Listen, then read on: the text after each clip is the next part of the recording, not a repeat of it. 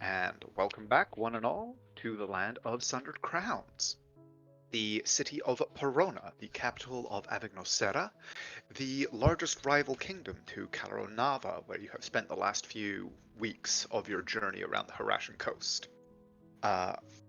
Arriving here in the company of Lady Loretta and Sir Avalad, there we go.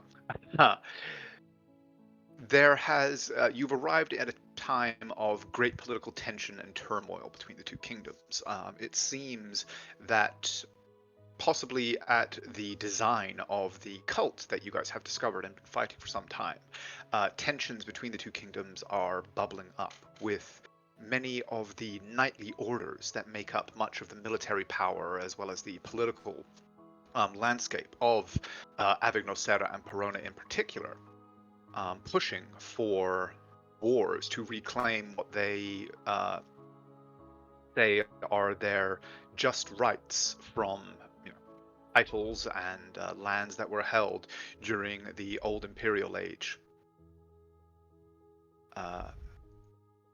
Having spent a little bit of time in the town located.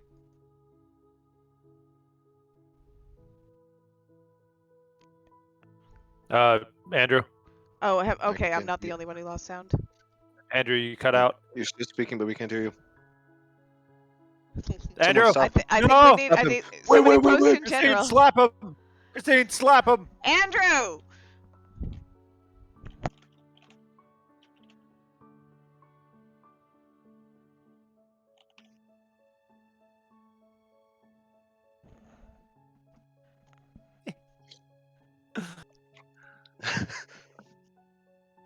That's a gross sound I just made.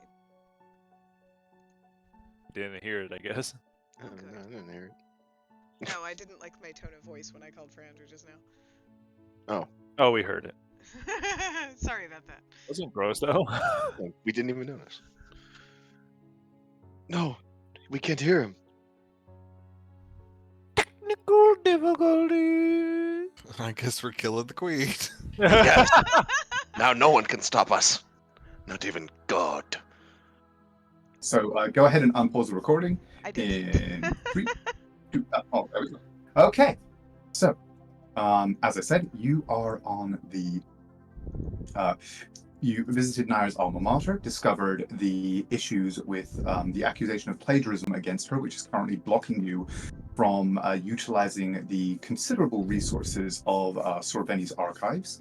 And then, in company with your new friend Tristan, returned to the Exquisite Blush, discovered something of the nature of his, shall we say, passenger, and then attended Lady Loretta, who gave you a somewhat grim view of the political landscape within Perona, discussing the hot-headedness and eagerness for battle that apparently infects many of the knightly orders here. You then offered to have her, Wander offered to utilize sending to transmit her requests to King Rotusio in order to expedite the dispatch of replacements for the evidence of the cult activities that was destroyed during the attack on Isle Air Lacus. And so, Lady Loretta, after taking a few moments to think and compose a message within that is in alignment with the confines of the spell, looks up and says, "Right, I believe I'm ready." He will recognize your voice, yes? He will understand who you are? That Yes. doesn't need to be established, right? He may also respond. Oh, good. Good, yes. Send evidence to Summer Palace. Sealed packet. Hope for peace, but many are pushing for war. Little fear of the towers. Hard to read, Alrana.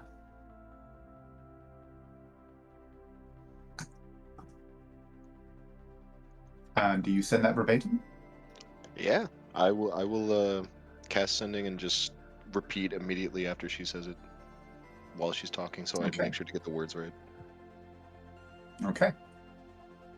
You feel the spell reach out across the miles to Vanya, and feel the connection form, your words reaching their destination. There's a few moments where you imagine that King Rotusio is taking some time to digest the information as well as compose his own response. And then, less than a minute later, you hear his voice coming back along the connection. Shall send packet. Do what you can.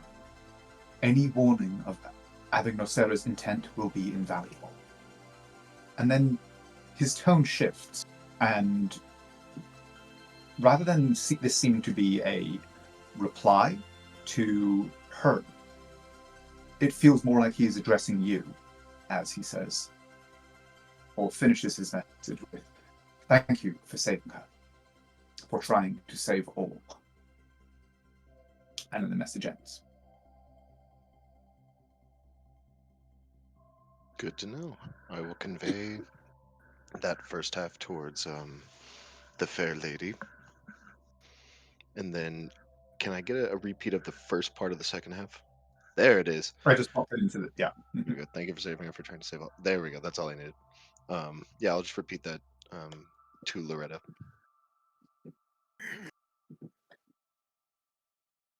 Anything Okay. else? And she says, no, I thank you again for your promise of support. Even if he dispatches it this moment, it will take at least 2 days for the evidence to arrive, and then, well, we shall see what we shall see. But if I have need of you before then, will you be staying where you at the? Actually, have you told her of your, abode? Yes. I think so. Yeah. Yeah. Okay. Myra was not ashamed Yeah. of it. Fair. I just didn't know if you guys had the opportunity yet. But Yeah, yeah, Wander she says, did a sending to her, I believe. Yeah. right. Yes, he did. Thank you. Will you be staying at the Exquisite Blush for if I need you before then?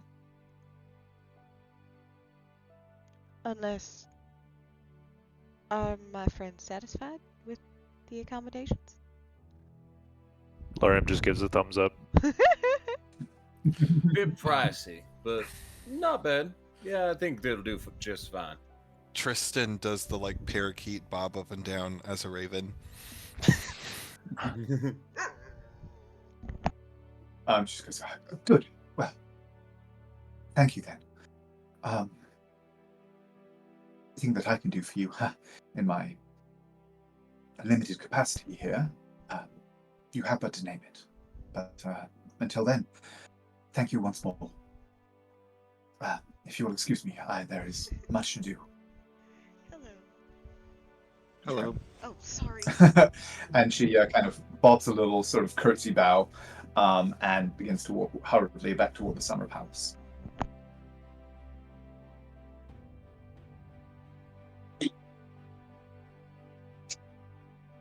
And leaves the group of the 4 of you, plus the raven perched on, I believe it was Uther's shoulder,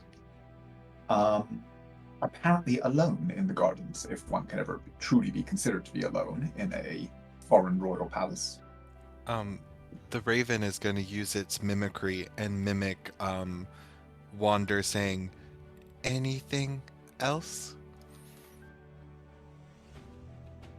I don't think so here.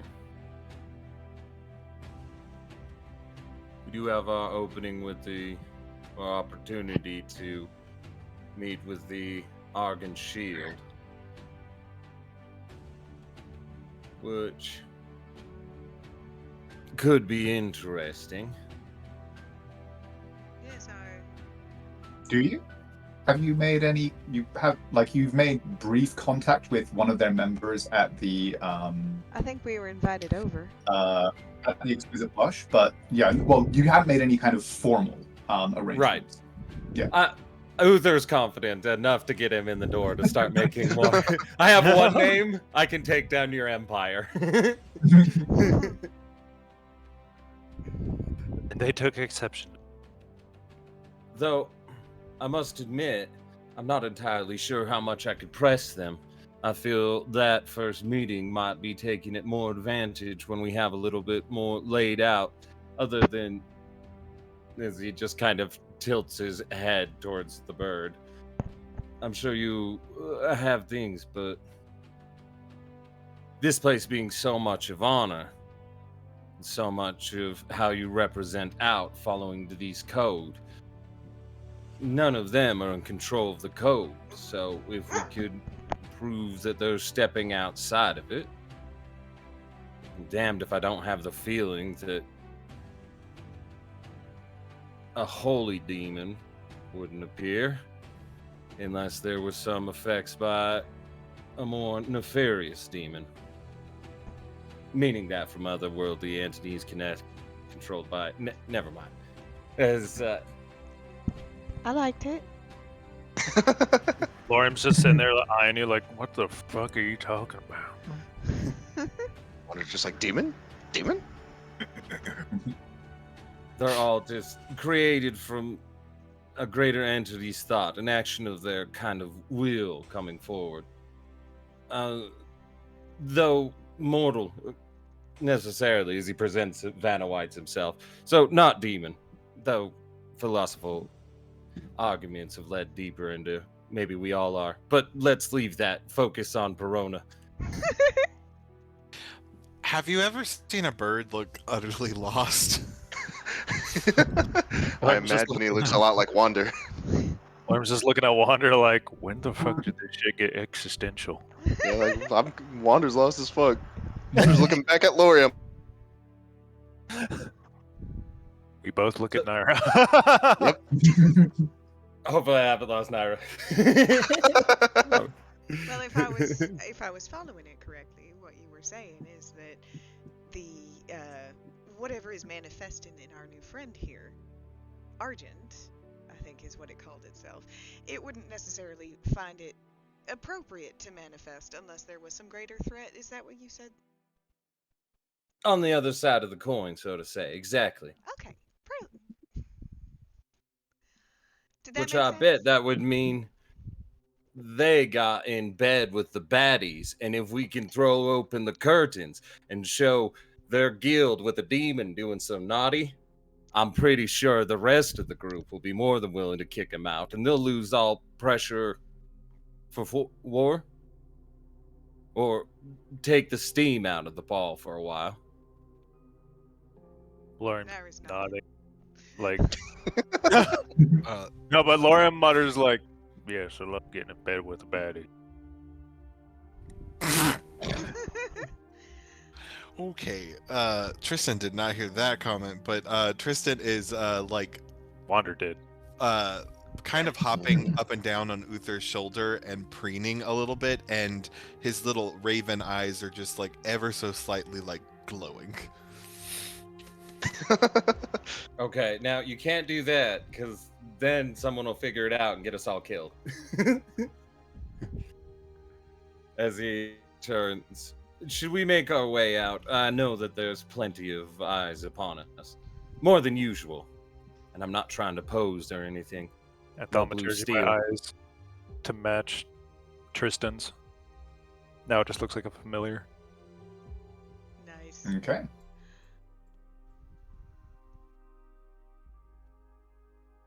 Well, I Yes, suppose you- the first step is leaving the palace. Yep. Okay.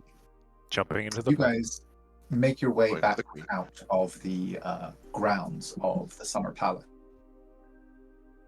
Very carefully manicured gardens. The sweet smell of the flower beds that line every walkway. In this kind of very carefully presented, very carefully cultivated sort of impression of elegance that has been built here. You step out through. There isn't so much a kind of curtain wall for the Summer Palace. There's simply a wide avenue that seems to go around its bounds. On one side of which there seems to be an almost kind of invisible barrier, where you do see the normal comings and goings of commerce on the opposite side, but there seems to be a great deal of reluctance to step onto the side that kind of actually circumferences the palace itself. You step back across this avenue, leaving behind a kind of wall of guards and armored knights and the like that watch you leave, and are back into the hustle and bustle of Perona itself. Well, speaking of which, as we're leaving, is Suro Bard there? Give me a perception check. I believe in you, Lorian. No, you don't. I'm fine. 11. You do not see him. Roger. No, Robert. No, we're visible.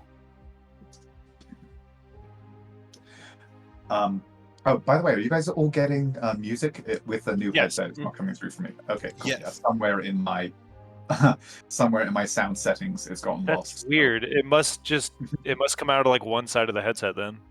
Mm-hmm. Interesting. Either way. Let me know if I forget to switch it over to battle or anything like that, or if something wildly inappropriate is playing during the scene. Why would you need to switch to a battle? We're not going to fight today. Possibly not. But it is still fairly early in the day, about 12:30, maybe 1 o'clock from the position of the summer sun above you. The bustling capital city of Perona, with its many waterways and bridges and avenues. Out you. Where are you guys heading? All right, so where to first? Because at some point I need to go stop by. Get my shit. Stop by. You cut out for me. Gun doors. To let him check out the armor.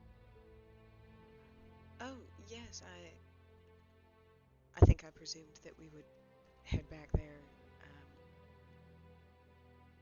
once we had figured out what was going on with those accusations. He just shrugged. Well, it can happen during any sort of downtime.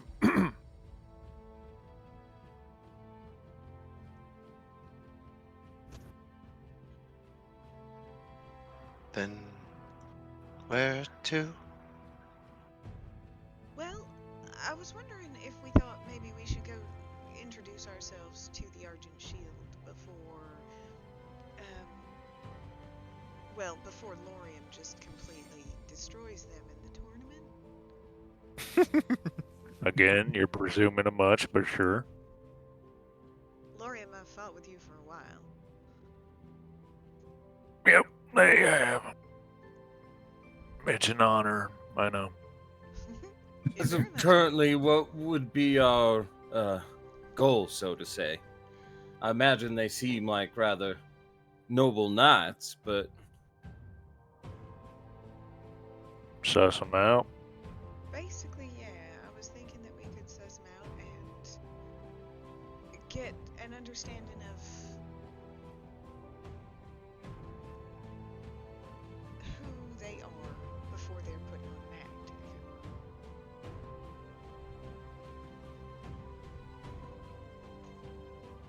you will. Well, it is always good to know your enemy, I guess. But we don't have to do that. There are many things that are requiring our attention. Obviously, I have some questions that I need answered as well, but I'm not even sure I know where to start on this. I'm a bit flustered.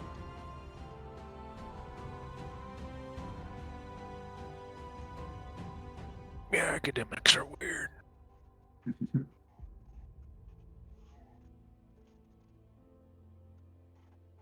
So, in terms of destinations, we have the Great Keep where you do know that the Knights of the Black Anvil, of whom Sir Robard wasn't a member, do have a presence.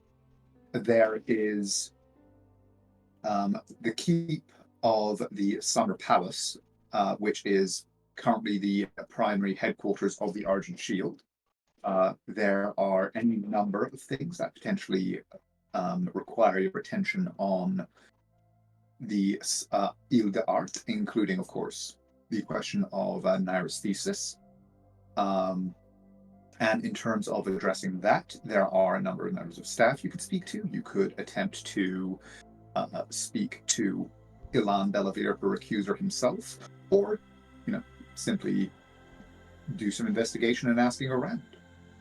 Do I remember correctly? I feel like someone, either the lady professor that we spoke to, or oh god, I'm terrible, Gundor, the dwarf guy. Professor Gundor. Mm-hmm. Yes, one of them. Didn't they say something about coming back tomorrow to either go under questioning or to question Bellavir there? Yes. It was to pick up the detailed record of the case against me. Yes. Administrator Grenda is having copies made of the transcript of basically The questioning. Elon's questioning, as well as the testimony that he had given about his thesis. And at the same time, Professor Gundor was also going to ensure the presence of a member of the clergy who could cast Zone of Truth so that you guys could give your own testimony as to the veracity of Naira's statements and her thesis. And I would be worried about trying to question Ilan for a number of reasons. I wouldn't want it to look like I was being improper or trying to influence him in any way. Well, isn't the point of investigation to investigate everyone? Well, yes, but I don't... I mean, I know that we are doing our own investigation. I don't necessarily know that without being able to find direct proof, it would be a good idea to just go around talking. I could be wrong. Like I said, I'm feeling very flustered about this. We double cast Zone of Truth. They cast it on us and we cast it on him. Okay. See, look at that. Want shield on board. Yes. Well, nah, they wouldn't go for it. Wouldn't go What for that? My brain slid over to neutral party. Sometimes you can get others to come in and, investigate. If they don't have a dog in the fight, then he just gestures towards Naira. She didn't steal it. Unless you did. Not knowingly. I knew we should have kept that fucking cloak. What if... Well, I'm sorry I got kidnapped, Lorian. It wasn't all that.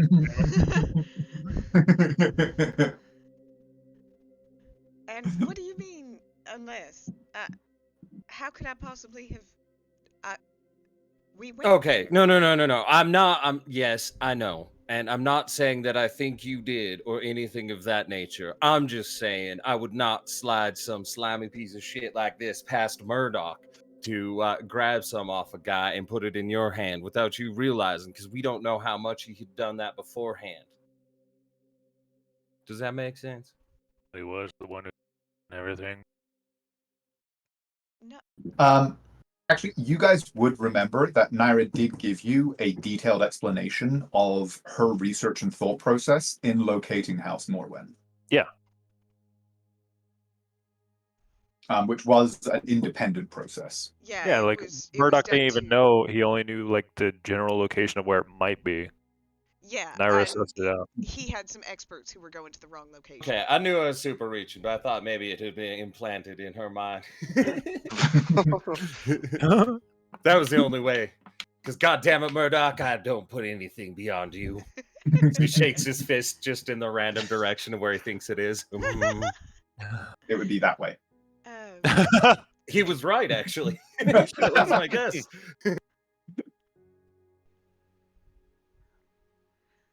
No, Well, regardless, I would like to see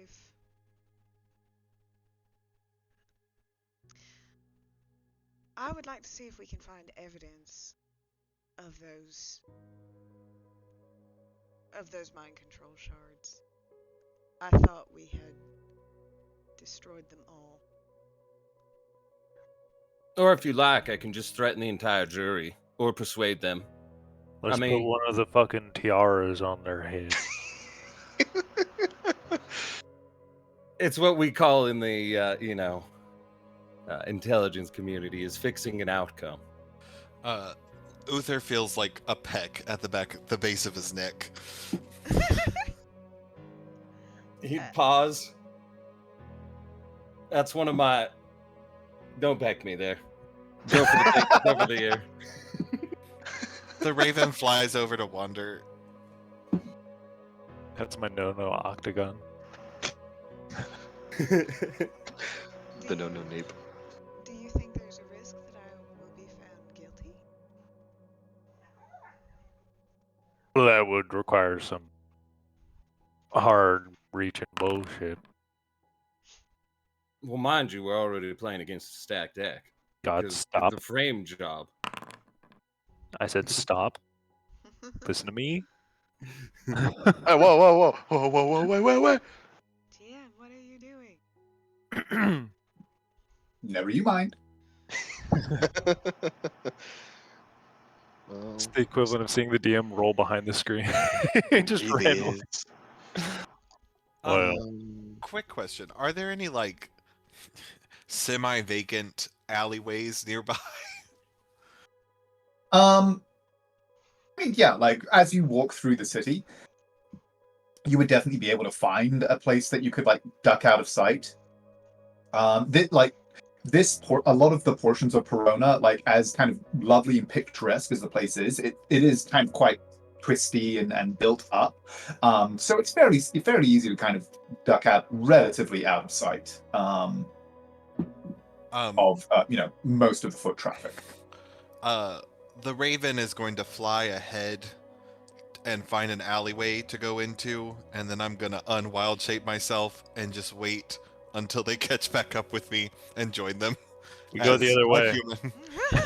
We turn around. I just 3 days later, I'm just waiting there in the alley. I'll be here soon. I was only like 20 feet ahead. I rolled a 1 on my perception. just went out for that alley cigarettes. before he went down. Oh, Harvey went out for cigarettes. I'm kind of partial to going into. It was the Black Anvil. Is that what they were? Keep. Yeah. Do just go ahead and Tristan, roll me a stealth check with advantage. Uh-oh. Ready for the legendary advantage rolls. well, I have a question. Mm-hmm. Would this be Tristan's stealth or the Raven's stealth? I will allow either. I am a Generous generous God. god. Well, the Raven doesn't give me a bonus to stealth, so never mind. Pick the lower number. It'll be funny. He's lying to you. He's lying to you. You said Lower it'd be number, better different. roll. With Look. advantage, yeah. I wasn't bored last night. Well, clearly we've been playing for like a year. Okay. Oh my Thanks, God, that's Tyler. true. Yeah. Playing for well over a year now. Actually, it's apparently only about 10 months.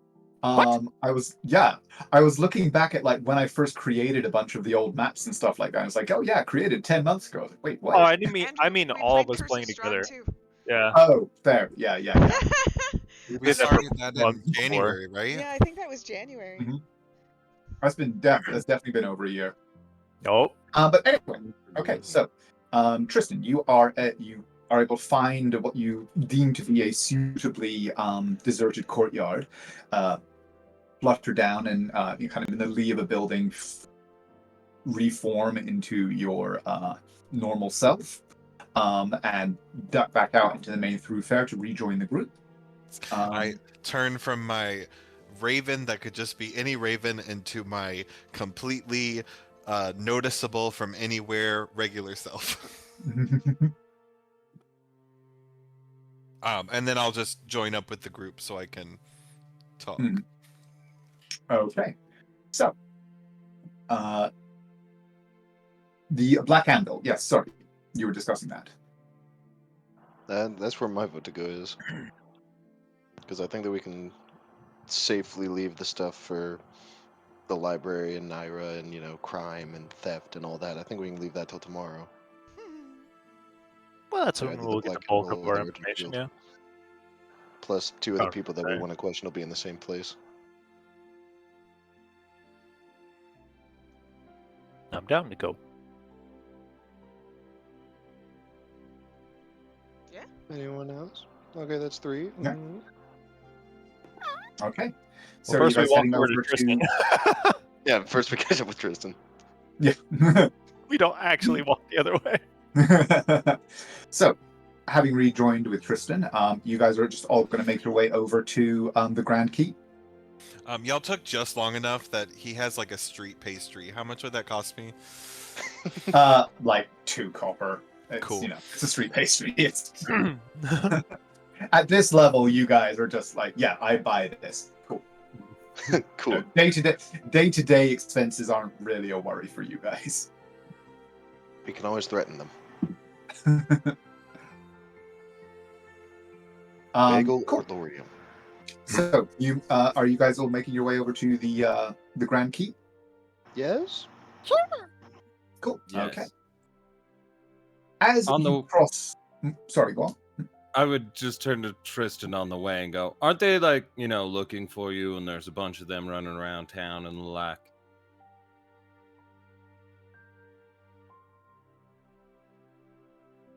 He goes, shit, why did I Yep. I know, I'm like, I thought we were having a conversation. I wanted to be part of the conversation. I'm used up all my wild shapes. Do you have a cloak? Do you have a cloak?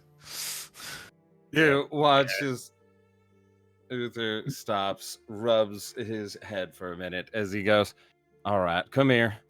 As he makes his way. Do you got any magic slots for your brain left? Because you can only have 3. You either know what I'm talking about or you don't. Yes. I You- believe I have 2 left. Uther reaches into his bag. You see as he puts it on his head, snaps his finger, and turns into Naira in appearance. As he then grabs the hat, puts it onto your head, and says, all right, now focus on it for an hour, and then you should be able to use it. As he hands you a hat of disguise. Ooh. And he's gonna like hold it like it's the most precious thing he's ever been given, and then he's gonna squeeze his eyes shut and concentrate. Just standing there. Yeah. Lorium picks him up like a statue. This is moving. canon. But yeah, I will say that you guys can find, like a quiet little kind of cafe or something like that to sit in, while Tristan kind of basically, while Tristan attunes to the Hat of Disguise. Or Would that are be you a short rest? It would count as a short rest. And now he's like, it doesn't matter. No, I was like, I'm going to use my wild shape again. And we're like, no. No, I'm not gonna use my wild shape. I will use Uther is teaching me to be a better knight. So but Perfect. if we have the time to spare. Otherwise I'll just do it while we're walking. We got time. We'll be here for like 2 I have weeks. 1 HP. But yes, yeah. If you guys are all basically like before you, this is like the the nobles' island. This is the island that houses the summer palace. So there are plenty of spots where you can take your leisure, and especially with Uther and Naira in your company, you don't look entirely out of place. You are a foreign lord and lady with their somewhat eclectic retinue.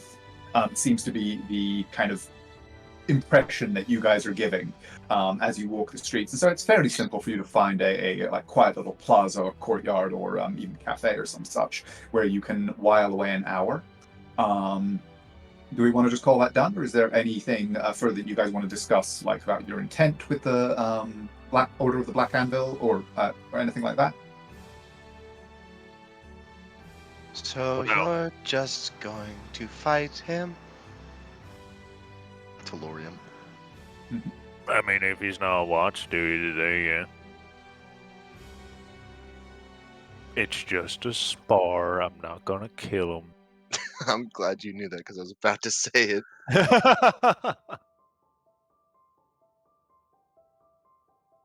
It's all for me. As I sip my black coffee. You. Pinky up. Tristan ordered a black coffee, tasted it, made a face, and then poured like so much milk and sugar into Yes. But Uther and okay. I are both just chugging Fireball. I mean, that's not entirely out of character. But yes, so you guys can all take a short rest. We will call the Hat of Disguise as attuned during this process. And then you are way across to the Grand Keep.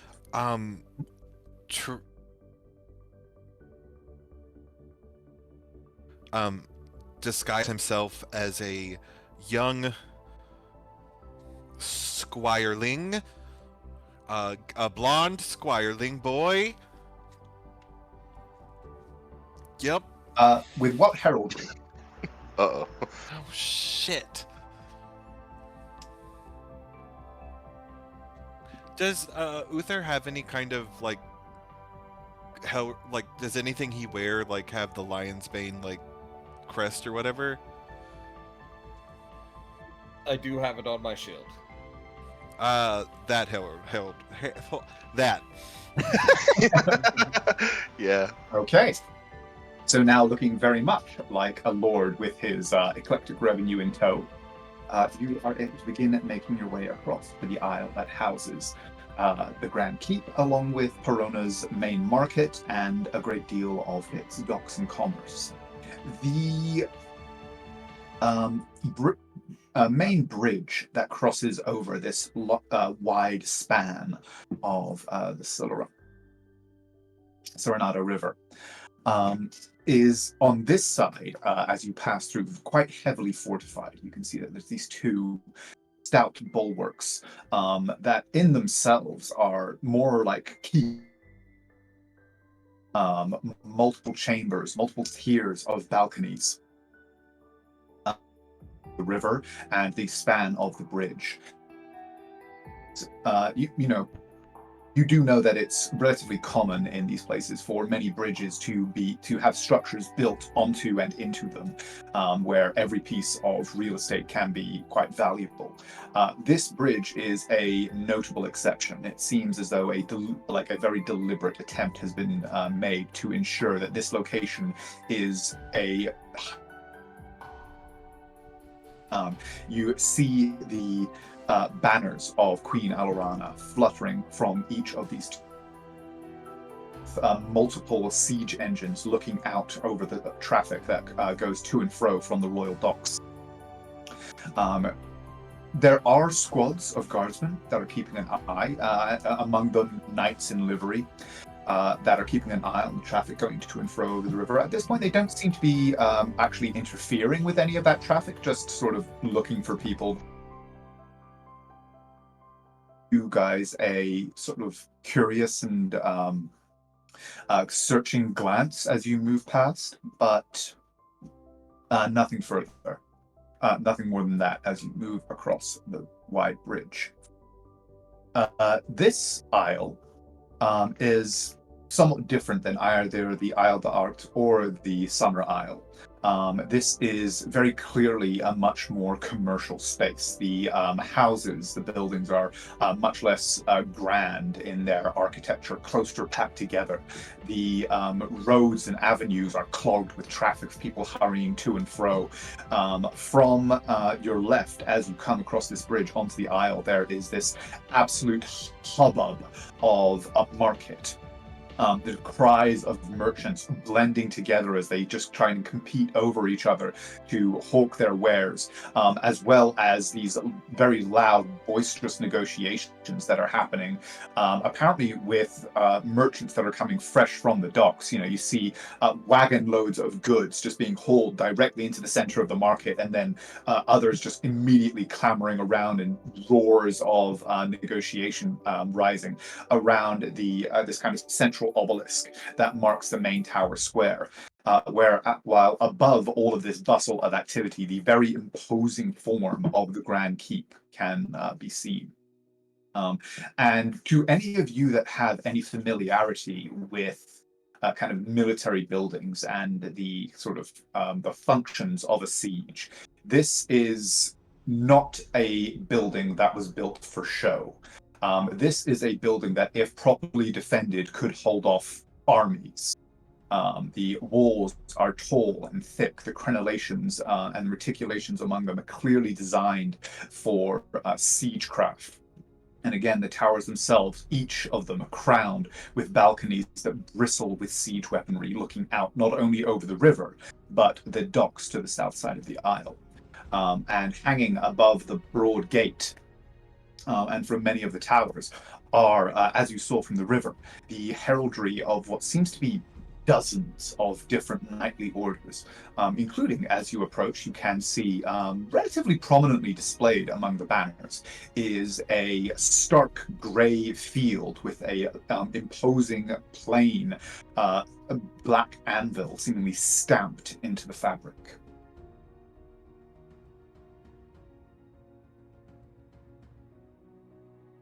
The gates to the keep itself lie open across, again, a long span over a deep ditch that runs apparently around the entire fortification, going into the river itself, so that the ditch is filled primarily with water that flows through from the river.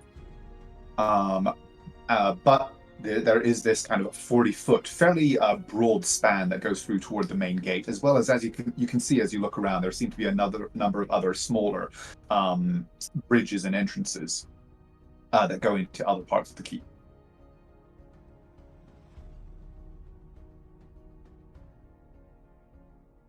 Hello? Yes. Yeah, okay. Nobody was saying anything. Lauren will just say, well, there it is in all its majesty. So, what's y'all's plan on doing anything? I kind of want to watch you get in a fight, really. Oh shit, are we all just here for that? All right. So I'm walking up to the fucking... Okay. As you approach the kind of the street side of the main bridge, there are a squad of apparently guardsmen there. There are a number of different kind of knightly heraldry in evidence, but the to kind of greet you isn't armored himself, but has the kind of tunic that he's wearing displays the colors and heraldry of the Summer Palace itself, marking him as kind of a neutral party in service to the crown among all of these competing knightly orders that have residence in the keep. And he steps forward and says, good day, monsieur, madame. What brings you to the Grand Keep? Good day. Good sir. I am here looking for Sir Robard of the Black Anvil. Indeed. For Most a definitely. police bar. Oh, very well. I shall see if Sir Robard is at home to visit us today. Please, wait here for one moment. Like, And he turns and moves back toward the main group of guards. You see him talk briefly to a younger-looking member of the group who scurries across the bridge and disappears inside the gate. And then he kind of just of boredom and waiting. If you see a few other people come and go over the next few minutes, some of them are evidently recognized. Knights walking. At least one knight walks through in armor who is evidently known, who simply breezes past without even kind of being acknowledging this guard, while another one, a squire, kind of runs in and has to sort of show his papers, which are examined before he is allowed to pass. And then after about 10-15 minutes, the person that went inside reemerges, kind of hurrying forward and goes, Sir Lorien, is it not? yes, sir. Good. Sir Robard says that he is indeed at home and will be honored to host you in the Anvil's courtyard. If you will follow me. Will your retinue be joining you? I apologize. I do not understand the protocol of your small group. Lauren will just, to all four of you, care to join? Yes. Wouldn't miss it. Very good. If you will follow me. And he leads you through into, as you get inside, you can see that the internal architecture of this place is very, very complex. Rather than, as you are used to in these places, there will be like a large main courtyard where most of the kind of comings and goings and general work of a castle and a fortification like this will be done. It seems instead to immediately be broken up into a number of smaller gatehouses, as though the main fortification is subdivided inside into individual kind of fortifications and keeps itself within itself. And he leads you through this something of kind of a maze of internal gatehouses, walls, keeps, turrets. And as you go through, you can see again this fantastic cavalcade of heraldic banners on display. Although, in contrast to how they are on the outside, where they are all displayed side by side, in here they are displayed in a very individualistic manner.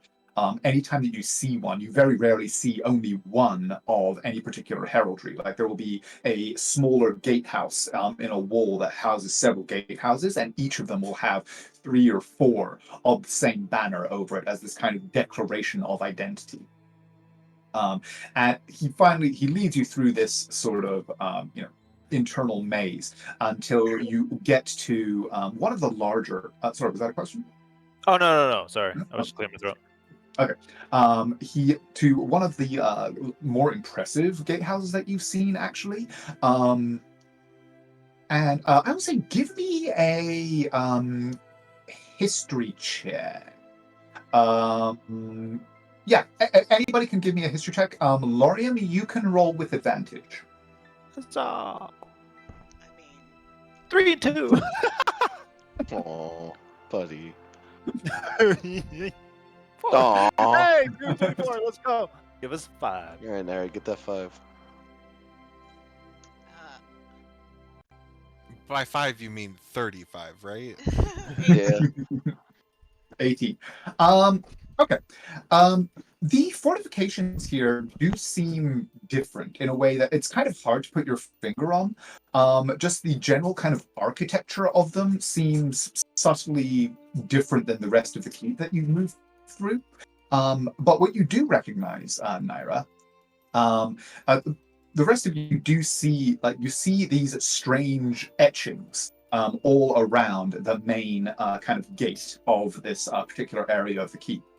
They look vaguely familiar, but you can't quite place them. However, you, Naira, do recognize these as dwarven runes. And you see the same runes actually stitched into the border of the two large grey banners that hang on either side of the gate, with the opposing symbol of the black anvil upon them. Guys, we found more dwarves. Let's go get them to talk to us. House Ravenclaw. The gates themselves are standing open, and there are a pair of squires there in basically chainmail underneath their tunics. Both of the tunics are, again, in the colors of grey with the black anvil upon their breast. And they kind of nod in recognition to the page that has been accompanying you, who says, Sir Lorium, and did you introduce yourself just as Sir Lorium? To Robard?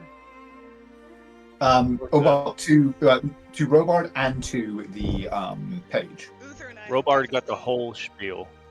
The Okay. page just got Sorry, go Lorium. ahead. Yep. I'm Okay. having trouble. You are coming through. You're a little bit quiet, but Sound fine to me. let me turn it up on my end then. I have everybody set to like 200. Okay, I think that's better. Okay. Sorry about that. Oh, yes. Okay, cool. Okay, awesome. And the page just says, Sir Lorium and Balti, here to see Sorobald. And the two kind of salute him and say, Sir Lorium, if you will follow me. And they lead you inside to a very, again, kind of quite militaristic looking keep. There are, like, this being Adagnosera, there are, of course, sacrifices to aesthetics and fashion. But more so here than anywhere else, this seems like a very kind of solid, business-like area. That you are led through the outer layers of into a fairly picturesque, actually, especially in contrast to its surroundings, courtyard, where you see. I'll get this loaded properly. Do that. Mm-hmm.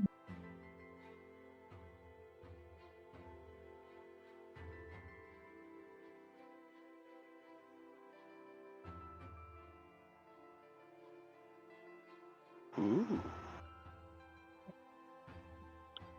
Where you do indeed see the, to you at least, familiar form of Sir Robard, who is standing in quite resplendent in his darkened full plate, talking to a number of other armored figures. And in contrast to how you saw him at the palace, where he had what looked to be kind of the standard issue sword and shield, here, though he has a sword strapped to his hip, the thing that he is kind of leaning on as he talks seems to be a great two-handed warhammer.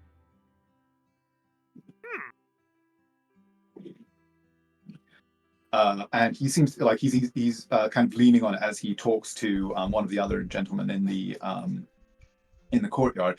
And as you appear, he turns and bangs his hand to his chest in a salute. He goes, Sir William, I was not expecting you to take up my offer so soon.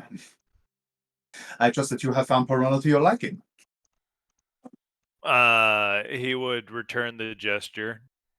And then, yes, your history and taste of culture is quite to our liking. Like, Well, I for one am glad to hear it. So tell me, you are here to spar? And this, your companions, who are they? Would you do me the courtesy of introducing us? of course, this over here, and he gestured to Uther. This is Lord Uther Lionsbane. And that over there is his wife, Lady Nyra. To my left, Valiant Shield, but that's just a nickname he goes by Wander. And then over here, he likes to introduce himself. And Tristan, who is disguised because I don't know what you want me to call you. Mike. Well, I'm Billy Bob. Give me a deception check. It's canon. Uther has a squire in his party called Billy Bob. You said deception? I did say deception because that was awful. Here comes the 5. Hey! Oh my god. He kind of quirks an eyebrow a little bit at Tristan, but seems to kind of rally and bows to Uther and Narragain. My lord, my lady, welcome to the Keep of the Black Anvil. Forgive me, I am not familiar with your house or your heraldry. Or I would know better how to greet you. It is far from here, and I'm more interested in learning your customs. But your intent speaks so well of you, sir. Indeed. I am glad of it, just as your manners speak well of you, my lord and my lady. And what of you, Sir Lorian? We did not get to discuss things properly in our last meeting, but from where are you? I do not recognize, well, I do not believe that any tieflings number among the nobility and knighthoods of Perona. Well, forgive me, sir, but the knighthood doesn't come from Perona. It comes from... God, he hates that he's saying this. And you can insight check that. But it comes from this gentleman over here in his house. Indeed. And where does your house hail from, monsieur? Or monseigneur? We are from Carvalen. Carvalen. I cannot say I know it. It must be fairly distant, no? Or is it one of those new city-states among the Confederation? No, we're far south. Quite a journey across the ocean. Indeed. Well, you shall have to tell me one day what brings you to our fair coast. I wanted to see its jewels, as he just gestures around himself. Well, you could not have chosen a finer place to look than Perona, I must say. Now then, Lorian, you said that you were coming here out of a wish to test your mettle against Perona's best, no? Indeed, and seeing as how I was the one to issue the challenge, correct me if I'm wrong, I believe that gives you the right to agree to the location and conditions of such a feat of friendly strength. And he kind of laughs and says, "Oh, well, in a friendly contest, such formalities are rarely necessary. If it is amenable, I was intending to spend the day in training. I have a number of my own squires here and a few of my confederates who have admitted a measure of curiosity at seeing what a knight such as yourself can do. We have not seen your life here before." Oh, then please allow the squires to train by watching through combat. As well as I hope you don't mind my friends here watching the fight. They seem to like watching me fight. Of course not. And he kind of looks you up and down and says, "I imagine it must be quite a spectacle. I look forward to seeing it myself." There was a reason I knighted him. He's rather capable. I believe in you, Lauren. Because when I believe in you, it counts.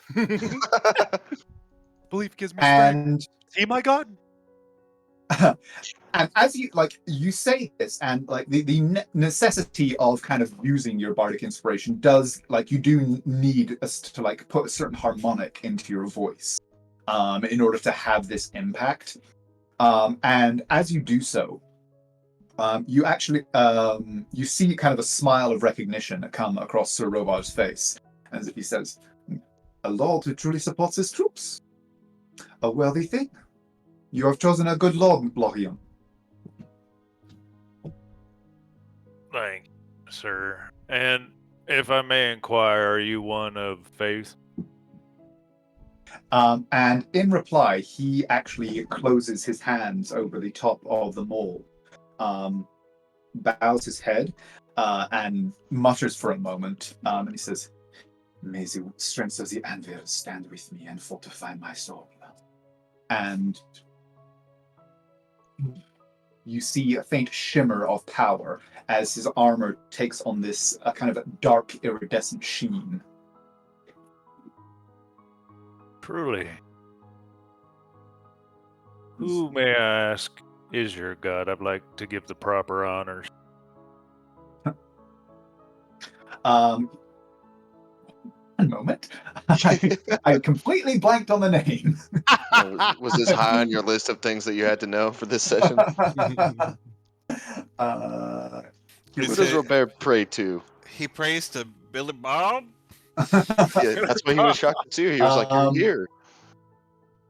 He said, and he says, "Although matters of personal faith are common here, our order gives most honor to the Father Judge, the Amanato, the Lifebringer.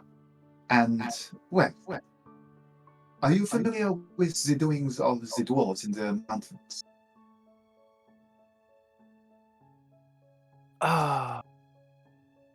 Should I roll for anything like that? Yeah, I mean, if there's nothing in your backstory that would kind of indicate that, then yeah, I'd say go ahead and roll a religion. I mean, if it was militaristic or religion, potentially. Yeah, go for religion. 19. Yeah, you would be familiar with the primary dwarven god, Moradin, who is essentially known as like the Old Smith to the dwarves, and according to them at least, basically created the stuff of the material realm in his divine forge, and like is therefore, in a way, kind of the father of the physicality of the material realm. Okay. So he would just reply with, "Are you referring to the Allsmith?" I don't know if I could. You do. Because, "Indeed I am, monsieur. The strengths that the dwarves draw from his teachings." Well, and he bangs on the armor, and then sort of actually goes down on one knee and presses his palm into the stone. Says, "There is much to admire and much to honor." Indeed. And he would reach up to his chest and grab his own holy symbol. And do the same fucking thing. It's a god off.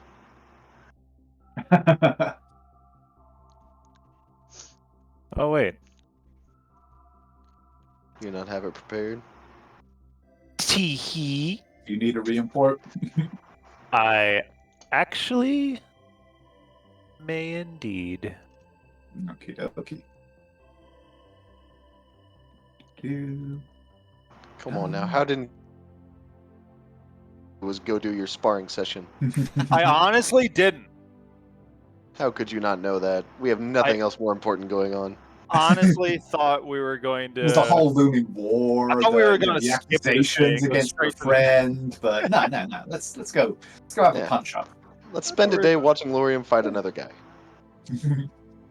But yeah, he would just hold his holy symbol and just say, "May the glory of your fields provide everlasting," and cast dead. Okay. Where's Valco? Good question. Oh shit. Right beside you. Ah, He just materialized. Tristan was hiding in his pocket. he's a blink dog. Under I I bet wasn't thinking. Wander and I mean, that would be fun. Wander and Naira just, as they each cast their spells, they just hear Tristan muttering under his breath, "That's so cool." And as you step forward, he actually looks around and says, he says, Jacques, go get Mathieu. He wanted to see this. Come on, come on. He says, before we begin, would you like anything, a drink, or would you prefer your refreshments afterward? I like refreshments after a fight, but the rest of y'all? I mean, I wouldn't mind an aperitif.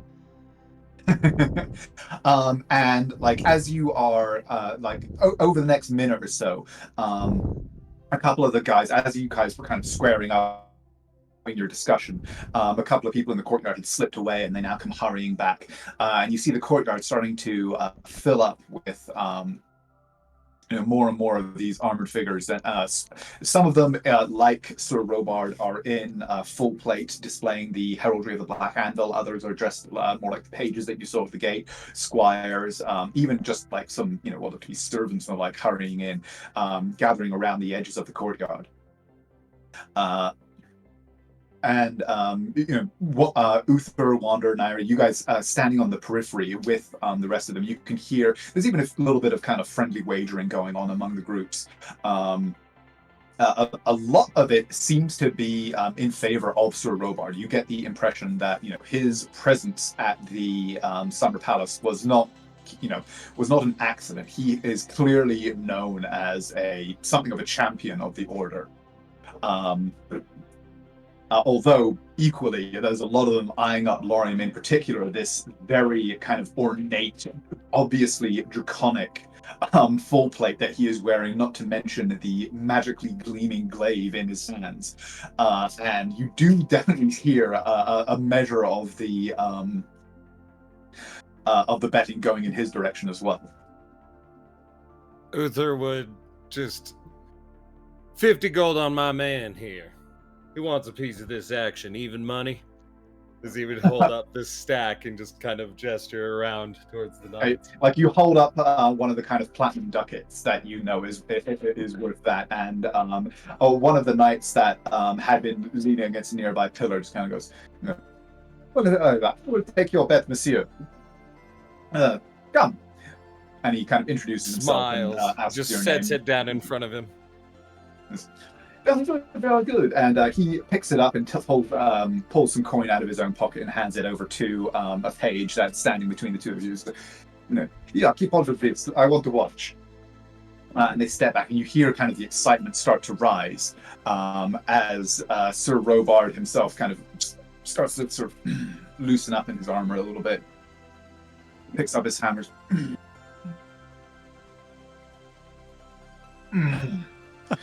So, Sir Lorium, is that the weapon of your choice? Yes, it served me well in many combat. Very well. Wander, you may want to back up just a little bit,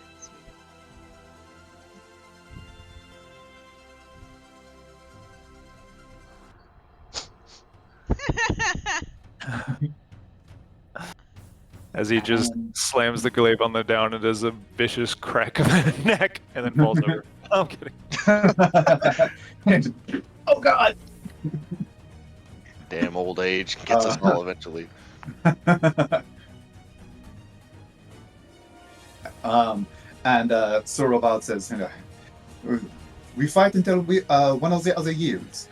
Should either of us fall, the companions, of course, will be permitted to step in and render aid. Agreed?" Agree.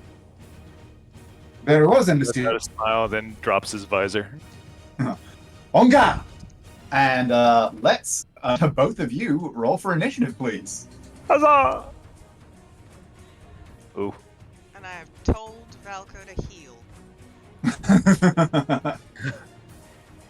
He He's a casts cleric? Cure Wounds. Both of you. Not funny. Don't do that. Okay, so Lorien, he has taken up what looks to be kind of a defensive stance as you are coming toward him. You have one initiative, sir. The Huzzah! opening move is yours. First thing first, he will walk towards him menacingly.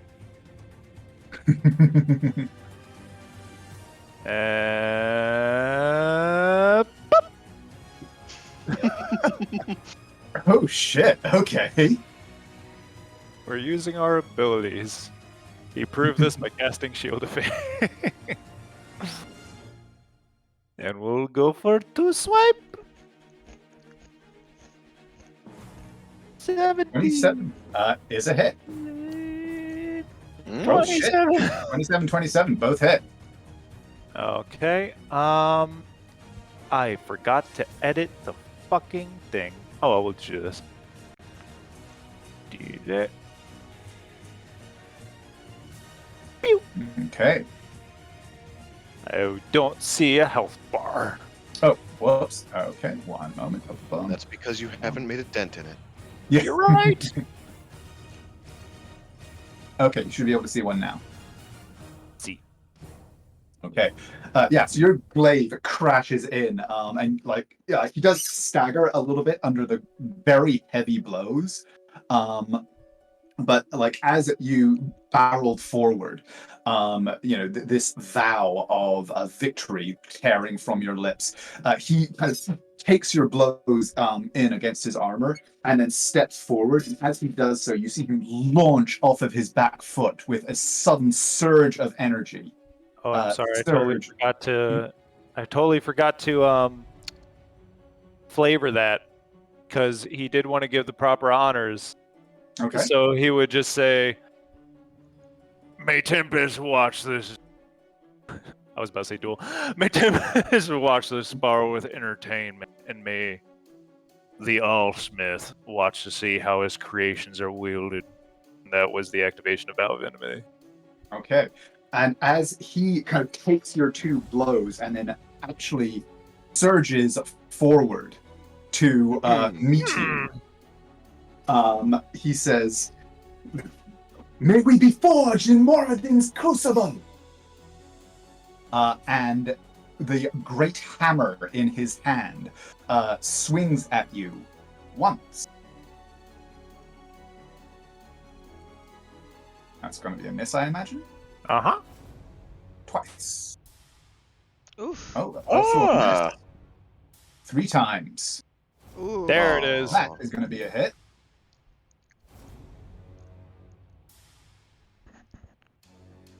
Give me a dick, Steve. So you take 13 points of bludgeoning damage, and he is going to give you his dex save, which he's not great at. You don't say. And he fails. Only leaving. Oof. As he strikes him in the point of impact, creates sparks on the armor, which then engulf in flame. Mm-hmm. And he, in return, is going to strike you back one more time.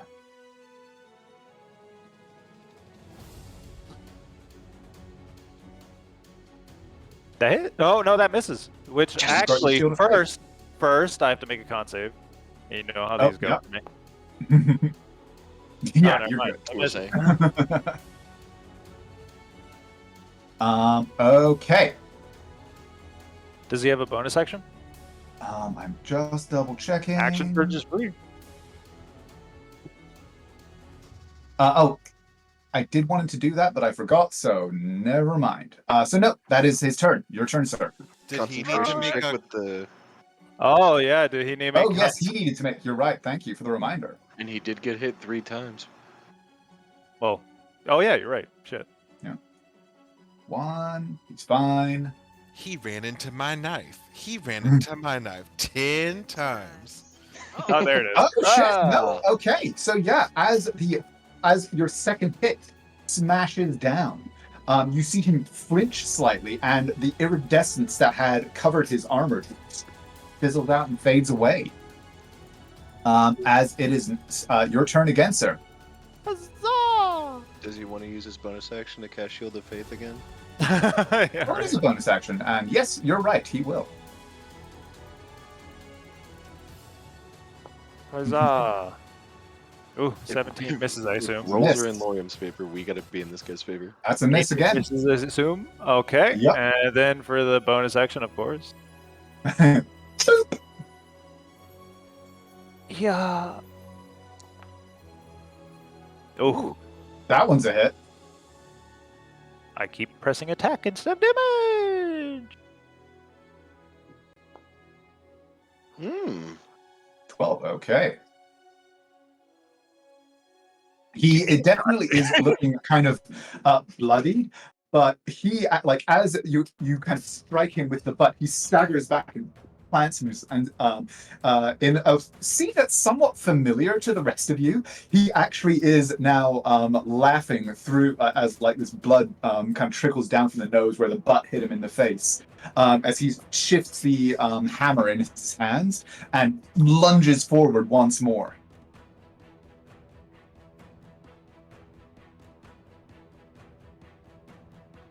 Nineteen is a miss, I think. Yep. Oh, whoops! I don't know why I rolled damage. Sorry, meant to roll attack. There we go. Ah. Another miss. So your turn again, Lorian. As long as he doesn't want to do anything with his bonus action, this is fine. Mm-hmm. Bonus action, drink Yeah. a potion.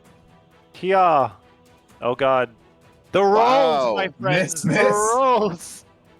This is why we channel divinity. Don't forget. 20's a miss. Damn, he's wearing His armor spicy is, armor. yeah, like his armor is. You can actually. Oh, like, but you know what? Here you go. Bink. 24. Let me think. 24 just hits. Oh. Hey.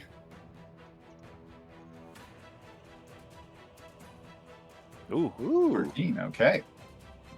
Give me another con save. Am I correct in assuming that if I tried to give him Bardic not- Inspiration at this point, it would be considered bad form? Do not. Yeah, you would know that would be considered extremely bad form.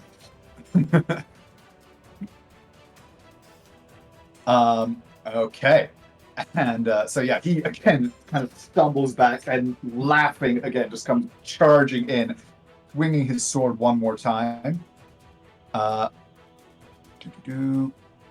Come. Attack.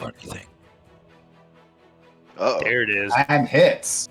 And in this case, he is going to go ahead and Just get this out of the way. as the Uh-oh. hammer comes in, he swings it down under your guard, slamming it into your thigh, and you feel yourself almost pitch off your feet. He's going to be a strength saving throw.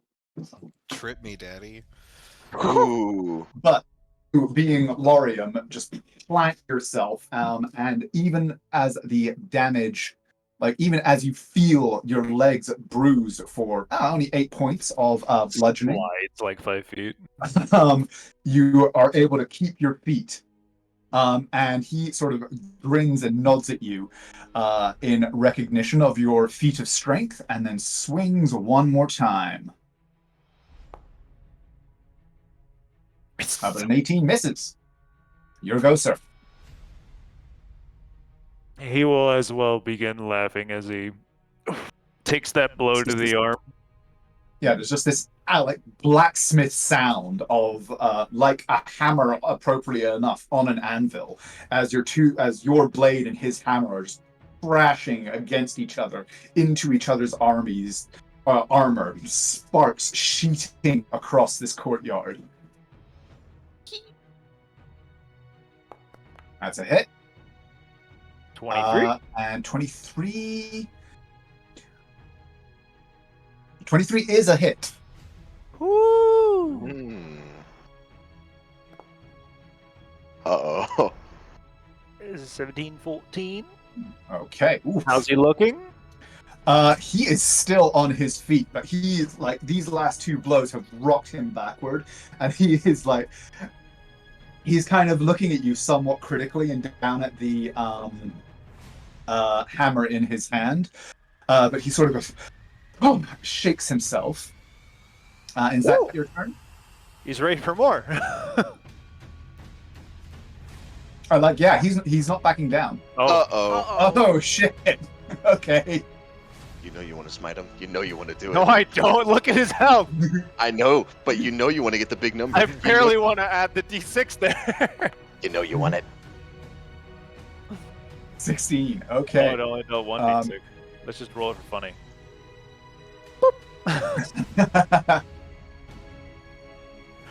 And yeah, so you smash into him with these two glaives, and he does like stumble backward. He seems to be about to surge forward. You bring the butt of the Directly up to the arm to chin. bear. Yep, directly up, knocking his blow up, cracking it into his chin, and he goes, ooh. And he kind of looks at you and goes, oh.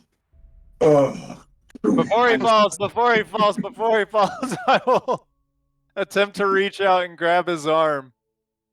I'll say you can do that. Yeah, absolutely. You guys are like, we're just hammering into each other in close proximity. So yeah, it's easy enough for you to reach out and grab him.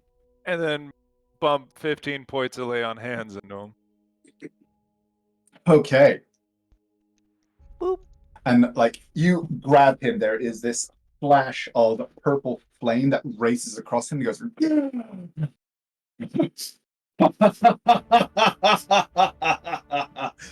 then you feel his grip on your arm tighten, and he will pump 10 points of lay on hands back into you.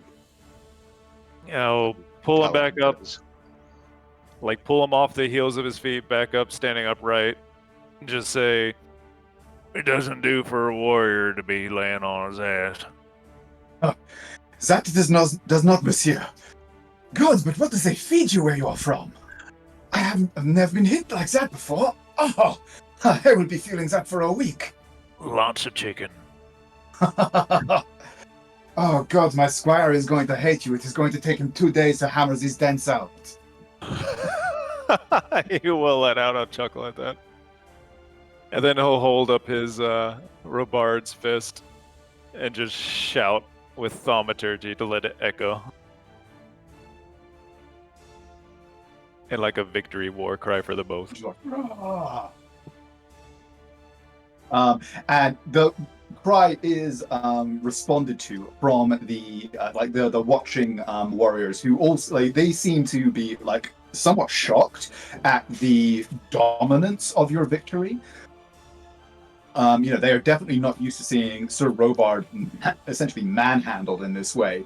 To be fair, he did miss like 5 attacks. Also, to be fair, you did attack like 3 times in 6 seconds, several times. Yeah. Like this very kind of this quick, intense flurry of combat that has evidently got all of their blood pumping, and yeah, they all respond with a cheer in return. The man that had bet with you, Uther, turning and clapping the squire on the back and going, "Give the man his money. He has earned it. You have a fine, fine warrior working for you, my friend." That indeed I do. Tristan is definitely joining in with the cry, like the cheers, like ah! Myra's like, the champagne is lovely. And he sort of turns his warhammer to put it like hammerhead down on the ground, and then kind of turns and dips his hand in, splashing some water over his face and kind of washing the blood away from his nose. He goes, so, did you just come to demonstrate the superiority of your strengths, or is there something that the Order of the Black Anvil can do for you? To that, he'll turn around to you guys and just say, well, that was also a demonstration of yours. You got me quite fucking good, as he just pulls on his wrist and pops his fucking like shoulder back. And I don't think we'd be against a tour, if you wouldn't mind. But of course, if you have an interest, it would be my honor to show such a fine warrior the fortifications. If Sir Robard will let me approach him, I will pat him on the shoulder, and I'll also pump second level cure wounds into him.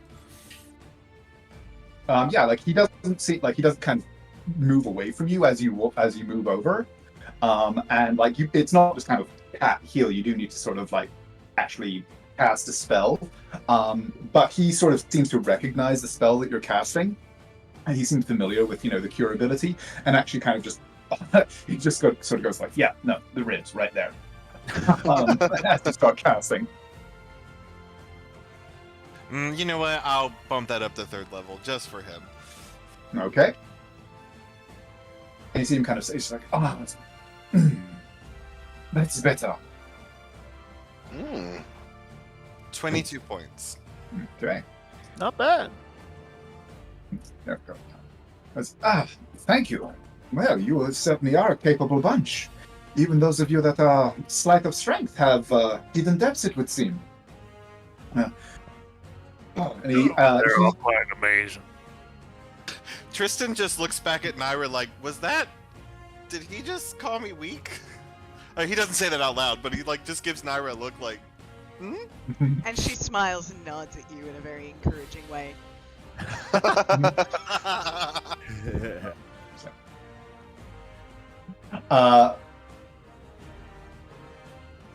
And he says, come, we'll have those refreshments you spoke of.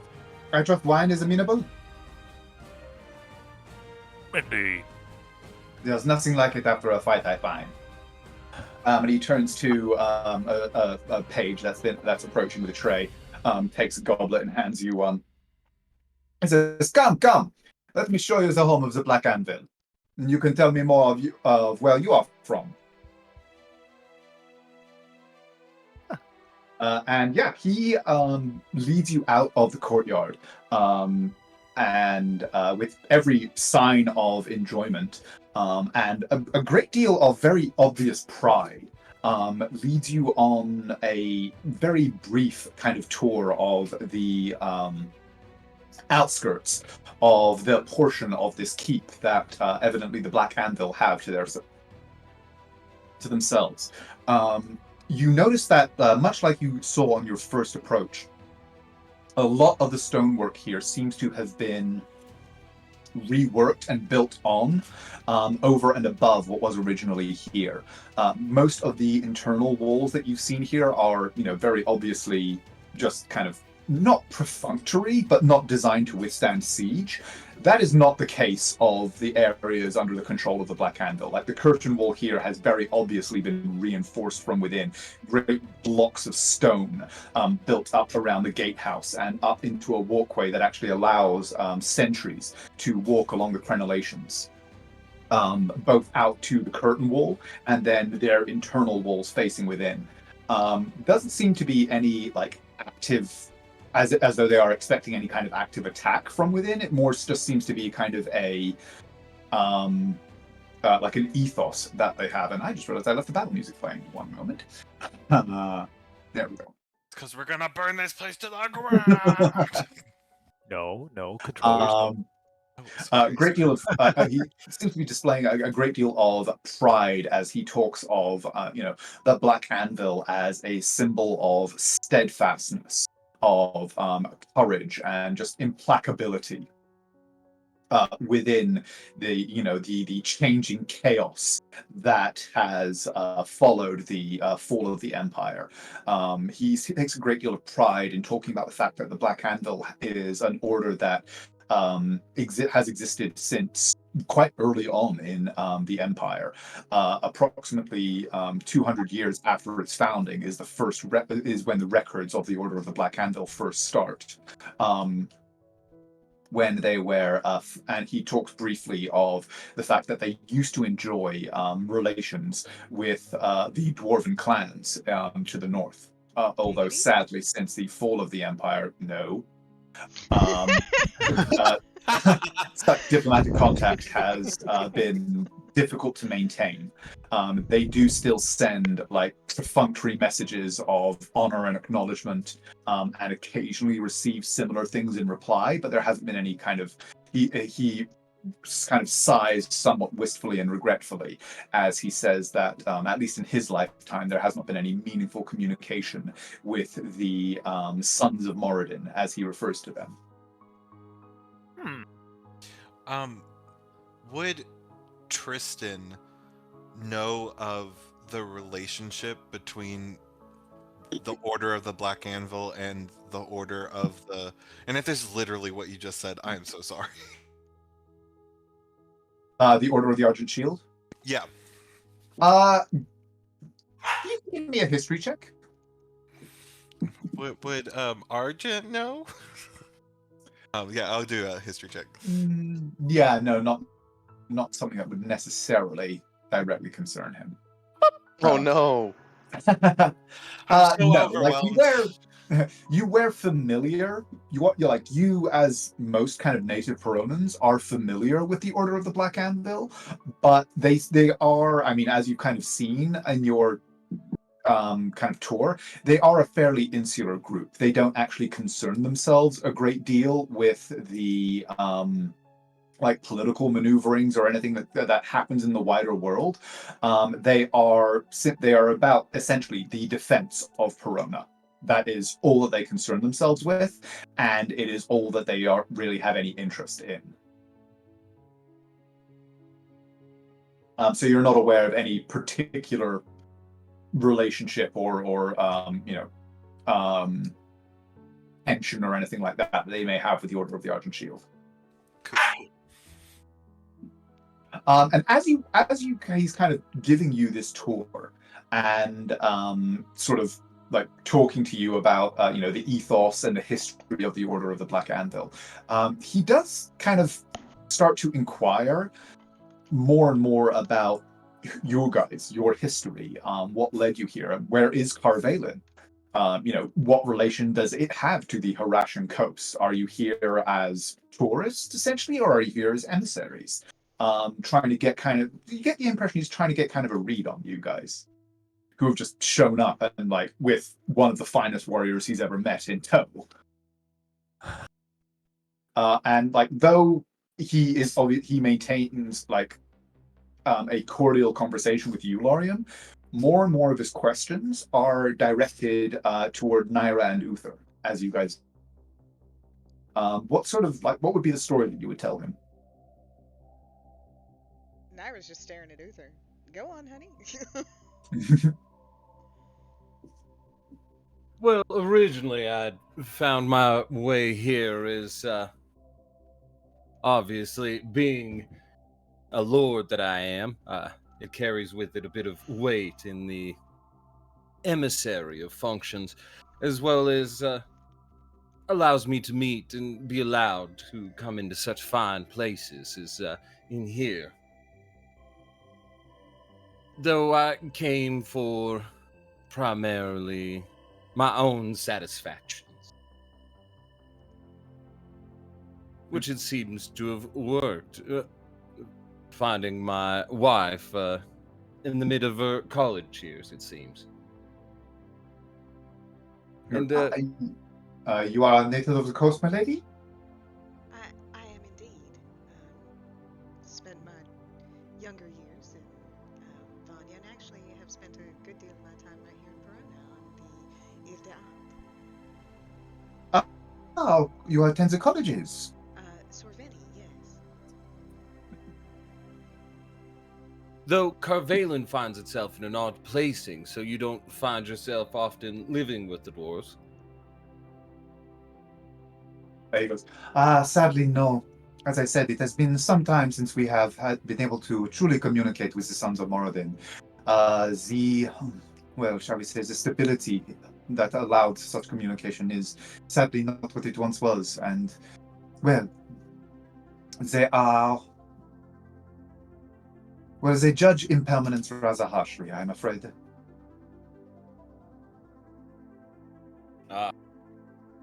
Too bad. You have Wish to speak with them. so well. If you are on a tour and you, they are not certainly openly hostile to visitors, as far as I am aware. They are, of course, somewhat, shall we say, choosy about who they allow within their halls, but they are, of course, polite enough. Does Carvelin maintain relationships with the certainly. dwarves in your area? They have a sizable portion. They dig out the Undercity and the like. Master stoneworkers, of course. Indeed, indeed. I myself have heard tales of the battlements of Karakagzor. And I do wish that I could see them one day. They must be marvels of fortification. I imagine they are. Perhaps I'll get my chance. If you do, please do be sure to give their emissaries the fondest wishes of the order. But of course, I'll make it known. He bows and then, actually in Dwarven, goes Kandash Kanduroth, which is essentially honor to you, honor to the stone, honor to you, your house. Likewise, unto death, I'd say in Dwarvish. He kind of looks taken aback for a moment and then smiles. Then, like, quite enthusiastically, in Dwarven that is very clearly kind of learned rather than a kind of known and like a Catholic priest speaking Latin, rather than somebody who speaks it kind of natively. Begins to talk in Dwarven himself, as he kind of just seeks to basically learn a little bit more about Carvelin. He seems genuinely curious. How much do you tell him? I think I would. Carvelin's interesting enough having sewers and the like that I think I would lean away towards like politics and the general things and be like, oh, certainly some of the things the dwarves do are blah, blah, blah, blah, blah. And they have such wondrous sewers.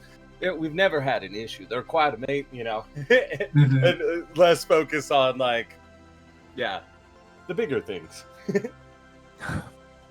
Okay. He seemed like enthusiastic enough about your tales of like the actual kind of workings of dwarves that you're very easily able to lead the conversation off in this direction. And I mean, like he is very polite and quite enthusiastic in his hospitality to you. Is there anything else that you guys want to do here? Like, because the tour itself doesn't take very long, perhaps half an hour to an hour, before you've seen everything that he is like openly willing to show you. Do we know this order in particular, their thoughts on the upcoming sort of, or the tensions growing between? Mm-hmm. Do we know them yet? Go ahead and give me are you trying to suss that out in your conversation? No, I'm wondering if that has already come up in conversation. Do we know already? No, not as far as I'm aware. Then I will say through the connection at some point to Uther, do you think you can find out how he feels about the tensions? Which side is he going to fall on? Does your order, me learning these things, I know that you're primarily invested in the defense of this wonderful homeland, but how do you see this coming forward? Where does obviously there's been past transgressions, but being an outsider, I always worry if old wounds to try and add fire to a new fight. That makes sense. And as you bring that up, he kind of sighs and looks out over the battlements, kind of somewhat dourly. He says, In truth, I cannot say that I believe a war with Garonawe would be wise. Win or lose, our swords should not be pointed in this direction. There are threats enough from the Hilaran Desert and from the Aglanon peaks. The dwarves keep their halls clean, but there are caves there where dark things lurk. In times past, the Black Anvil would strike into those caves, cleaning them out. But as I said, it has been some time since we have been able to mount expeditions to those peaks. If I could, that is where I would rally our strengths.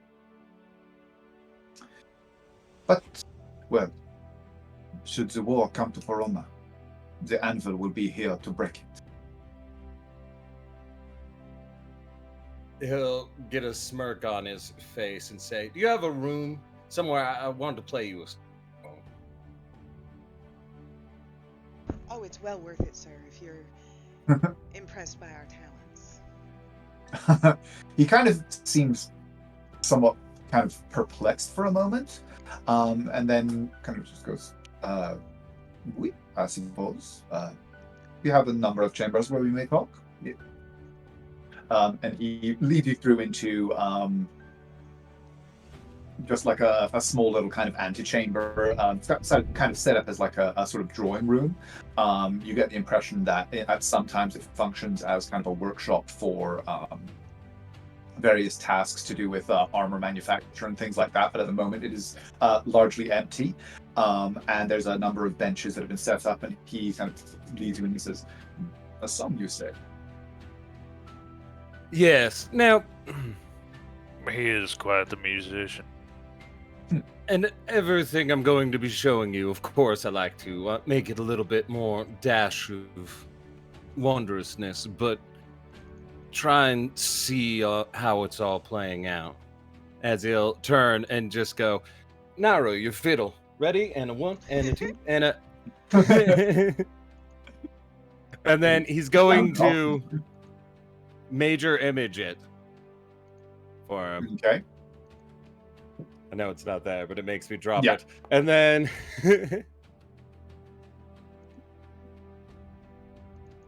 I'm going to give him a breakdown, kind of not giving him exact like locations or names, but I'm going to show him like, hey, they were using it to take control of these the ogres, and then like these little scatterings that we continue to find, as well as having all these places we're crossing, Do you show her the dwarven ruins?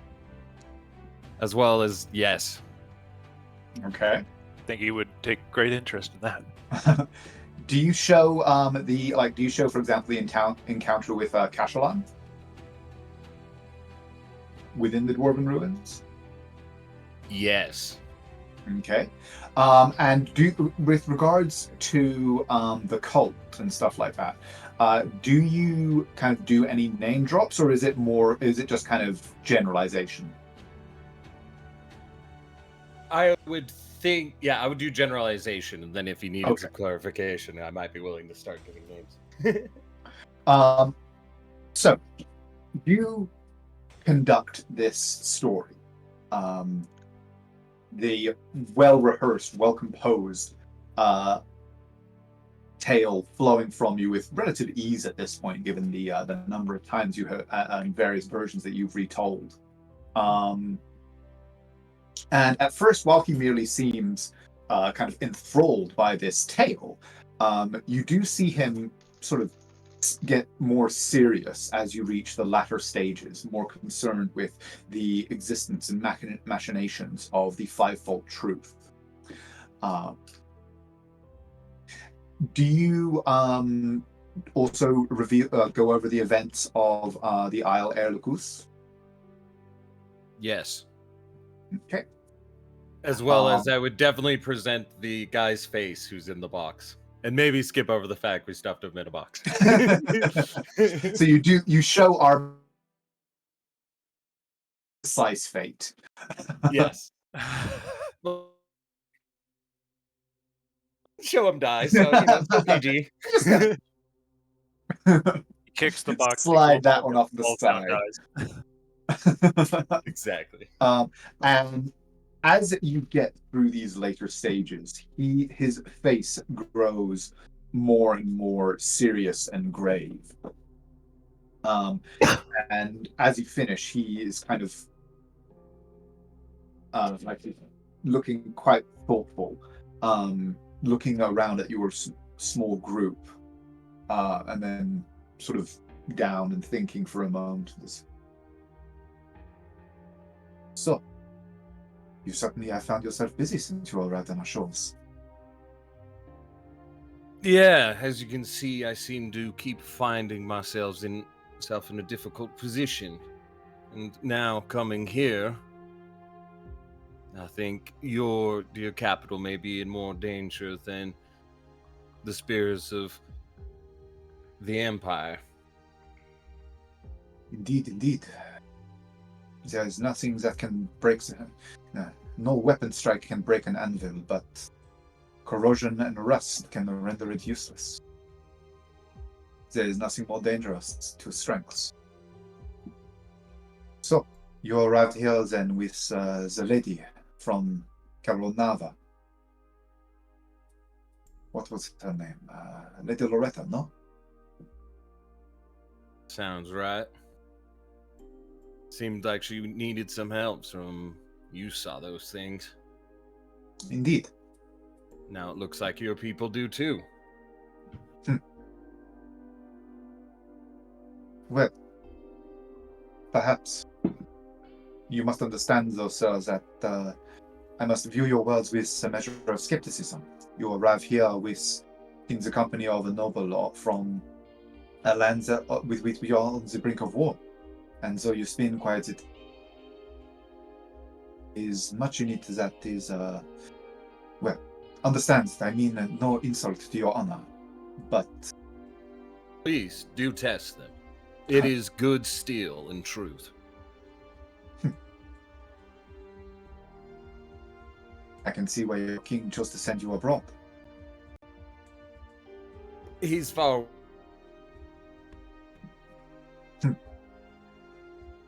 The best ones always are. Well, you have certainly given... Mm-hmm. I was just gonna say, like, how do relations tend to go between Avignosera and the Caloran Confederation? Because of their geographical separation, they are generally relatively the worst. Like there's basically never been any kind of land war between the two of them. There certainly have been seaborne skirmishes in the past, or just like, you done pissed me off, and so I'm going to raid your ships for a little while, kind of thing over the 75 years or so. That has dropped off more and more since the Nalopan the Sea Lords on Nalopa kind of have turned more and more to piracy. Kind of both Avignosera and the Caloran Confederation have sort of been more focused on fighting them than each other. But that's only within the last kind of 15 years or so. Prior to that, it wasn't uncommon for them to fight at sea. Like, tense, but not any kind of open conflict. Gotcha. Would be the best description. And then Lorium would have to... Well, sir, don't mean to correct you, but do know that I only fell into their services but a couple of months ago. So, our king is not my king. I come from Basel. Well, if I had known they had warriors such as you there, or it is a good job for our neighbors that all warriors there are not such as you. But we only mean to help where we go. Well, as you say, steel must be tested. But if the steel proves true, know that the anvil will help you break what must be broken. Lauren will give just a fist against the chest. Says, have you anything that you can, well, that can be put to the test? Anything that we can use to show the veracity of what you say? The Argent Shield is a good place to start. What do you mean? We're starting to have some things pointing in their direction, some proofs. We don't have anything solid yet, as we're well aware. Without solid evidence, no one will believe us. Indeed. You have given yourself a lofty mark to hit if you are taking aim at Zen. Can I insight check whether or not he seems surprised or, like, impressed by our ambition to go after them? Go ahead and give me an insight, yeah. With an 18. There certainly is a kind of a level of, whoa, you're going after who? Like, as in, kind of like, well, I mean, you're ballsy if nothing else. There's definitely a lot of that in his reaction. But with an 18, he also doesn't necessarily seem absolutely surprised. He doesn't seem like he necessarily believes. But there is beneath the, wow, that's a big target, there is a kind of measure of not altogether being surprised that that name came out of your mouth. Interesting. And with that, would there be any direction that you think there would be some ore to be found beyond the shield? Perhaps things that have been boiling beneath, things that haven't been attended to, such as these mountains that could have led to where you are.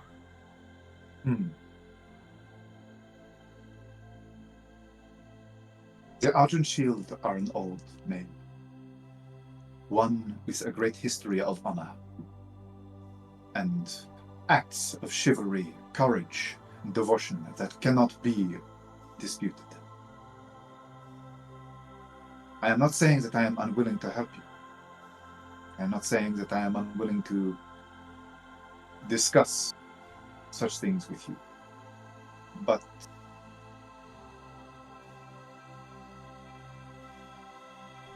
before metal can be put to the anvil, it must be proven true. I shall inquire regarding what you have told me. As you know, I have some presence at the palace. I shall keep an ear on what is happening next with your Lady Loretta. If what I hear proves the truth of your metal, then the anvil shall help you forge it. I can, at this moment, say no more than that. And trust you'll have discretion as you can see purity of our intent.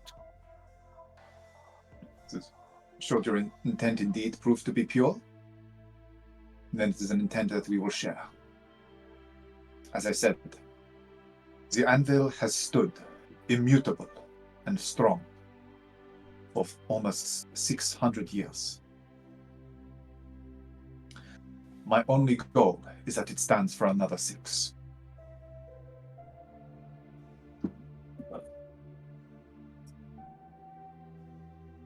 May it stand as stone, he would say in Dwarvish, giving a bow, and then a raised eyebrow towards everyone else.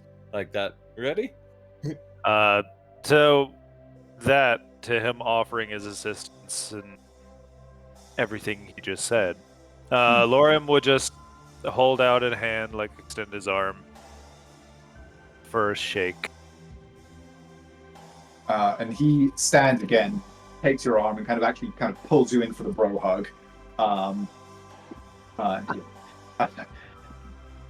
Thank you again, Lorian, for the bout. I am glad that it was not a duel in truth. I do not think it would have ended well for me, judging by what just happened out there. I think you don't give yourself enough credit, but thank you as well for not only entertaining my curiosity, but also teaching me for my past transgression. You are truly, or let it be known, rather, you are truly the first knight I have had a spar with, and I've met that has exemplified the honor of the title. You do me credit, monsieur.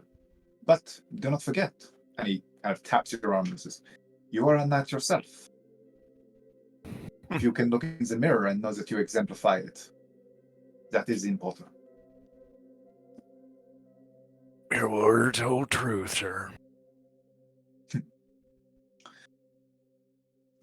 Nothing. Truth be told, I have dallied for a great deal of time. Do have duties beyond entertaining my guests, shall we say, as he kind of clicks his jaw, which is still a little sore. He says, Damn, you don't have that watch, do you? So, thankfully, no. I will be able to rest and heal. No. But I should be going. Can I see you to the gate? Please. Okay. And yes, he leads you back out once more through the to the gate of the Black Anvil's portion of the keep, where he from one of the pages at the gate says, "Please see them out to the market." And the page sort of bows and escorts you out the rest of the way to the busy main market, emerging from behind the stout curtain walls and just being assaulted once more by this hubbub of commerce as you cross the span into just this tangle of shops, carts, and stalls that is just constantly awash with noise.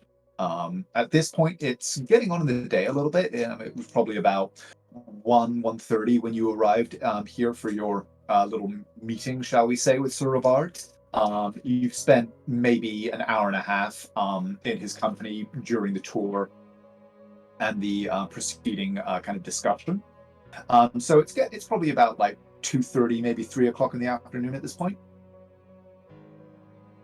What are you guys up to? I will say, anybody who is paying attention or probably wander will notice that throughout the song, that entire conversation and the walk out, Tristan's hands have been clenched and are like ever so slightly just dripping blood, like a tiny bit, as he was holding Argent at bay.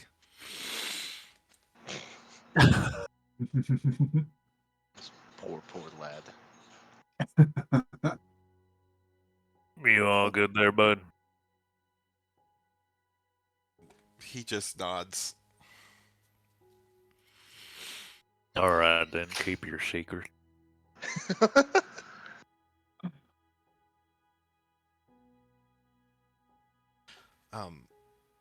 He'll take a second and then kind of like shake his head and look back at Lorium and just say, when Argent gets excited or worked up, it's very hard to keep him from, and he'll just like motion around his face.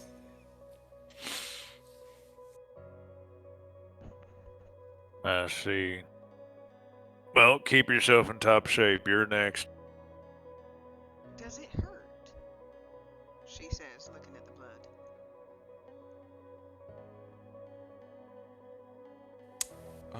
What? Oh! Oh. Am I... Oh? He didn't. Oh. He didn't. Until you pointed it out, he didn't realize he was bleeding. Hmm.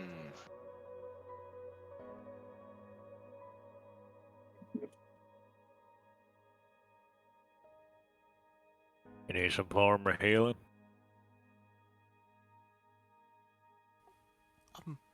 I can do it, and he'll just do a first level cure wounds into himself, I guess.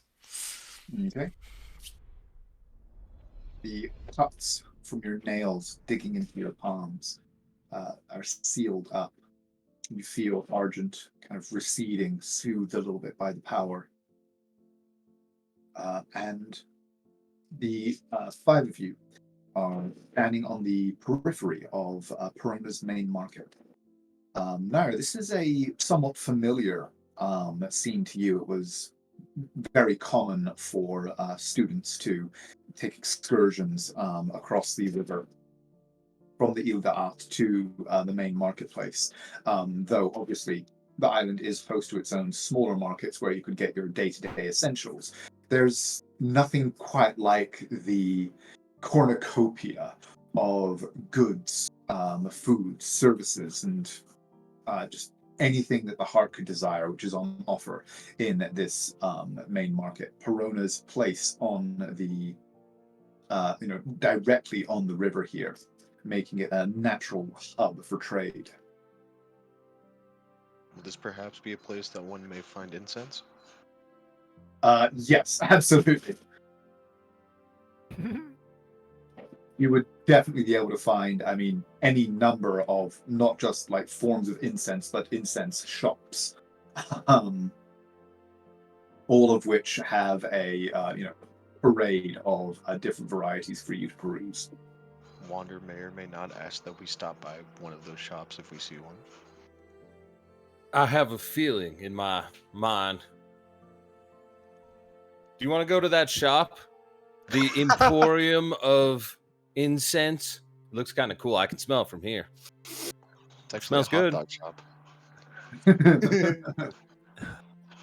Think how long it'll take those to burn? Why is Oh. Emporium spelled with an I? Because they're trying to make it like chic. I don't know. That's The devil stupid. runs it. It's the Emporium. But anyway, yes, you are certainly able to acquire any amount of any kind of incense that your heart would desire. There is a rather flamboyant gentleman who is happy to kind of give you a tour of the various goods on offer. With a somewhat sedate, stately woman who is running the books behind the shop. How much of what are you purchasing? Because I can't really smell it, the smell doesn't matter to me, so I'm just gonna pull out a pouch and just dump a bunch of gold coins onto a table and buy as much incense as 500 gold will allow me. No! I'm willing to go to several shops. There's like going over and grabbing and being like, don't forget the lavender. Ooh, leather. Tobacco. Gunpowder. What is this? Gunpowder. I think we spurned this, guys. It's just gunpowder. You dump out this, you kind of upend the pouch, and the first few coins fall out. And he's like, excellent. The coins keep falling out. He's like, oh, well, we can definitely accommodate. The coins keep falling out. And the man goes quiet, and the woman sort of seems to go from behind the books. And just kind of casually kind of walks around to the front, closes the door, and flips the sign over as they give you a minute. They decide this is a private shopping experience now. Yes, they certainly are. They become very enthusiastic now about providing you with everything that you need. And yes, you are able to walk out of there with just several very large parcels of many different kinds of incense. There is a large parcel of just kind of basic prayer incense. which is suitable for most religious services. But there are also a lot. They do also, just because you don't seem bothered by it, so they just start like stacking stuff up. A lot of different varietals of like different scents, different more exotic compounds, ones that are going to burn various different colors, and all kinds of just exotic, interesting varieties that they pile up in and wrap into this very kind of nice parcel for you that they are more than happy to hand over. And some, very sort of obsequiously bow and scrape and say, if you ever need anything else, please do consider the Incense Emporium for your shopping needs. Wonderful. Thanks, Uther. No problem. It just seemed perfect. As then bow and just smile and go, no, finally take your wife off on a vacation for a week, and just wink and head out. Okay. Is there any other shopping that you guys wish to get done? Did you actually need 500 gold worth of incense? You don't know what I am. You don't know what I do. Maybe I just like smelling good, huh? Never Did you think seen. about that? I've never seen you eat either, so maybe you just eat it. I mean, Yeah, maybe I eat gunpowder. He's basically just a walking sensor, you guys. I really am. I'm just radar. He's gonna like open up his head and just Meow. Meow. and just Everyone's smoke like, starts curling out of his eyes. Yeah, everyone's like, why does it smell like lavender now? And they're like, Wander's near. He's around the way. Lilac, nice.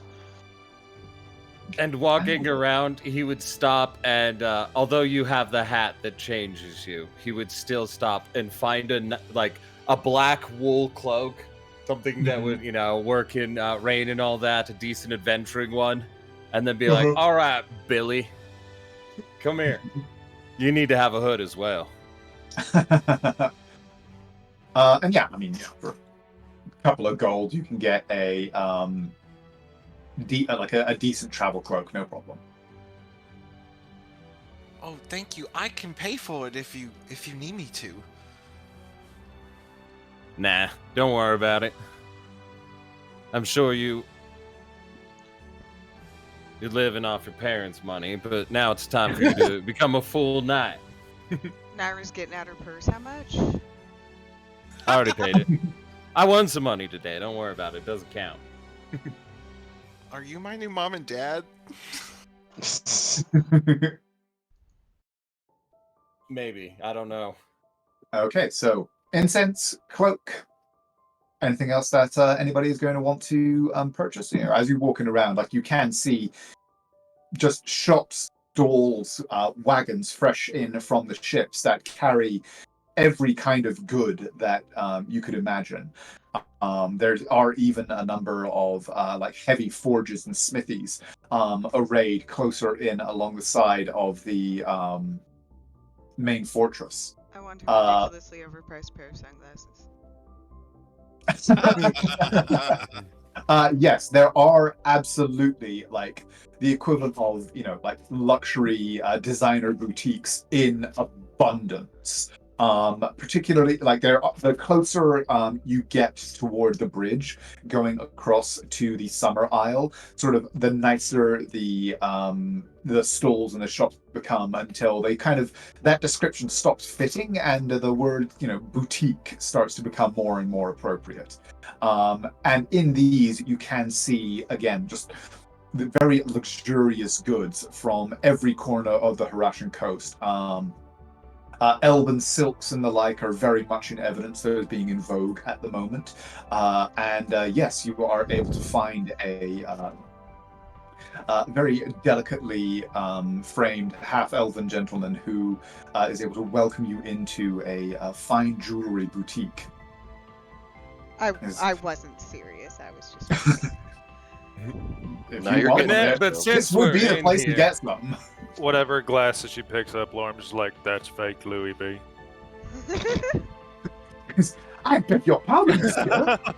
It most certainly is not. That is from his private workshop. You can He's- see the signature on the side. It is verified. He's right. There's a serial number right here. That's an Indeed. IV, not an LV. Monsieur, you do me Oh, a disservice, and you do yourself a disservice by failing to recognize such quality workmanship. Sir, I am let me apologize for my friend. He has a sense of humor that you really have to get used to, and you certainly have not had the time. And I'm missing that. I don't notice much. Well, See, there's that tell you sense of what. humor again. He's not from Indeed. here. Well, humanity obviously have an eye for such things. Can I interest you in these? They are from the, but they have been personally worked on by the hand of Michel Cour.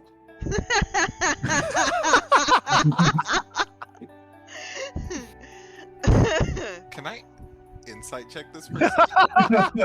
Absolutely. So I check God.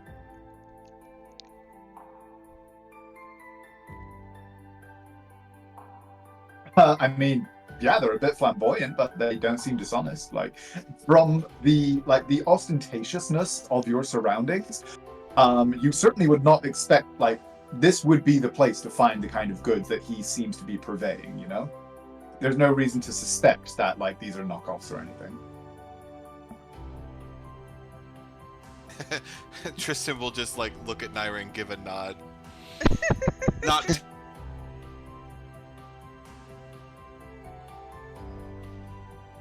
Oh, go on then. How much? Well, these are mere 35 gold. I mean, 35 gold. Oof. Honestly, I was expecting like 80.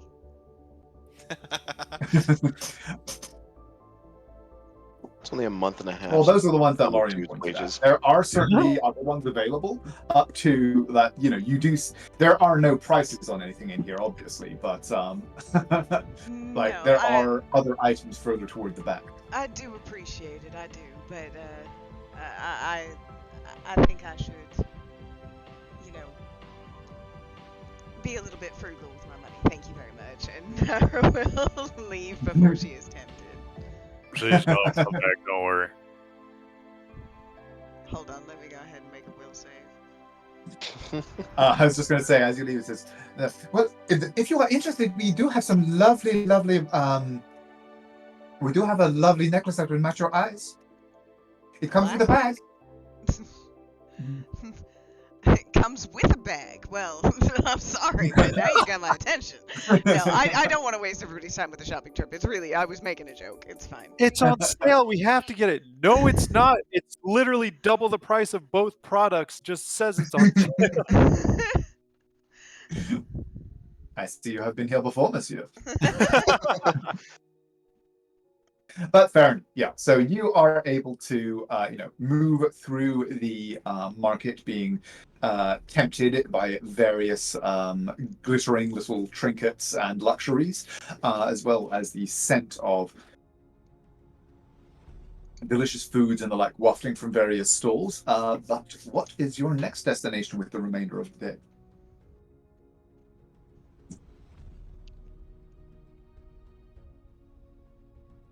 I didn't plan this far ahead. Let's get the cheater! The problem is I don't think we know the best way to approach the cheater, because allowing the situation to unfold the way the school says doesn't seem like a terrible option, but it's probably not the most exciting one. Does anybody have any thoughts on if there's a better way to approach that situation? I mean, before you guys get into that, just to make sure that you guys all sort of a refresher on the situation as the school has laid it out, is that you are going to be presenting yourselves tomorrow to pick up the transcript of Elon's testimony, as well as submit your own underneath the provision of a circle of truth, which will be cast by a cleric from the cathedral of the pillars in the city. So at we'll be that able to point, see what he's claiming. Exactly. At that, Go ahead. at that point, should both of you essentially be be shown to be giving true testimony as far as you know it, school will have to then investigate the actual truth of the matter, which will involve, that will involve people having to go out to the place where these events took place, i.e., Aldwell and the surrounding area, and basically investigate themselves, which could take upwards of several weeks. How much do I trust Gundar? Gundor, he is not one who is known to suffer fools lightly. He has been a literal fixture at Sorveni. Like, he is, as a dwarf, he is probably the oldest individual in the city, unless there are any elves kicking about. And has been at Sorveni, as far as you know, for at least 200 years. In that time, like, by reputation, he is very no nonsense and very devoted, as in his position as professor of history, and kind of warfare and stuff like that, and on the Harashan coast. He appears wholeheartedly devoted to the truth. He does not give a fuck who you are, what you're doing, or anything like that, as long as you bring verifiable, viable information that adds to the knowledge base of Sorveni. That appears to be his overriding objective, to ensure that the archive of Sorveni is robust, truthful, and growing. We could try to contact Gundor or Professor Gundor, excuse me.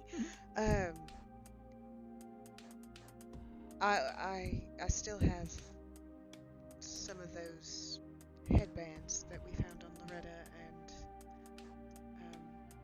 Lord. God, what's his Evelad. name? Evelad, thank you. I was like, it starts with an A, I think. I have those. I might be able to explain my theory about what has happened to him and see if he can't help us at least understand the proof that we need to be able to determine if that's what happened, and potentially some kind of cure, like maybe there's a restoration magic that could help clear up a memory that's been fogged over.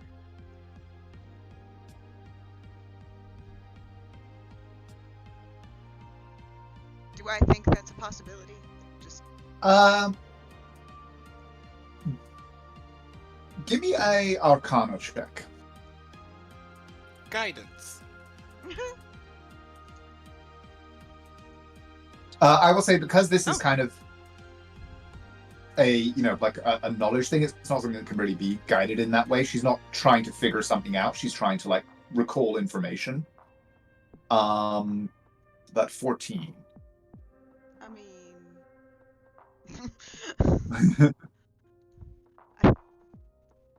gets me into my memory palace.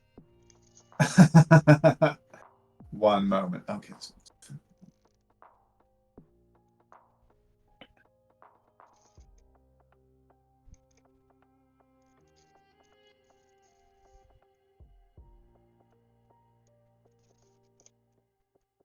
Sorry, I was just losing my shit. Oh, You were losing because? Oh, no, because May is playing cat meowing noises, and then Naira for the first time started chirping at us. Aww. Aww. Oh. Sorry. So yes, you are familiar with because I think you had previously rolled about this anyway. And so you are definitely familiar with the ability of certain magics to change memories and alter recollection about events. And you do know that there are, particularly in divine magic, is reputed to be able to undo such things if cast upon the victim. Wander, do So, you... think you might be able to help with that if it turns out that's what's going on? So, like, greater restoration?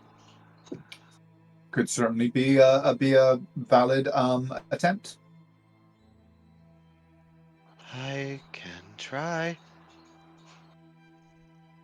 No guarantee.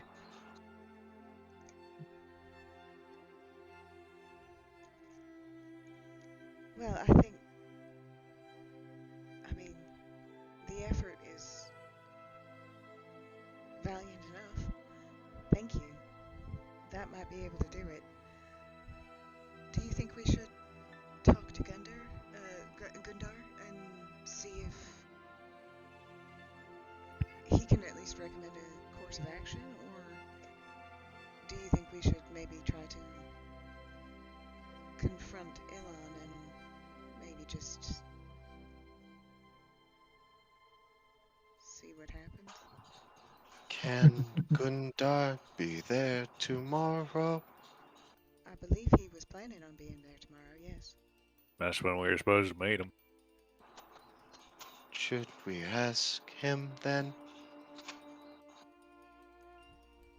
My only concern about that is that there will be a lot of people around, and there will probably be a lot of official processes.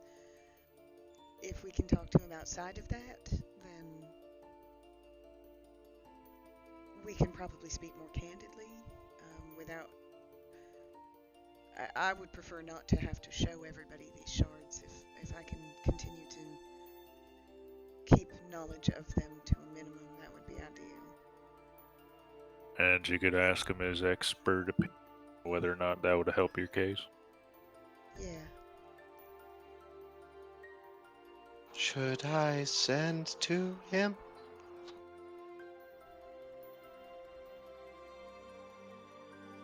To expect us? I mean, sure. Did you have something else you wanted to do today, Wander? It can.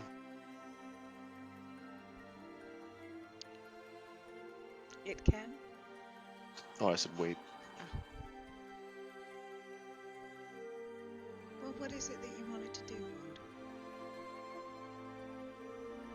I would like to try to commune. Oh, right, I forget you can do that. That's...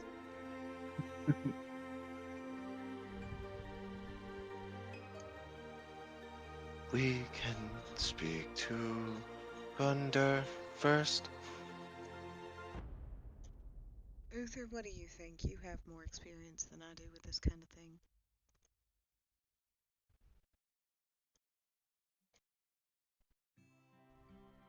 You They're smelling a know, block of incense. I'm really into this gunpowder smell. I'm not sure why. I can't put my finger on it. Oh no, he's got a taste for it now. Don't use it all. Um, I'm really not sure. Especially where we're trying to make a light touch, but I do think would make sense to speak to Gundor.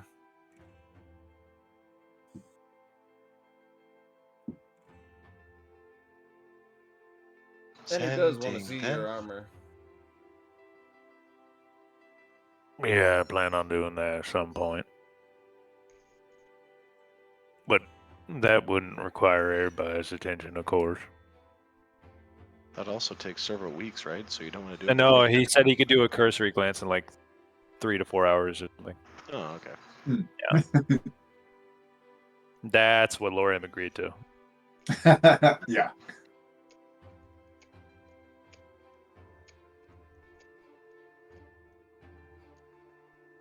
But we could do either or. However, Lorem's interested in Wander's thing.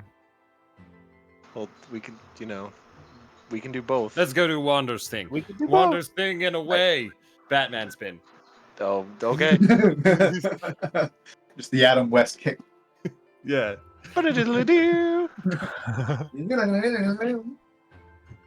Okay, so where are you going to go and attempt to do Wander's thing? Why you gotta say it like that? That makes me. But I assumed we'd be able to do it in one of our rooms in the The exquisite uh blush. damn it, I was gonna get there. Yeah, the exquisite blush. Okay, yeah. You guys are able to, you can either choose to kind of walk across, back across to the Summer Isle and then cross over to the Ile d'Art, or you can just grab one of the kind of water taxis that ply the waterways around here and head over to the docks. But either way, you are able to make your way over to back to the Exquisite Blush, where your rooms have been reserved at your request. And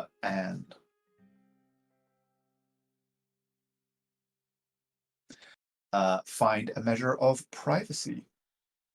And the name of the big head man of the Argent Shield guys, was that Elbaran? Is that what I remember?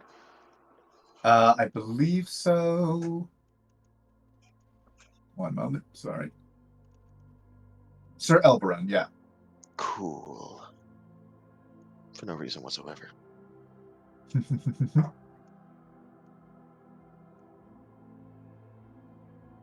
But yeah, okay. You are able to gather in a private chamber. Clear up a spot on a table and set a vial of holy water on there and uncork it. And as I'm doing so, I'll say, I've given it some thought. Perhaps we should ask if... And his name is Ilan? Ilan? The Belvedere? Ilan, Ellan. Ilan Elan. Belvedere. I was so close. Elon. Elon Musk. So... Oh my god, I didn't even make that connection. So... Elon Musk. Is Ilan Belavir's mind under magical influence? Any thoughts on that from anyone? Maybe has Elon's mind been altered in any way? Because it might not be considered a magical influence now, and if you say it's if he's under, like, I don't know how these things work or how technicalities, like, does it care about your intent or does it try to screw with you? I don't understand. I mean, Point of order. Wander. You would know in terms of the way that that commune works and things like that. If you are asking questions about a specific entity, or specifically like a specific soul, a mortal, unless that mortal has come to the attention of the entity that you are contacting, like unless they are a worshiper of the deity or something like that, it can be difficult for that deity to give a clear answer about them. You can try, but there is, like, unless they have some kind of connection there, they're unlikely to know the specifics of a individual mortal's mind. Okay. Then, does anyone else have suggestions? if you want to make it a little bit more. Oh wait, he said he wouldn't know the specifics, right? Might not. Might not. You can absolutely try, but again, it would depend on what entity you were contacting with your commune and things like that. It's a ritual anyway, so it's not like I'm losing something by doing this. You could always specify it with at the end in regards to his testimony relating to Naira.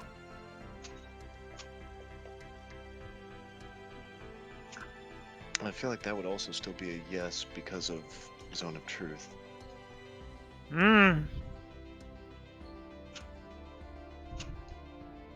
Look at that smile. Now we're getting specific. It's like, didn't think of it. We could just you say I have a terrible poker face. Even if they might not know, we could just go for broke and say, like, has his memory been altered? And then was the cleric being truthful in the testimony? That is actually the next question I had, was did Colin lie about Belavir's testimony? I have his real name written down, I just am terrible at pronouncing them. Caleron. Wait, Caleron? Like with an A? Yeah, let me grab his. I have like color alliteration. R-E-N. Yeah, it's C-A-L-L-E-R-O-N. Damn it! Caleron. Wrong again! I had, did he lie about Belavir's testimony? And then I wanted to ask, is Sir Elberan being influenced directly by the cult? Those are the three things that I figured I could ask about, but if anyone has suggestions. Again, I don't have that spell. And you can't ask questions? Say the last one. It was just, is Sir Elberan being influenced directly by the cult? I wrote down the cult, but I would ask the name. The Fivefold Truth. Yes, the Fivefold Truth. That. I was like, the five mouths of five. What were they? The Great Maw. It's on like page 1 of the notes. All right, I'm on page 22.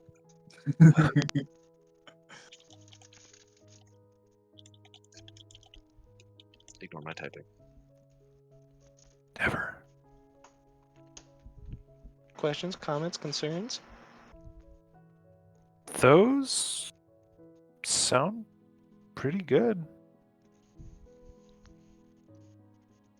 So we'll just go for broke and see if just ask if perhaps you a god could say, well, you could say if was his recollection of events altered in any way, because that would recollection of events that transpired in regards to the testimony he had given. There you go. Said no.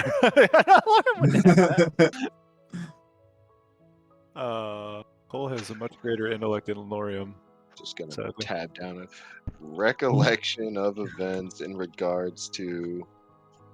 As soon as you come to anything like this, or like a commune, a wish, anything, D&D players just become Better Call Saul. They just all turn into Saul Goodman. Absolutely, we gotta get the most out of this, man. Was his recollection of events that transpired in regards to his testimony given altered in any way? This would totally be Naira's thing, not Laura. Absolutely. This is the mind thing. This is the brilliant mind thing. Yeah. This is the communal 20 intellect. All right, one more time. I have recollection of events in regards to his testimony given altered in any way. C. Okay. Sorry, I just have a quick question for the D, like, because I assume we're discussing this out loud. Absolutely. Amongst. Does the mention of Sir Elberan and a cult register anything to Tristan?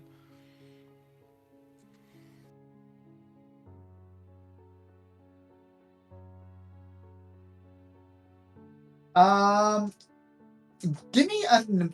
I think insight would be the most appropriate.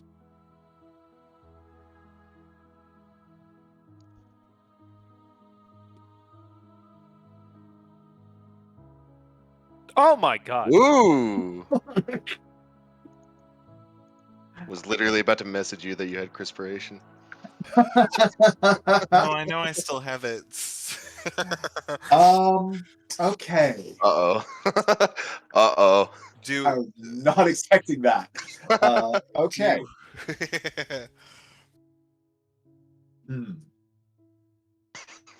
No, it was a 20. You have to give him something. You have to give him something. Tell him everything. Come on, It's like, no, you don't nothing. No, No, okay, so DC was 30. the discussion of like what you have learned about the existence of and machinations of this cult from hearing Uther recount the adventures of the Lions of the Russian Coast up to this point a couple of times. There are parallels. You as Tristan were not privileged in a position privileged enough to have access to the kind of information that would tell you, oh yes, I can point to this event, or oh yes, I know that this meeting happened, or anything like that. Like those kinds of things were happening well out of the circles that Tristan moved in as a junior squire. And Argent's knowledge is much more kind of instinctual and emotive rather than specific. But there is an undeniable familiar feeling of revulsion at the degradation that Argent feels the Order has undergone and the machinations of this cult in other parts of the Harashan coast. You cannot say you can't say, oh yes, like this, I believe that, this meeting happened and then that these things are true. But there is an undeniable similarity in the of that which was of these of institutions and the like. With a 29, you don't necessarily believe that it is the work of the same cult or anything like that, but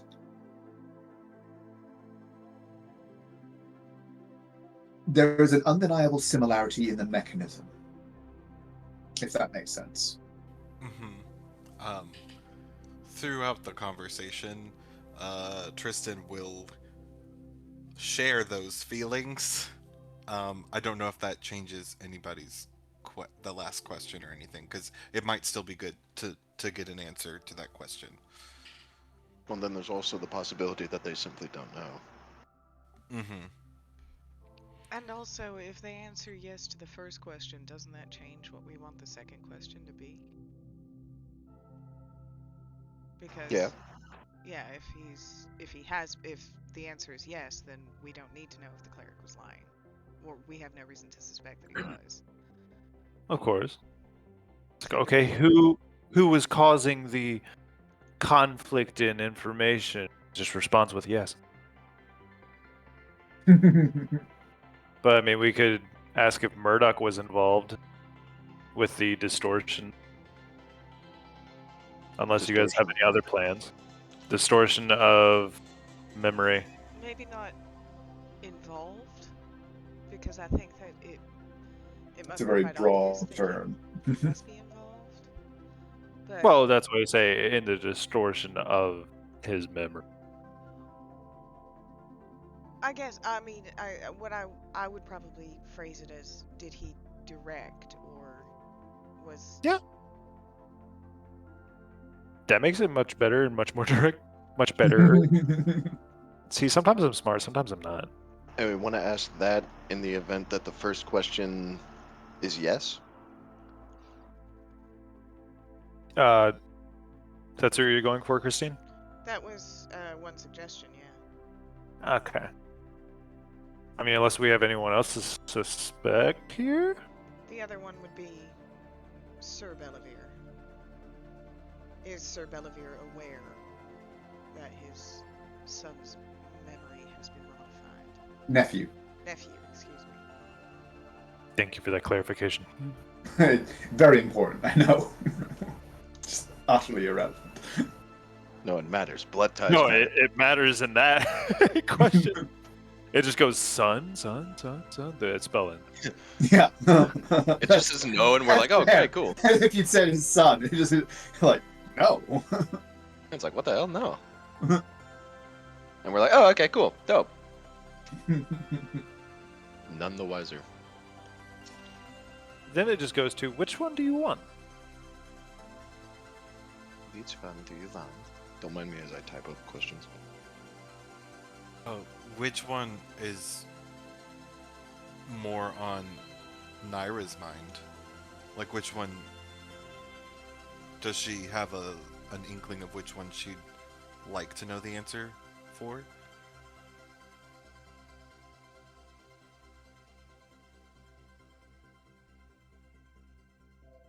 I think the Murdoch one is probably more important. That'd be a very personal matter. The Bellavere one is actually the one that's bugging her the most, because he was sort As of a potential. well, he was sort of another kind of hero to her, and she's just like, God damn it. Oh. Well, Bless your heart. Like, she has already lost faith in Murdoch, and she's like, God damn it, another one?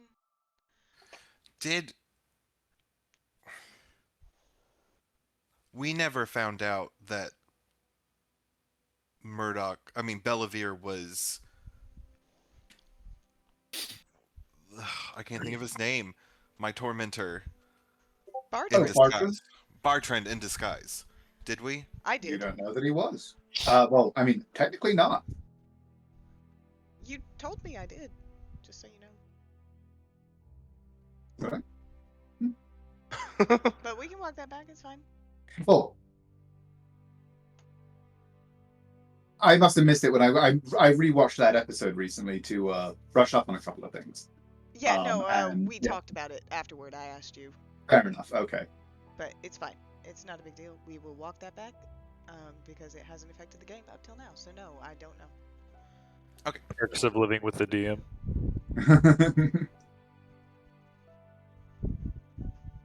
Then, yeah, I think trust your gut and ask the Murdoch question. And we want to phrase that one as...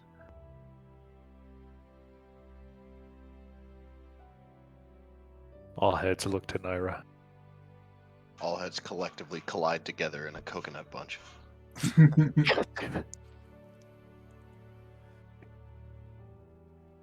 Was it Murdoch's plot to alter Elon's memory?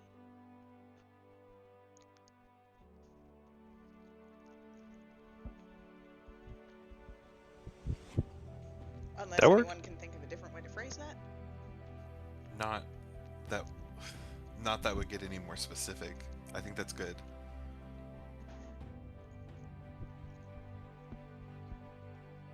So, go on. No, I was just gonna say, because that yes or no should at least tell us whether or not he had directive involvement. You know, translate that into actual words that make sense together.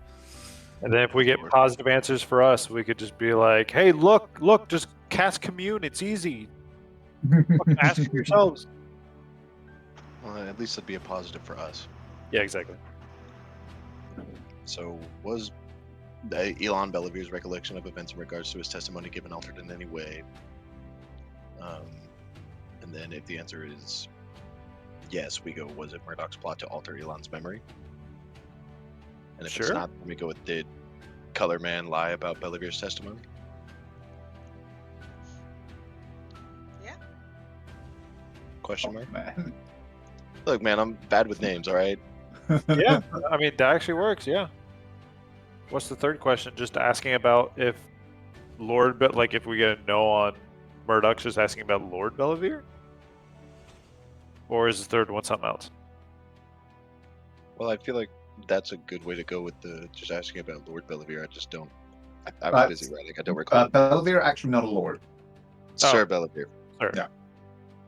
And originally, you guys were discussing using the third question to, in regards to Sir Elberon.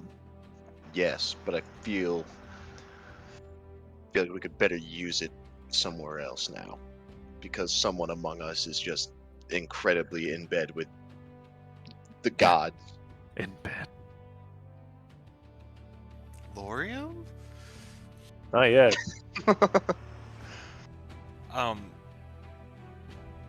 Well, I guess then the question becomes, if we find out that Lord Murdoch is involved, or did, like, direct it, is there anything else we would want to know in regards to that?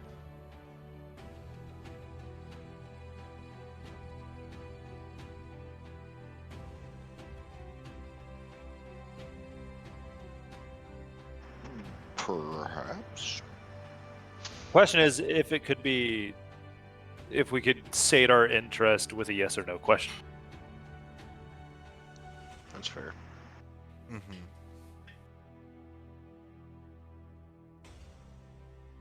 Yeah. What about, I don't know if this would work, but is there evidence to prove Naira's side of the story somewhere in Perona?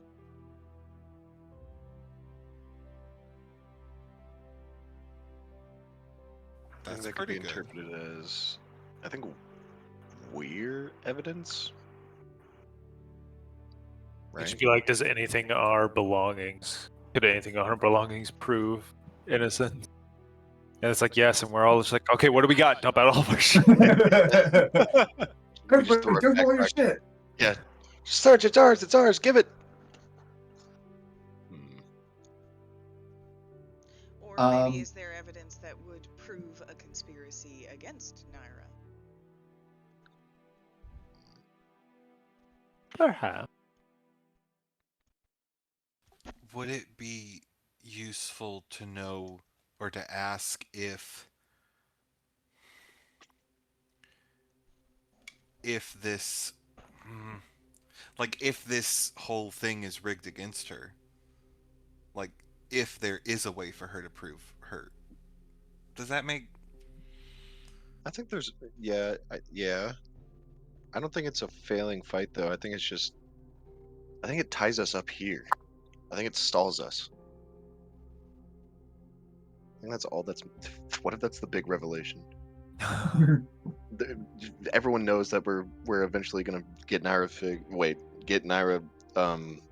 cleared of all charges and she'll be fine, but they want to keep us here for several weeks, What so we can't go about- anywhere.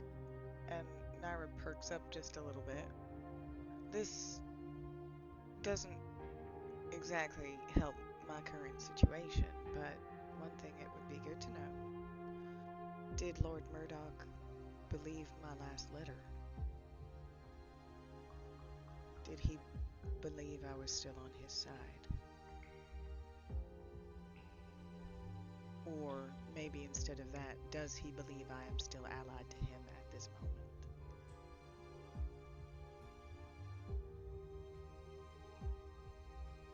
Or maybe, does Murdoch still work against us? No, that's dumb. No, but I like that because it could at least give you what Naira said, because that at least gives you know where to go from there. Like insight. Mm-hmm. Like she'll at least know where he's kind of possibly leaning, and she can use that to her advantage and work that if needed. What do you think, Uther? I think lilac smells incredible when you combine it with gunpowder.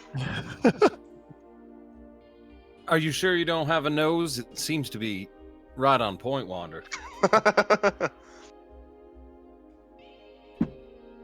I think it would be interesting to know, but I'm already running on that assumption. But I might be wrong. That Murdoch's behind it. We already know his affinity towards mind magics. Honestly, the second question would answer that question. if it comes to asking that second question. I If the don't guy's memory has been necessarily altered, then think we that have. it would. It's like God gave me a little bit of insight, and that Said that everything happened before. yeah, it's possible that he acted and then got my letter and realized he acted hastily. It's possible. I feel that if that were to occur, he would have helped correct the mistake. Yep. Honestly, ask what you want at this point. I feel like I've just completely derailed this whole session. Oh yeah, I don't know.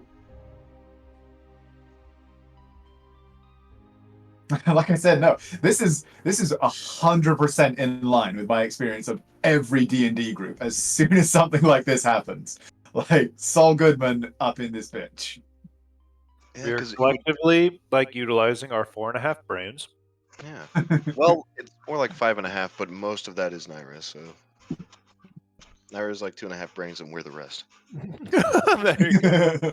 Can I just derail for a very quick second and say that there is a couple of sea animals in the water on this map, and I have spent a good amount of time trying to identify what they are. I'm fairly certain I know. This is on point for Tabaxi. They're over here. And one of them's Fish. a dolphin, but one of them's definitely a fish rather than a dolphin. It's the tail is the wrong way around for a dolphin, so I think it's a guitar ray. Anyway. That was possibly the most in character as Naira you've ever been.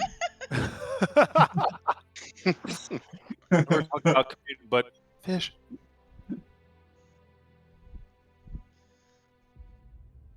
Oh. But okay, so I do think we the first have two a questions set would of round up questions? to it. I don't know. Yeah. I'm scared. To that So final. what I've got is was Ilan Belavir's recollection of events in regards to his testimony given altered in any way? And then if yes, was it Murdoch's plot to alter Ilan's memory? If no, did Colorman lie about Belavir's testimony?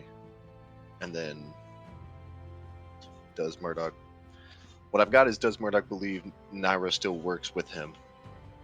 And that one is malleable because I'm words. I like it. That's fine. That's a good one. What if Yeah, it? there's high off the gunpowder. What if it's?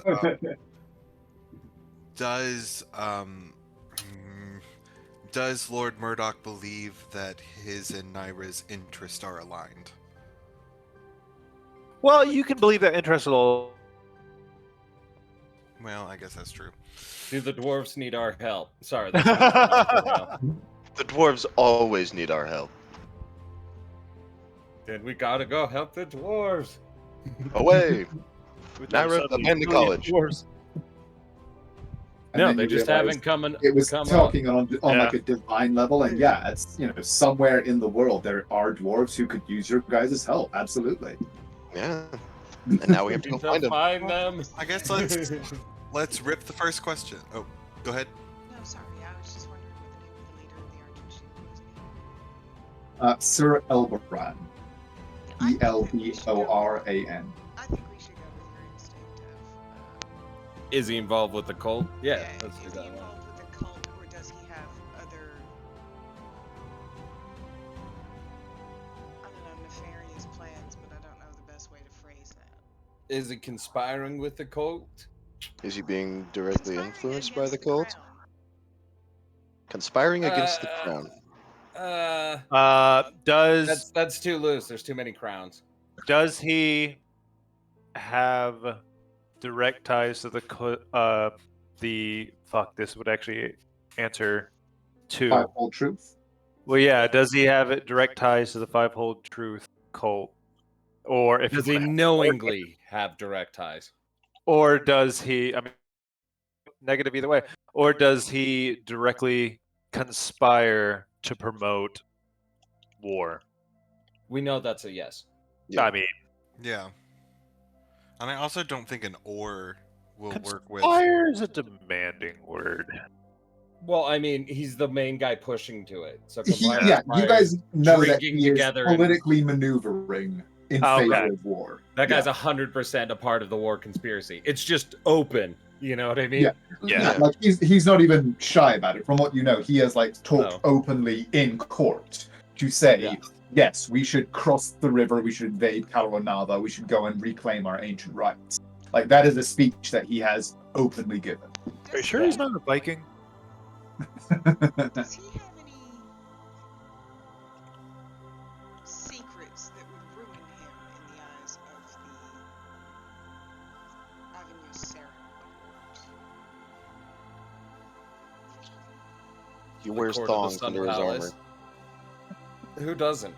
This is Corona, my dear. That's like. My bad. Does he own a banana hammock? Yes. Okay. No, what? Nothing. I realized I was gonna just try and defend that, but it's obviously silly, so never mind. Well, no. What was the question? Does he have any secrets that would ruin him in the eyes of Avignosera?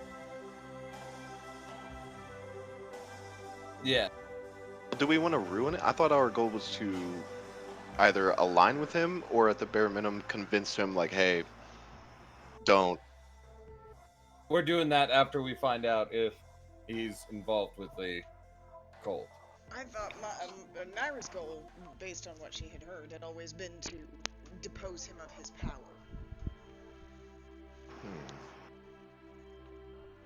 Y'all would also know that's kind of what Tristan's been pushing for as well. Okay.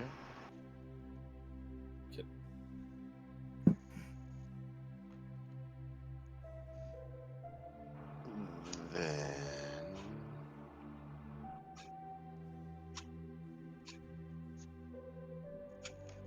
does he have a BDSM dungeon?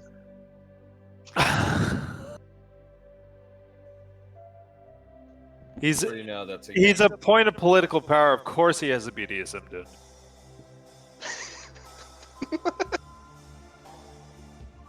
Oh. I had my character sheet open. I had a nosebleed. It didn't have a nose or blood, but it happened. Okay, so if we want to ruin him, we want to ask God, hey, does this guy, or rather, because if we can provide evidence that he's working with a cult, that would ruin him, but that would also prove, he's working with a cult. Yeah, that's about the cult. Sorry, I just realized I cut you off, Nick. Oh no, I had just started saying and you were already most way through yours, and I'm also still thinking. Sorry,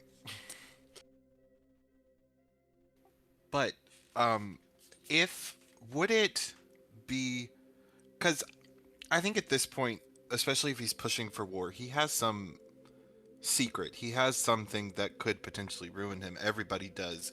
Would it be pertinent to know that since the Order of the Argent Shield is aligned with the Crown, would it be pertinent to know if there's a rift between them and the Queen? If there's something existing already that we could play upon? I don't know if you can ask that in a yes or no format. Well, that was yes or no.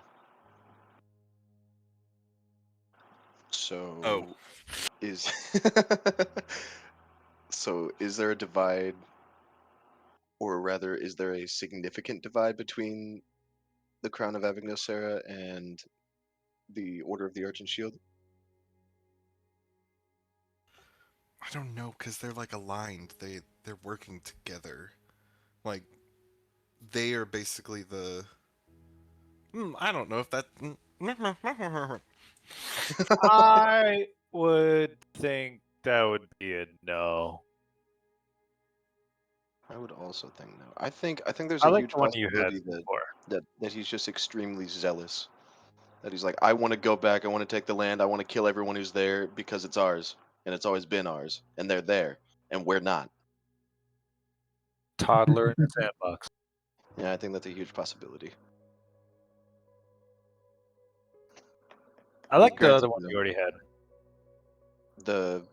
Is Sir Elberan knowingly working with the cult?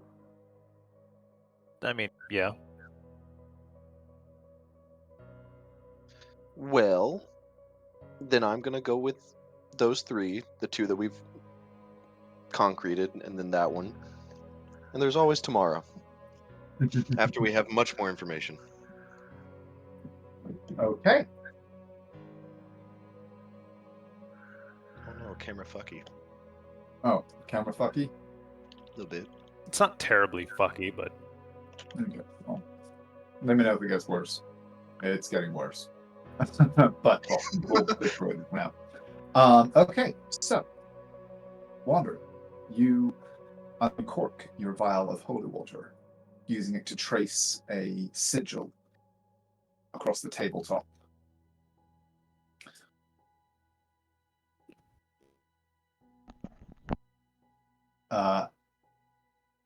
And as you pour your power into this sigil, forming the connection with the planes, the celestial planes beyond, who are you reaching out to? Or what? I gotta actually read what the thing says, because if I can, I want to reach out towards all three of the members The of triad? the triad. Okay. Otherwise, I'll go for Tyr. Reaching out, you would not be able to contact all three of them. You could certainly attempt to contact a proxy that was in favor with all three, and would have a connection to the realms of all three of them. Is that what you'd like to try? I think I'll try to go directly for Tyr. For Tyr. Okay. Go ahead and roll me a religion check.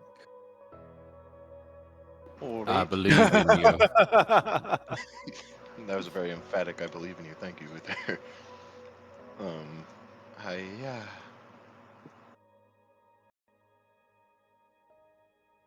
And I'll use the Braddock if I can. You may. It's a D8, yeah. It is a D8. Yeah. 22. Okay. You pour your power into this sigil, feeling it bore through the barriers between this world and those around it, reaching out and touching this alien, strange being. What is your first question?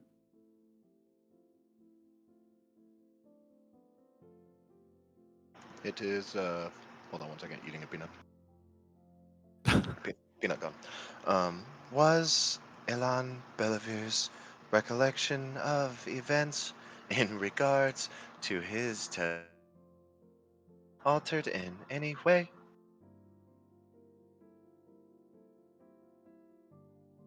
This is when God says, answer cloudy, ask again tomorrow.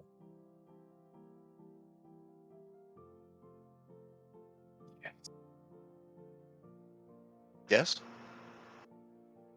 Oh, You receive a yes. I think that's my first yes. Then after that, Wander does the like fanning his hands and like in front of his face and is like excited as fuck. Fuck, I'm excited. it starts And then gyrating. yeah, he spins in circles. Then after that, it'll be, was it Murdoch's plan to alter his memory? This time there is a pause. But a busy one. You can almost feel the mind that you have connected to, the being, thinking, as though searching within itself and within its knowledge of the cosmos for the answer to your question. And after this long moment, What was the exact wording of your question? The exact words were, was it Murdoch's plot to alter Elon's memory? No. Good to know. And then after that is, yes, is Sir Elberon knowingly working with the fivefold truth?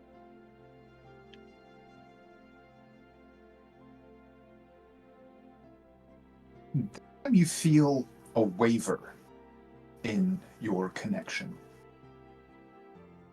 And the voice that answers is still channeled from this higher plane, but is a voice that you vaguely recognize, one that you've heard very recently in this very establishment just earlier today. The deep resonance that is reminiscent of Argent coming to you through the connection.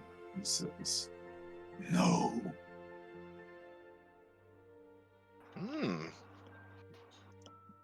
Good information. And those are the questions, so I will let the water flow back into the vial, the flask.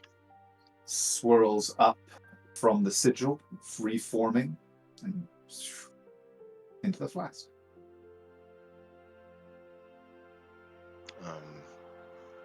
Then I will first look at Tristan, and I'll say, I believe Argent spoke once.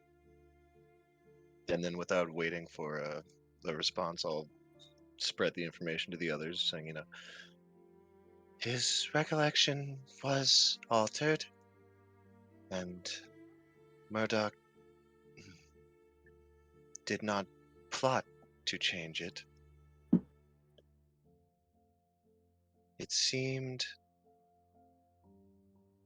as though the question was lacking.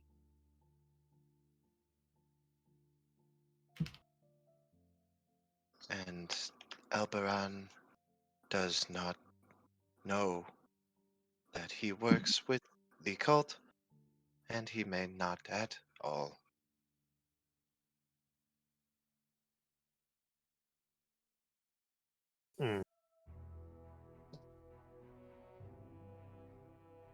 Well, at least we somewhat know the method of bullshittery going on. So it was something affecting his mind. Which, if what Lady Nyra said yesterday... Oh, that was totally today. Earlier today, then if his memory was altered, the zone of truth would have picked it up as truth, right? And he looks towards Nyra. She nodded.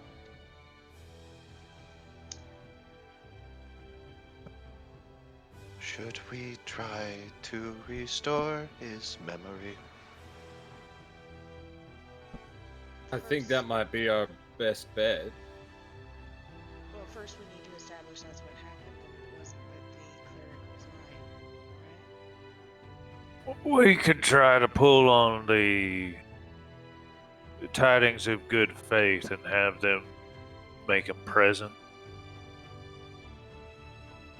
I don't think it can be the cleric because we did question whether the recollection of events rather than the events given was altered. Yeah, right? yeah.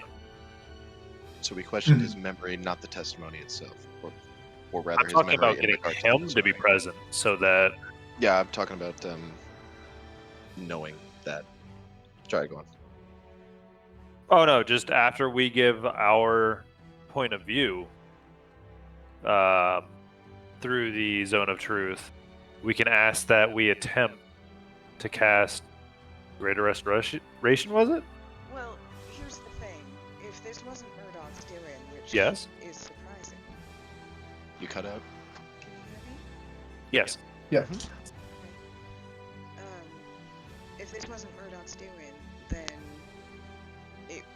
it would probably have been somebody else's doing. I can't imagine why somebody I'm barely familiar with would want to alter their own memory to take credit for my work. It wasn't that remarkable work. I found a small town. Oh no, I didn't even find a small town. Don't I undermine found a yourself. house. It may still have been Murdoch, but he may not have planned it. That's fair. But I just worry that there might be conspirators at the school, which has been why I've been trying to get away from the school to ask the questions and things of that nature. If there are conspirators at the school, they may be able to prevent us from doing that with enough time to do whatever they need to do to get away with it. Doesn't it make more sense to approach him separately? Well, of course, we can do that now, and I can stay with him for however long he needs to fiddle with my armor, but you can make a petition. I wasn't thinking of going an official route. Oh, no. I'm sorry. I mean, you could just ask him Well, if we're still speaking about Dunor. here's the thing. I Don't don't know. know if it's very smart that I make an appearance at all, actually. I think if we're going to try and convince him to be cooperative in any way with us, my presence might stop that. He might immediately assume that I am trying to do something to get him back. Am I wrong about that? I have a question for you. Are you speaking about the kid himself? Yes. Okay. Well, for that, as I mentioned, we can ask Gundor if we could have him be present, because honestly, in an investigation, Yeah. all parties should be present, but you don't have to be there when we ask that. No, And I think I might have cut out, or I'm not sure if I'm being very clear. I don't think it. I worry that there might be conspirators at the school, so asking for it in an official capacity when other people could be there,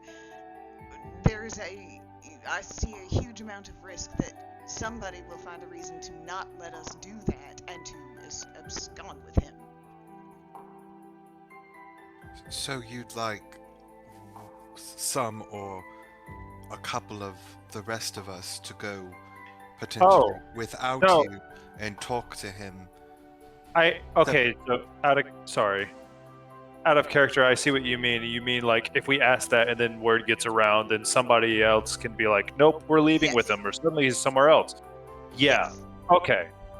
Well, in that case, we could ask while there, so they don't have a chance to, but we can ask those we trust, either Gundor or Greta.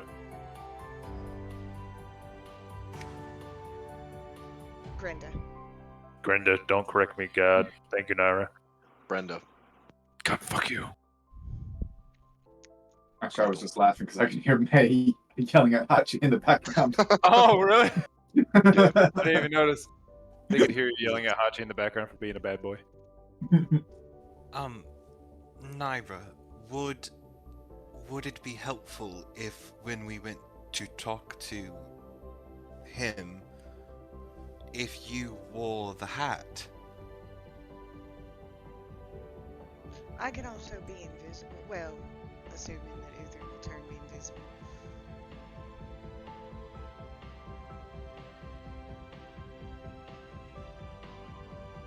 Uther? I can definitely do that.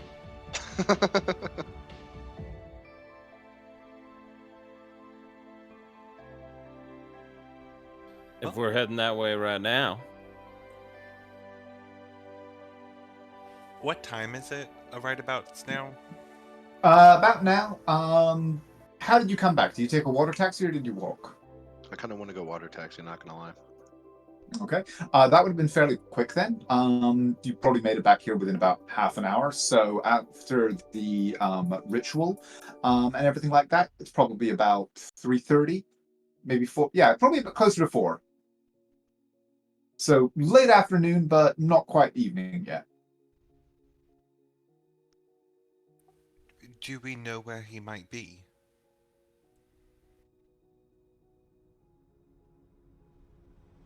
Who? Gondor or Ivan? Ivan.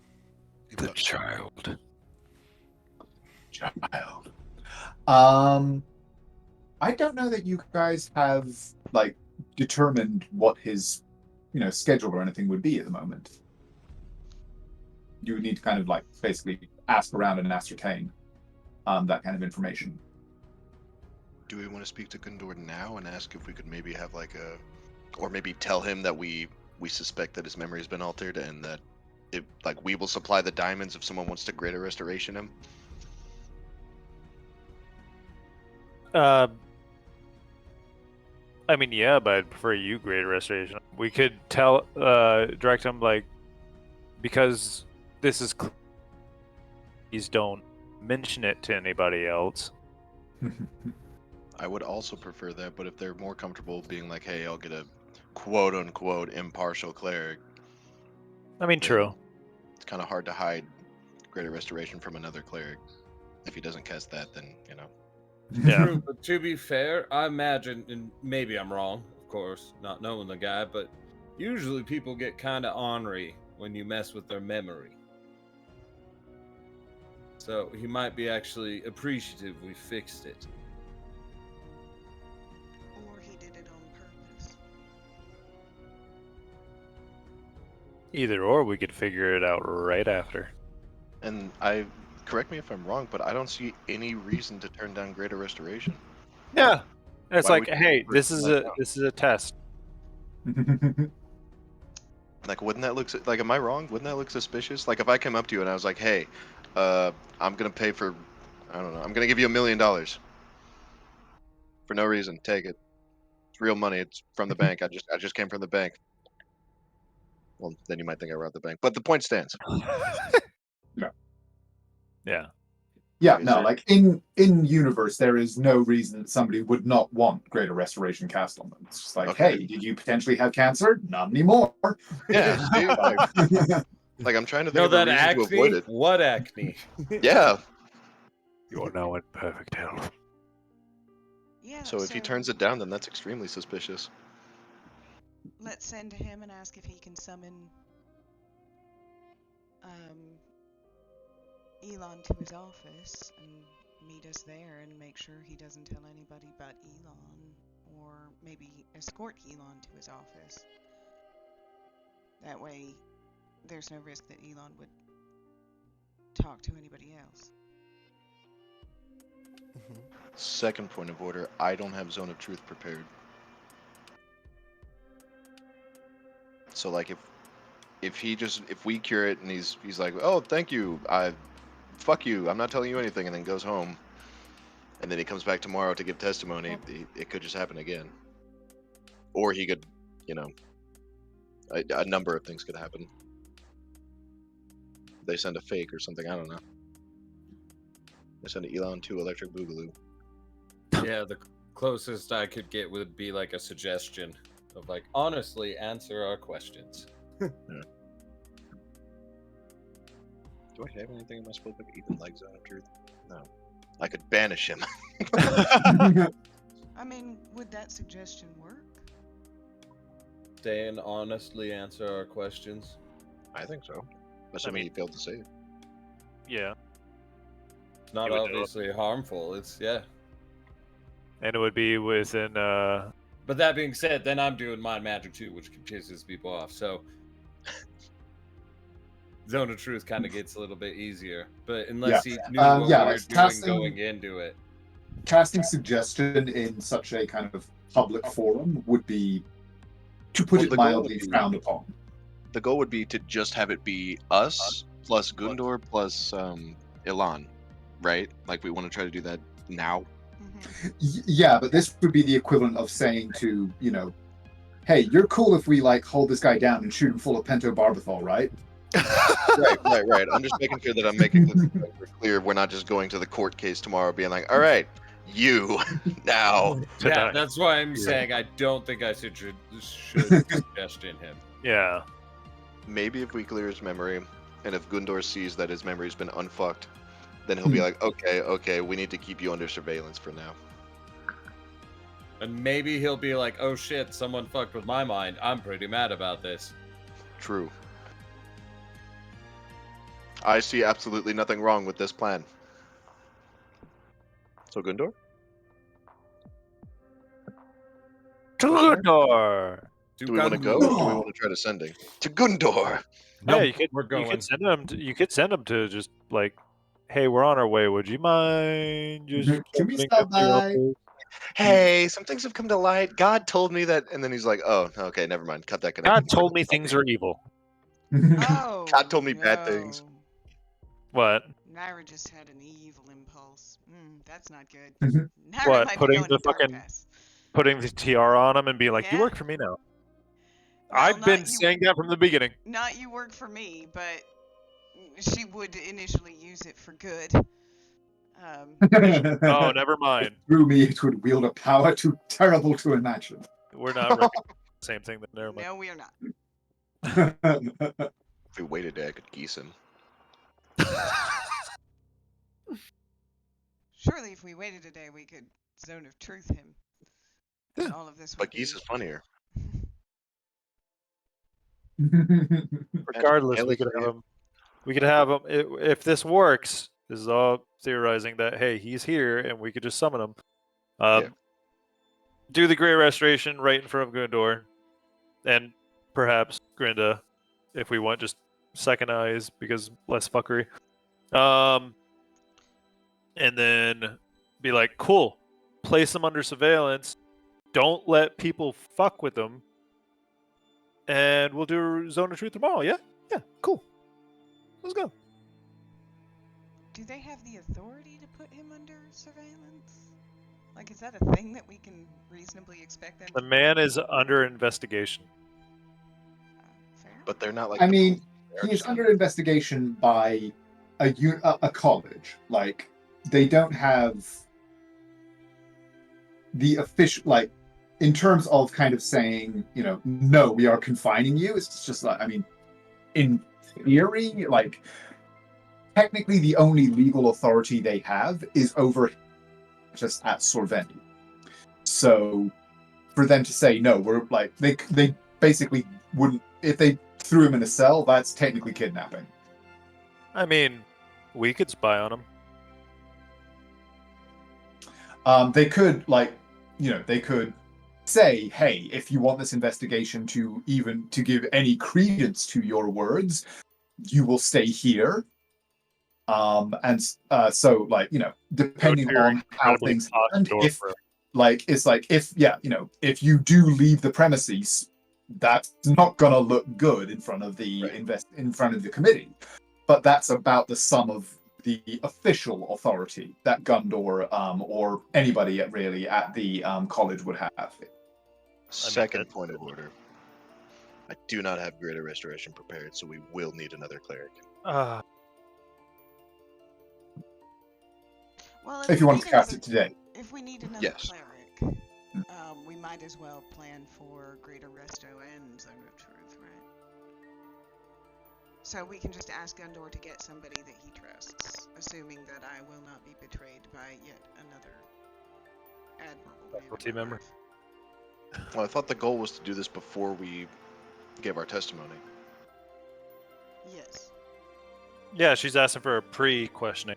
She's basically, Naira is basically saying that we should ask Gundor to get a cleric that he trusts and bring him along to this meeting that we have planned with Elon in whenever we arrive. That way, if Right, something okay, happens yes. within the 24 hours, or however long it takes to get there, he'd know Yes. something's fucked up. So do we want a sending, or do we just want to show up and request and then talk to him in person? Well, did we have a specific appointment time? Because we could No. just show up. He early. told Lauren to show up whenever, right? But part of me wonders if it would lend credence to our story if we got one of their clerics to do it, because they don't know I mean, Wander. yeah, it would. And then Wander would know if they did anything stupid. Yes, unless you're a bard, it's kind of hard to hide your spells. Or Or short sorcerer. No, we don't talk about those. Those aren't real. Subtle spell can't hurt you. It's not real. There's only bards and warlocks. Yes. We're just gonna show What's up. the plan? Showing up sound good? All in favor, say yay. Yay. Well, are we gonna Sure. send to Gundor and ask him to do that, or are we just gonna Summon ask when we him? get there? Yeah, that was my. I didn't know if we wanted to do all of this in person or if we wanted to, because we could show up, be like, "Hey, we need Gundor," for whatever reason. Maybe we want to talk to him about something private. Maybe Lorium's about to give him his armor. Who knows? Then we can talk privately, or we could send and be like, "Hey," but there's also the possibility that he's wearing one of those necklaces that just doesn't let you send him. Or he could just be like, okay, but why? And then you have to do another sitting. It might just be better to just go in person. Okay, yeah, we can definitely go under the guise that he asked specifically to see your armor, so might as Yeah. well. Yeah, I'm there for just being in person. We go To the back cave. Okay. You're to heading I off mean, Sorveni. to Sorveni? Okay. To the book You cave. step out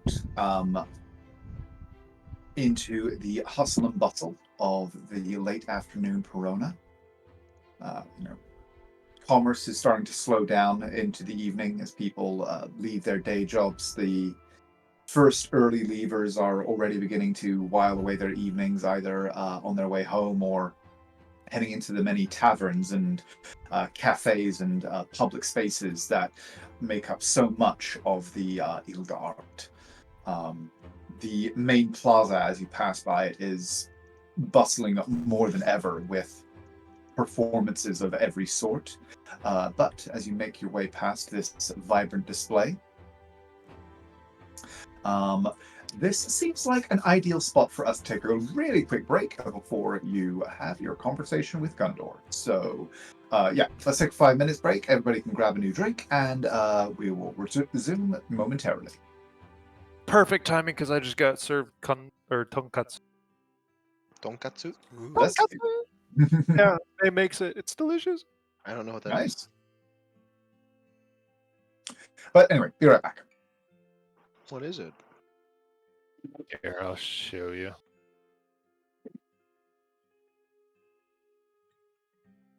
I only know Beesburger and Slider. Actually, wait. I don't know why I'm Google imaging when I could just take a picture of it and send it to you. Don't be one of those people. Don't be one of those people. What? Okay, fine. I'll fucking Google image it. Yeah, Google image it. You dickhead. Why you gonna call me that, mate? That's not very nice. Because I love you. It's not true. It's not true. It's very true. It's not fucking true, lad. He's got an opinion about something.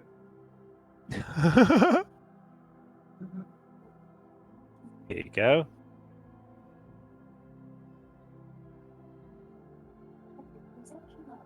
Now, what is that? It's basically like pan-fried pork with rice and veggies. This one has furikake, which is like seasoning, rice seasoning. Hmm. And a soy sauce mixture of deliciousness. That's the noodle shit. Tonkatsu sauce. That is sauce? Yes. What the fuck?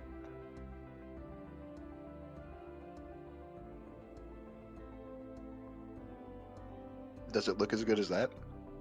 Yes. May knows how to cook. Yes. He's actually a really good cook.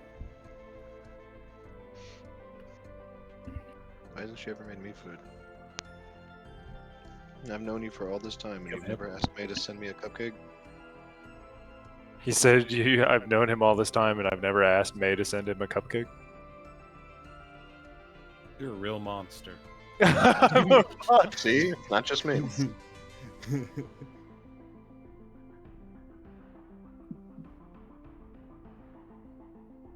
I'm sorry, Tyler. I don't When want you your visit fluffy us, little goddamn we'll cupcake. we'll make you cupcakes when you visit. Is that a promise? Oh yeah, I'll make cheesecake. You'll make Yeah. Would you rather have cheesecake or a cupcake? Summer's coming up, and that's the busy time for work. I might call off a week.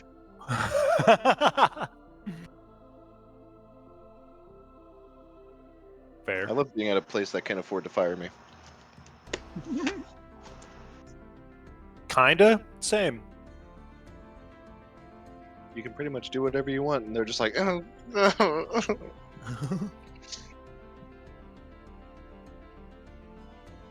I go They're like, get you know milk. what? I hate you, but you're coming to work next week, right? Yeah. Yeah. They're like, fuck you, go home. They send you home like 20 minutes early. And then you come back the next day, and they're like, hey, so can you do this for me? Yep. And you're like, not only am I going to do your job, but I'm also going to do 3 other jobs and still do them better than you would have done your one. Yeah, I've been in that. You'd be shocked how many dumbasses can't just wash dishes. Imagine getting paid $17 an hour to wash dishes and you still can't do it right. From the things I've heard, I believe. Fucking pathetic morons. Anyway, I want milk. I go get milk. Milk.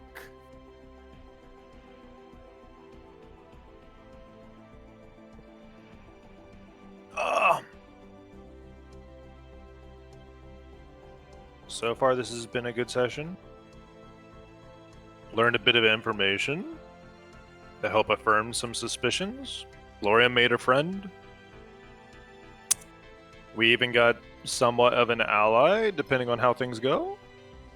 If we get this, and this plays out right, you know what I mean? Fingers crossed. But Yeah. then that means we get into the library, Yup. which gives And then us the next Wander Stab. one more Gets checkpoint. Naira off the mission. hook. Yeah. Yup.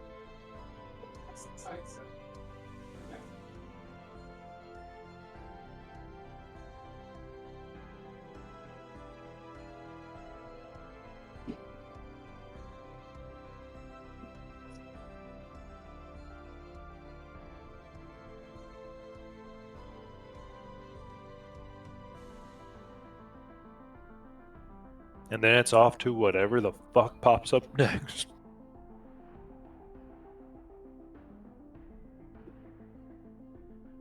I think the aunt's gonna die. Had to say that before he put on the headset.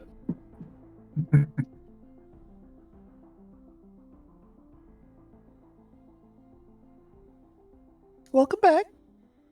Danke schön. Bitte.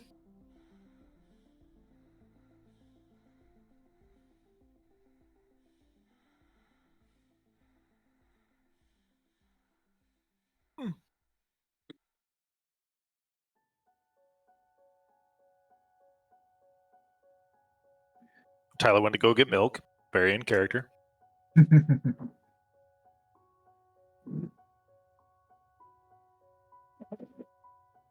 important to stay in character.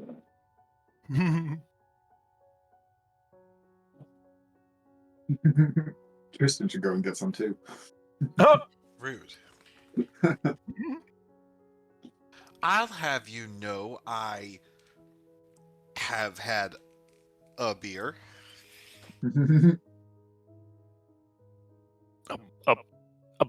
A bear? Yeah, as a pet in the woods. You have a pet bear? No, Aw. I was like, you're Russian? not this character. No.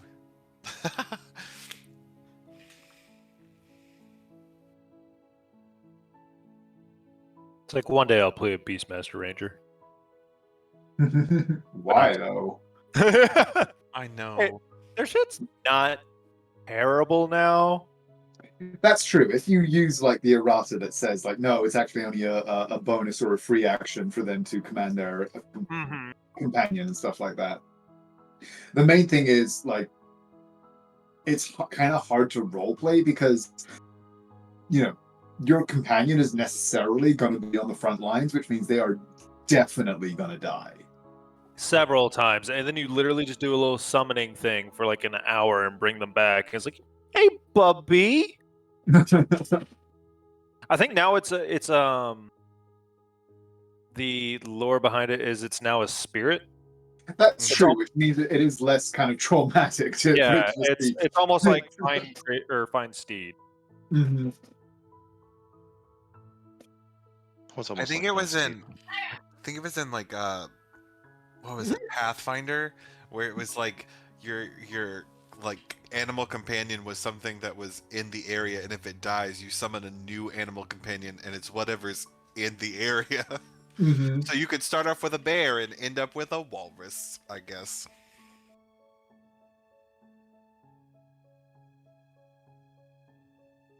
I just want a pet walrus. That's all that was.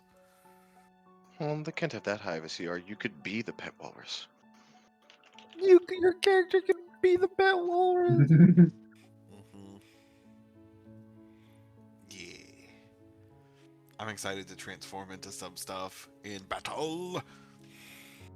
You're gonna turn into like a hawk and fight, right? You're gonna fight Hawkman, right? I don't know about hawk. How about Rat? Yes, I will be the rat, and I'll bite him, and I'll give him rabies. I feel like that says more about you than it does about combat abilities. I'll Like, give him the you'll get- bubonic plague. He'll be fine and get away, and then like what you guys won't see is in 6 months when he gets that, like he starts to get that twitch. It's a good No. question. What if you contracted rabies or the plague as a fucking? Well, no, it's the fleas. Yeah, what if you contracted rabies as a fucking wild shape? I don't know. Then you have your cleric friend or your paladin Yeah. friend or Your bites you. become a lot Garrett. more powerful for that 1 hour, though. I just have to like get a really awful flea bath. Ugh. You could just be a danger noodle. A danger noodle, that is true. I have lots of options. Yeah. You become the world's longest danger noodle. Giant boa constrictor.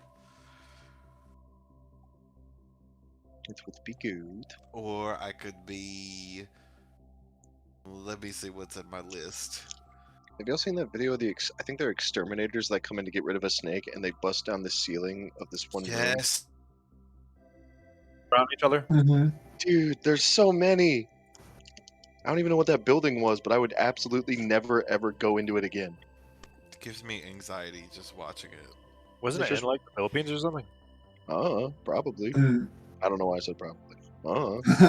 My brother actually he was traveling in the Philippines with a couple of his mates once, and they came out in the morning, and they saw like this giant like centipede, and by giant I mean it was like this thick and like this, my God. like 3 or 4 feet long, and like they were just like, whoa, what the fuck is that?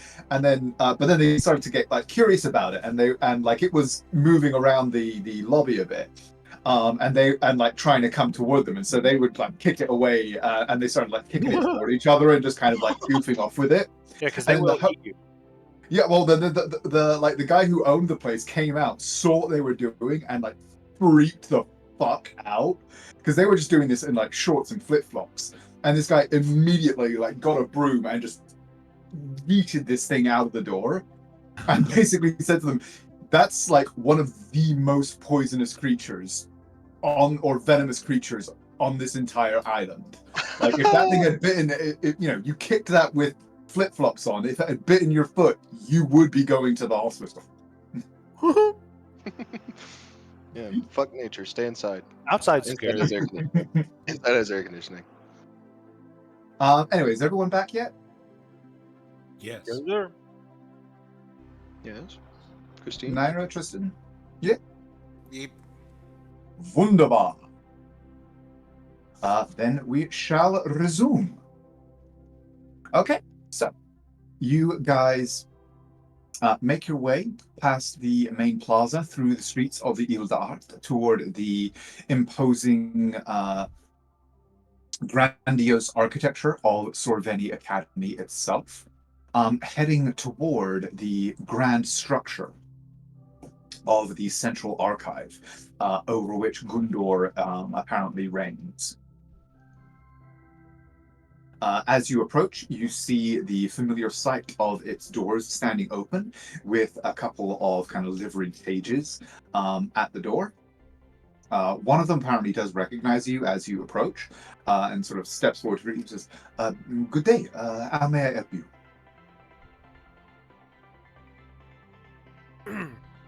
Sorry, I was eating. I believe Professor Gundor offered us an invitation to his study so that he may study my armor. If you wouldn't mind, just let him know that Lorium and his friends are outside waiting for him to escort. Certainement. I believe he is done with classes for the day, so your timing is good. One moment. They turn around and head inside. You guys are left to your own devices for a few minutes. You do see students heading in and out, some of them giving you quite curious looks as you pass. Kind of taking in this group that is obviously not students or faculty here. At least some of them do seem to know who you are. You do see some kind of whispered conversations behind hands as people pass you by, going in and out. But a few minutes later, the page reappears and says, "Yes, Professor Gundor will be pleased to see you. If you will follow me." And now, for the first time, you are allowed to step within the main grand doors of the Sorveni archive.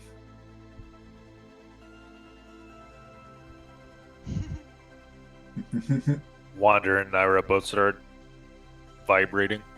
Just in the background. Oh shit, you wanted to come in here too, yeah. Like, So, we broke as away. How you- much time could we get? We could get like 30 seconds. As you enter, you see what can only be described as a cathedral to knowledge. The very air seems scented with parchment. The hushed whispers of hundreds, potentially, of people moving quietly among the stacks, turning pages at desks, discussing in quiet voices the arcane historical esoteric that they study. Everywhere you look, tier after tier, row after row, balconies stretching above and away, lined with knowledge. This place is very clearly a sanctuary of learning. And just from a casual glance, you can tell that the archives and the tomes that it contains are easily numbered in the tens of thousands.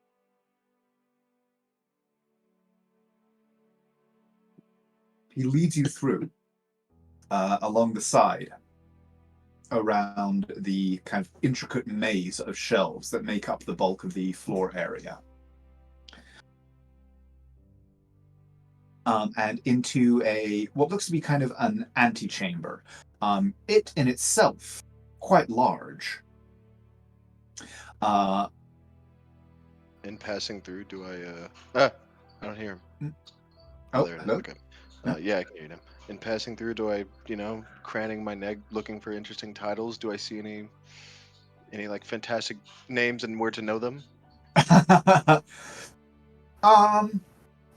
Go ahead and give me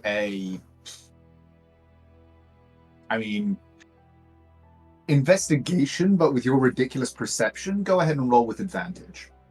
Okay, I got this. I never roll low. Investigation. Ha.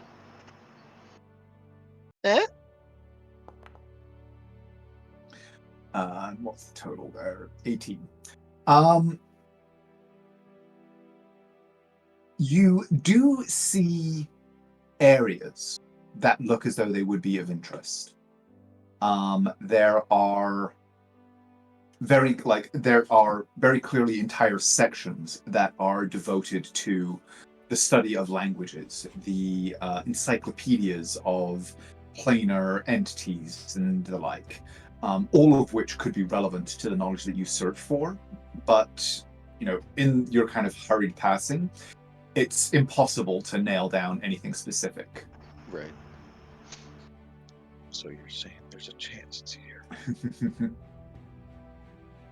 But, as I said, before very long, you are led into what seems to be kind of an antechamber that, as you step through into it, is of itself a incredibly robust library. Easily several hundred, if not a couple thousand volumes, lining the shelves of this smaller space. But you, Naira, recognize this as Professor Gundor's private office, which is essentially an annex of the library itself, where he keeps tomes related to his particular individual areas of study. And as you step in, as you guys are led in, you see him standing with his hands upraised in front of some form of arcane. He's moving his arms in very clear arcane gestures, whilst muttering out some form of arcane speech that you can see, like manipulating the apparatus in some way as it spins and pulses with energy at different times. And he glances up as you come in and says, "Ah, good. You have entered. You have arrived. Please, Lorian, approach the apparatus." With a 24, what precisely are you trying to glean? I'm just trying to figure out what he's doing. With a 24, you actually recognize this apparatus pretty specifically.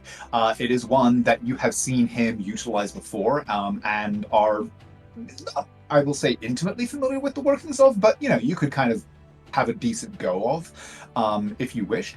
And it is essentially a way of magnifying and recording the insights that are able to be gleaned from things like detect magic. It's essentially an intensifier for those kinds of divination magics.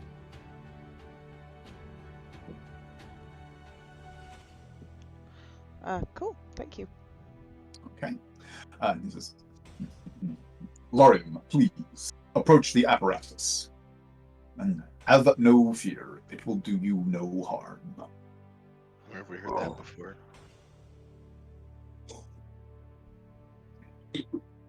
"If I could trouble you to remove any other magical item." Oh, it's like actually up on a table. So Oh shit! yeah, you just clamber up. He says, "If I could trouble you to remove all other magical items from your person, it will enable me to receive a clearer image." Okay. He'll just closest to me. Oh, perfect, Tristan. He'll just he'll hand you Devil's Bane and the Long Sword of Warning. And the deck of minor things. Don't take another one. And a rod that you don't know. And just in case, a potion of healing. And a wand that he doesn't and know. a wand that you don't know, and an amulet that you don't know. And that's it. And a pair of handcuffs. None of us know how you got those. We Don't know. ask questions. Don't ask questions about those. I slide those under the table. Are you a cop? They're fuzzy cups. No. This will take less time if you stand as still as possible. I cast Hold Person. I appreciate your cooperation. Of course, and I believe my friends here have something to ask you about, either during or after. If I can be allowed to focus for a few moments, it will be of use. Afterward, I will be happy to converse. Naira, if you wish to observe, you are most welcome. You may find this instructive. She's already got her notepad. And he raises his hands again, moves them, and casts a spell that Naira and Uther at least will instantly recognize as a variation of Detect Magic. That he sort of pushes into the apparatus, which lets out a brief kind of glow. And then you actually see a representation of Laurium's form beginning to appear and sort of coalesce as though being traced by a very thin wire of light. That begins this image beginning to take shape on the above the apparatus on the table. As he seems to kind of manipulate it a little bit and focus it for a few moments. He spends a few minutes with this arcane chanting, focusing the image on you, Laurium, and you see the figure complete its initial progression, and then the more you look at it, the more you realize that it has become, over time, becoming more and more detailed. As you see him, as he kind of approaches you, and still chanting, begins to run his hands over the runes and the draconic inlays of portions of the armor. And as he begins that process, he says, far less concentration is required now.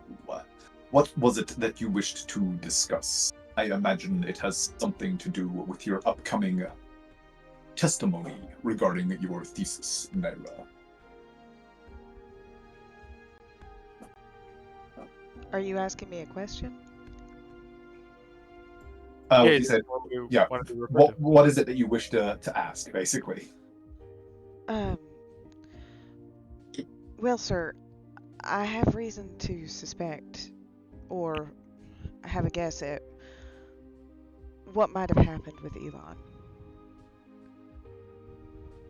Do go on.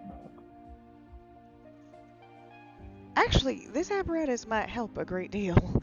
And she says, I suspect that his memory might be modified. A possibility, indeed. I had considered as much when you displayed such willingness to testify under the effects of truth.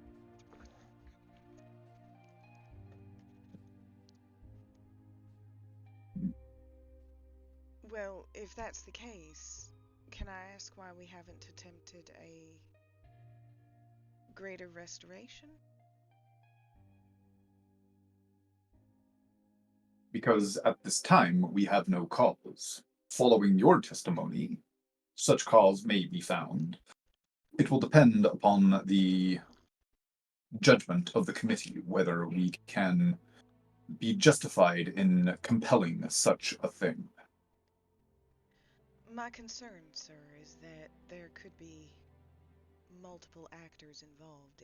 If his memory has been modified, he doesn't have the power to do that himself, does he? And he must have had help getting certain information. Indeed. Such a thing would require several hands at least. So if some of those conspirators are here at the school, waiting for the official investigation to have cause might, well, do more harm than good.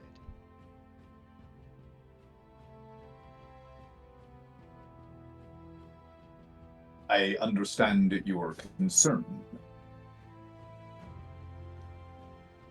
Do you have any reason to suspect any particular individual? Do you mean of being responsible? of being conspirators, as you named them. Specifically at the school, no, I wouldn't know who to suspect. But I do believe that it must have been many hands, and it would make sense to me that he had some sort of handler.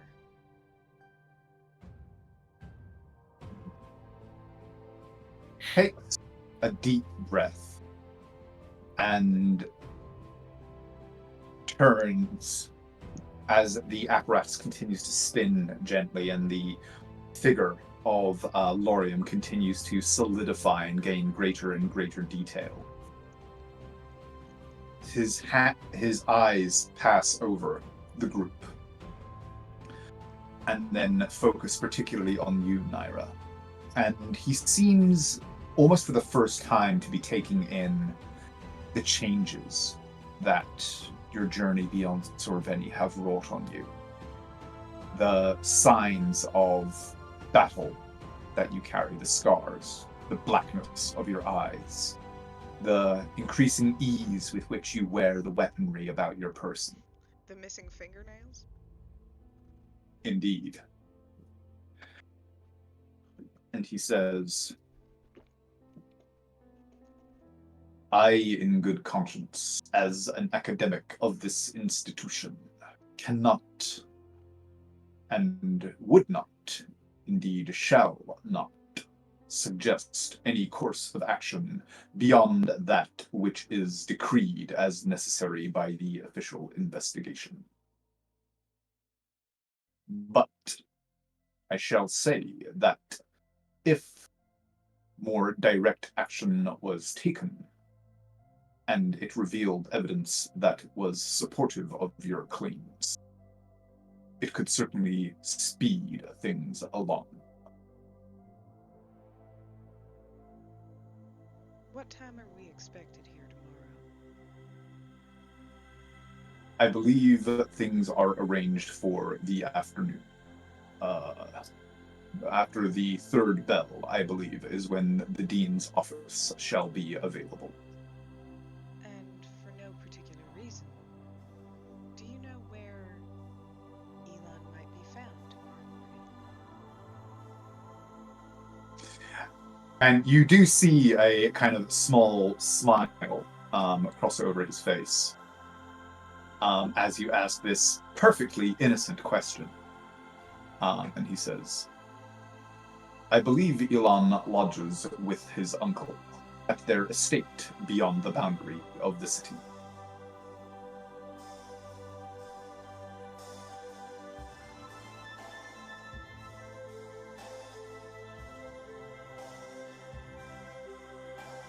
When he said what he did, was he saying that we could take direct action? That's how I understood Give me an it. insight check. Me as a player, I was like, was that a nod for us to do something? He said he did not, shall not, and will not condone this kind of action, so obviously not. Said, but more direct action could help beat it along. He was saying that officially he is required to state that the investigation is the sum total of all that is required to reveal any and all truth in this matter. However, should you guys take action that will enable you to present additional testimony, he is, that could certainly speed the investigation, and he would see no reason for such testimony, should its veracity be beyond reproach, to be not included. So he wasn't not saying that you should do it. So don't torture him, but go ahead and seek I mean, information. from what you know of Professor Gundor, yes, that would be frowned upon. Don't make the scars visible, heard. Put the soap inside the blanket or the pillowcase. It's hand soap in a sock. Yep. Well, There it is. That's the Naira we know and love. Sock party. Yeah, so he wasn't not saying that,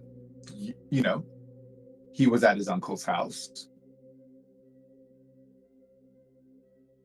Do with that information what you will. He was just answering a obviously purely innocent social inquiry. And should we hurriedly make our way there, he'd be none the wiser.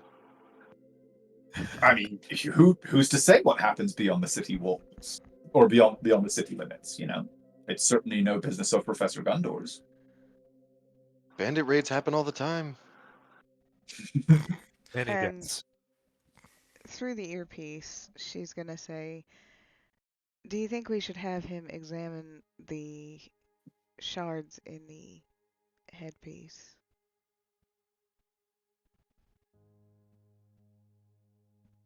Lorium's just trying to stay perfectly still, but he's just like looking down at her pouch where she keeps it and looking back up at him With one eye. with one eye. Sorry, it's really hard to read you, Lorian. He does eye exercises too. God damn it. Lorium starts blinking in Morse code. Help me. I think yes.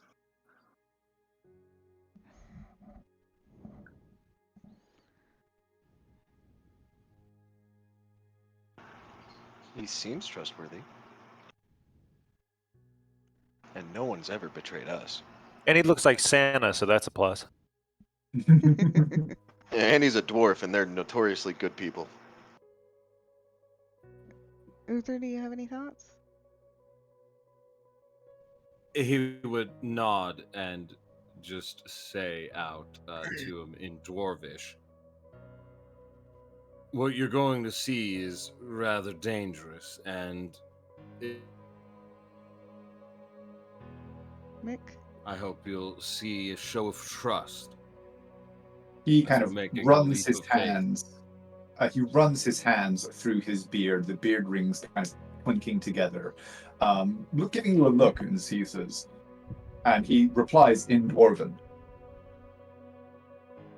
It would not be the first such thing I had seen.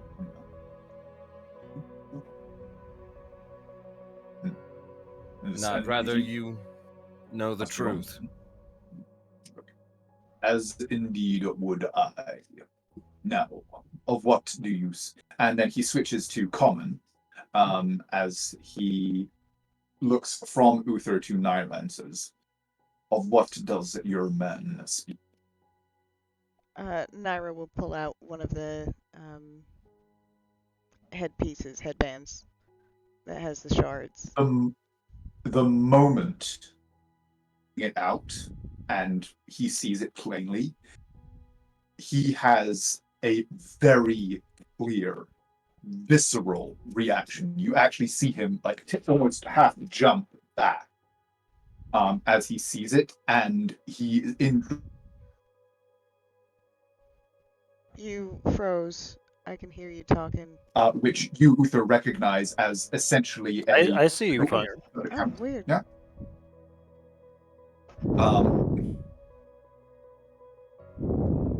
But Uther, you recognize this as halfway between and a invocation of divine protection. It's like freezes for a moment, staring at this thing. To you, Naira, he goes, "Where did you get that? Answer me now, Naira." This particular thing we got off the head of Lady Loretta when we rescued her from the island and then delivered her to the crown. Now, I find This one, you have more? Well, yes, I have a second one. It was on another lord's head. But I have seen more of this. What surprises me is that you know what it is, sir.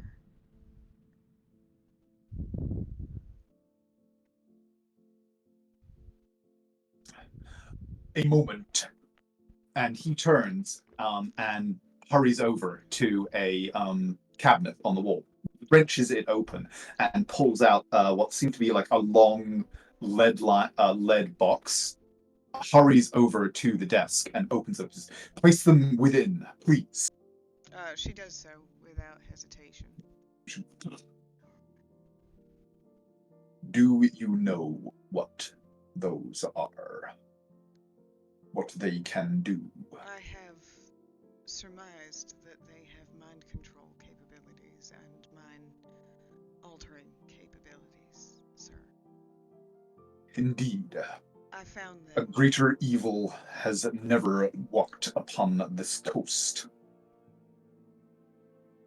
Well, what was not included in my thesis, sir, was that we found quite a lot of it. We found a cave where it was, I don't know, growing. I'm talking about that stuff, Dash. We destroyed entrance to the cave, tried to bury it, destroyed every piece of it that we could find. I had hoped that we had destroyed it all because it didn't seem right to let that kind of thing exist in the world. But apparently I did not have it all, and it is still being used. But this is why I believe Elon's memory has been modified. I believe that somebody has been using stuff like this. And he now is kind of running both hands across his beard, almost in a kind of nervous manner. The rings kind of clanking together like a heavy wind chime, as he's kind of. You destroyed the entrance. No more can be found there. You are certain. Well, as best I could, and she gestures to Uther, we shattered the entrance. We collapsed it. And it was growing. You said. It seemed to be spreading. There was a demon that had been imprisoned in a chamber within a cave.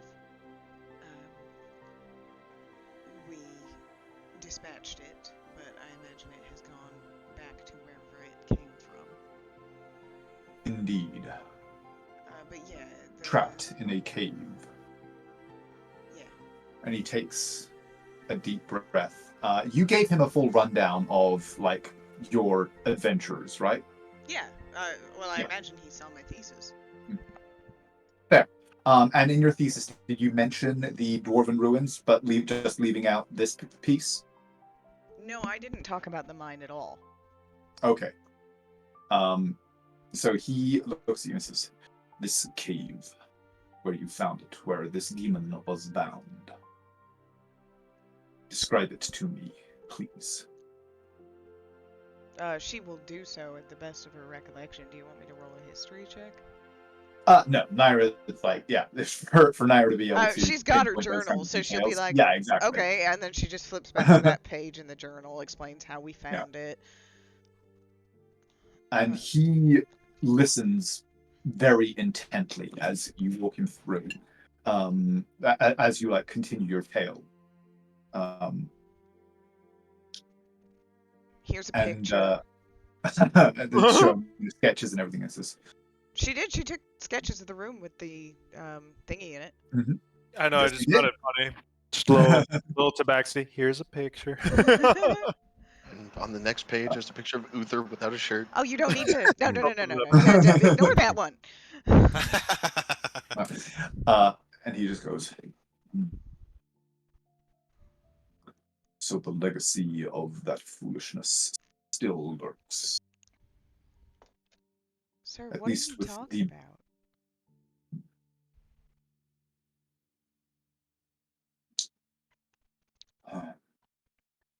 Have you ever wondered why the dwarves of Asgarak and the elves from beyond the mountains do not come here in number?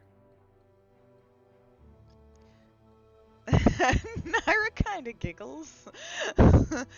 And she goes, I sort of assumed they just didn't feel welcome. Whilst that is true enough, the opinions of the younger races are malleable to those with long enough life. Well, perhaps not malleable. That suggests a lack of agency on your part, which I would not wish to infer. Changeable, as all things are with time. No. We left because there is a poison in this land. Kingdoms, empires, crowns, all that would build power here are sundered. Once, before even Herakton laid claim to this place, there were dwarven underways that ran from the mountains to the coast, even out to the isles themselves.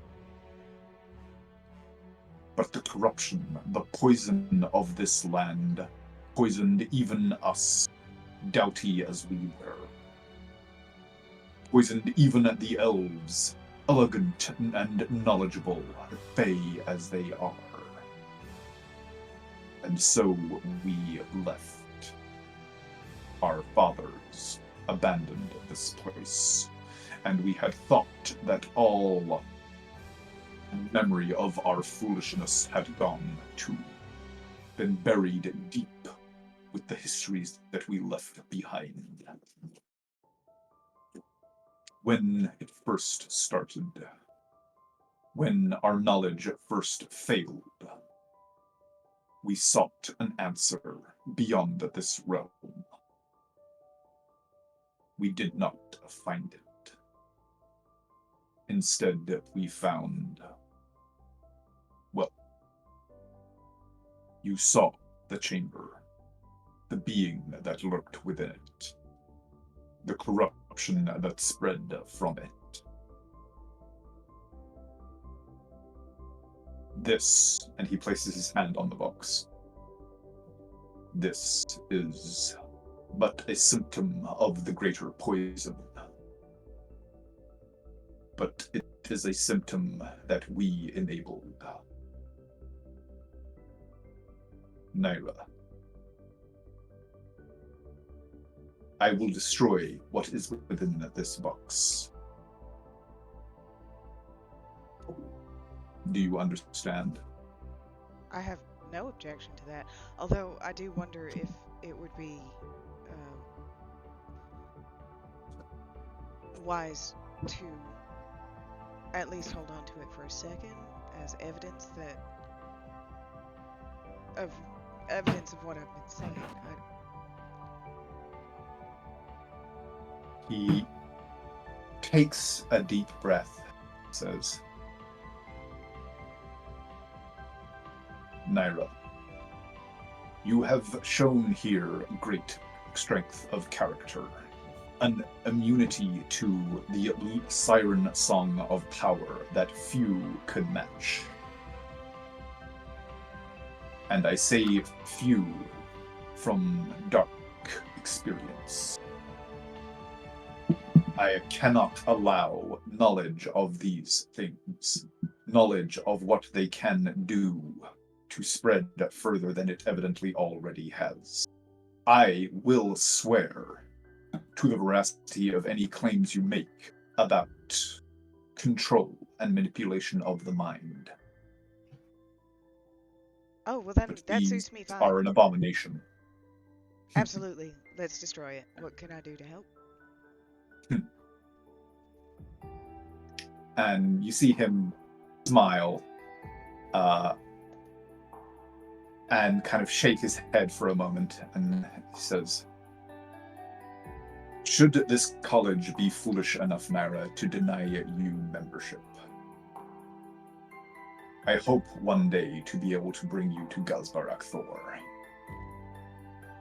It would be illuminating to see what a mind such as yours would do in those hallowed halls." I'm touched, sir. Thank you. And he takes this deep, shuddering breath. Sorry, Mhm. she's gonna say one more thing. Go on. Even if they do accept me, I would still love to go.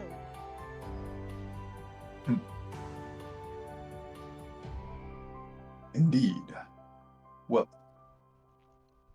for the service that you have done us here by bringing this to me, by bringing me knowledge of what lurks below the mountains of Dorvashi, that service may well have bought you that entry that you seek.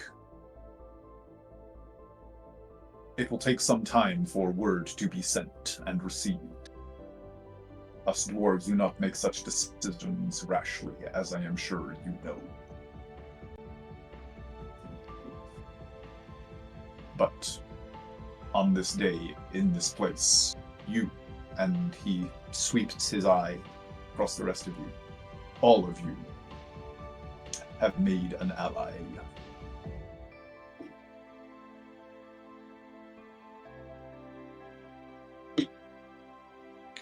Lorium's just like,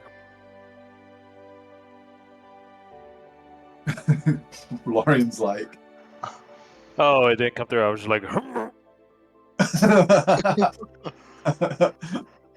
it's like, I'm trying to hold still and give you a thumbs up. doesn't know how he doesn't know how literal he meant when he said still. So even like moving of the mouth.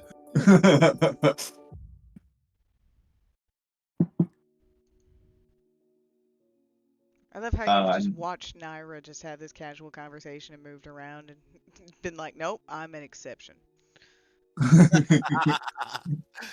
Yeah. Also, I would say Wander would pick up when he mentioned destroying the fucking things. Blurring winced a little bit.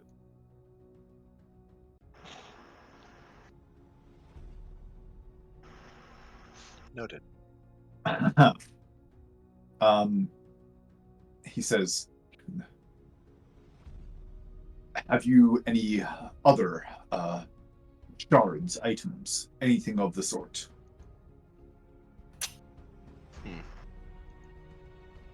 Of the shards? Yeah, he's got his hand on the box containing the headbands. I will look through my stuff, but as far as I know, no, there's nothing else. I've destroyed all the other bits. And then Midnight pops out of fucking nowhere and is like, actually, I've got this one. I'm pretty sure I gave all of them back to you. Like, I'm 95% sure I got... I do remember Naira giving him, like, a magical pat down. I'm giving everybody a magical pat down, actually. But anyway. He places his two hands on the box, and you see him muttering something as his fingers move in a complicated arcane pattern, and there's kind of a shimmer of energy over the box itself.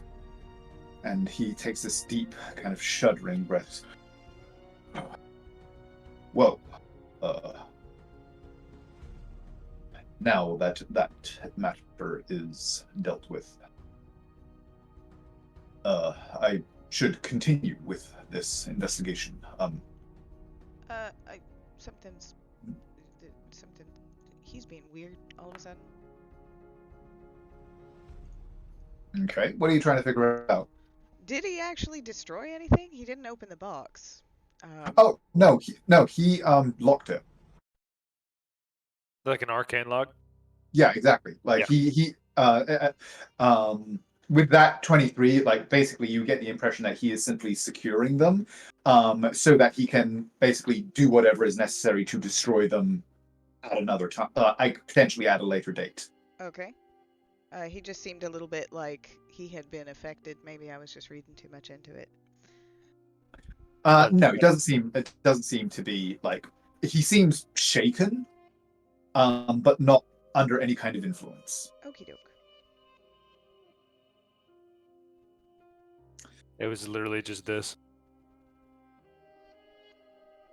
Just what? The general chat. Oh. Why shouldn't I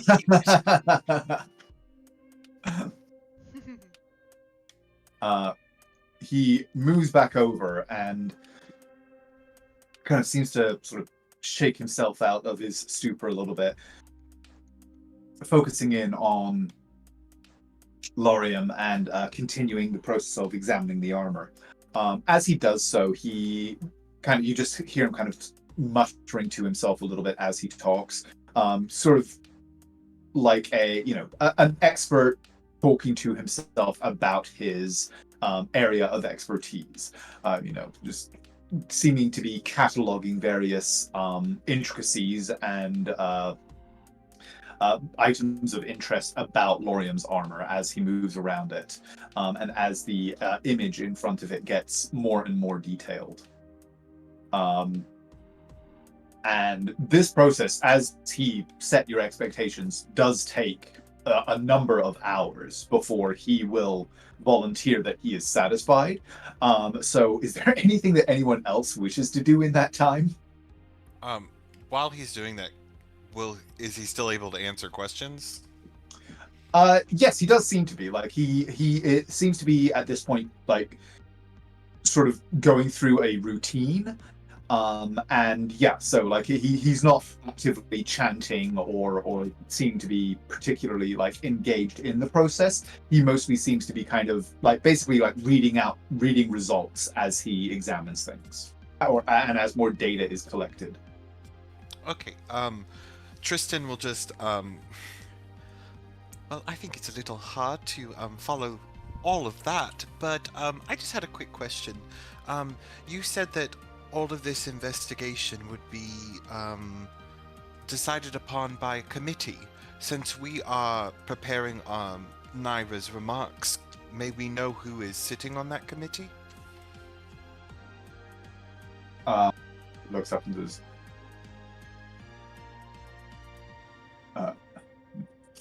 indeed. Normally, such things would be decided upon by the four most senior members of the various faculty areas. That would be the dean, of course, Administrator Grenda, who I believe you are familiar with, myself as a professor of the subject in question shall, of course, sit on the committee as well, and Master Theophania, who oversees all such theses matters. Okay. Naira, you are familiar with all of these individuals. Master Theophania was my sort of thesis coordinator. She was. I remember. I named her after the Tiffany.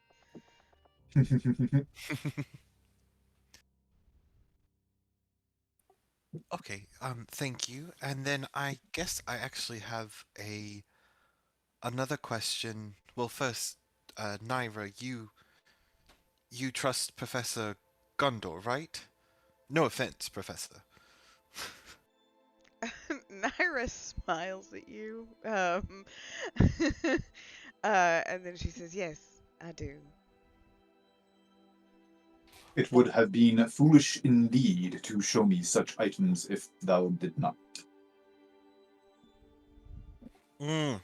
Right? I'm putting that together now. Okay. Well, the reason I'm asking is, Lady Naira, you seem really good at locating things that seem to have disappeared, and it actually so happens, and he's like saying this from behind a glaive, all this kind of slide. Well, the reason I'm asking is because I originally intended to come to the library to try and find the Order of the Argent Shields is now based here in Perona at the keep with the Queen, but that's not where it was originally based out of.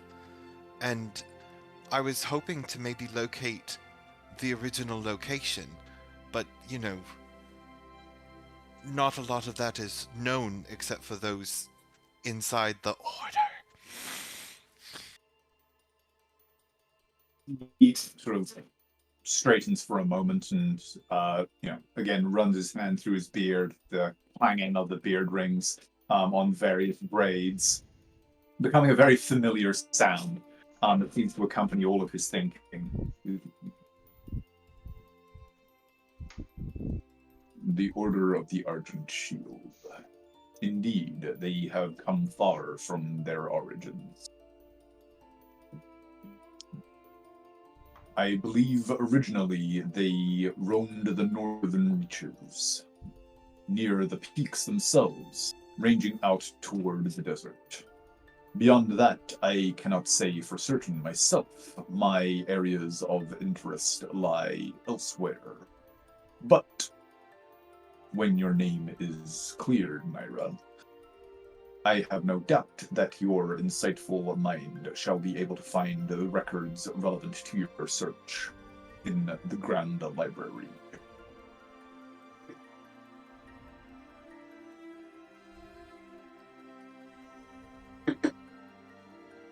However, do be aware that many records from that period are lost forever.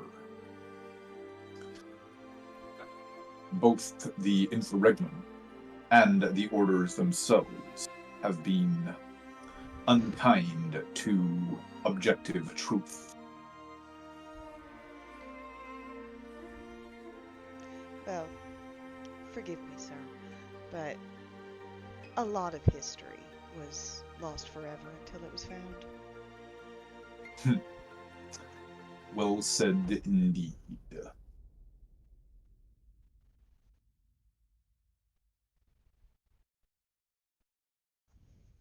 Okay. And is there anything else that you guys want to discuss with the professor or with each other in his library as he continues his examination of Lorien? Would Wonder want to ask about funny thing in here? Maybe there's a book in here? Wonder would not like to ask about that. No.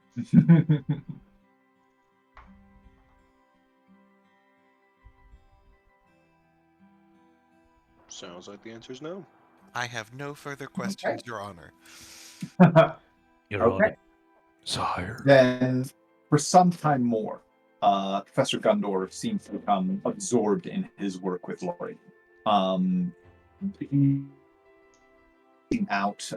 Scratching down notes on various pages as he continues to work, slotting in various crystals into the apparatus as more and more detail begins to be formed. And eventually, after quite some time, Lauren, your joint's starting to seize up a little bit. He steps back, apparently satisfied, and says, "There, that shall suffice, I think, for a cursory examination. A pity that you cannot sacrifice more time for the gathering of data, but I understand that garb as useful and powerful as this is hard to part with, especially when one lives as eventful a life as you evidently do, my large friend." He just immediately sort of lets his fucking knees relax in the armor. And just grabs the side of the table and just starts stretching them out and like he's like, yeah, sorry about that. I totally would if we weren't doing something for that amount of time, but I doubt that'll be the case. Indeed. It would not surprise me at all if tomorrow is a most eventful day. I hope you shall have not too much need of your armor. Same here. Well, depending. And he turns and looks back at the box, and kind of you see a little shudder run through him again.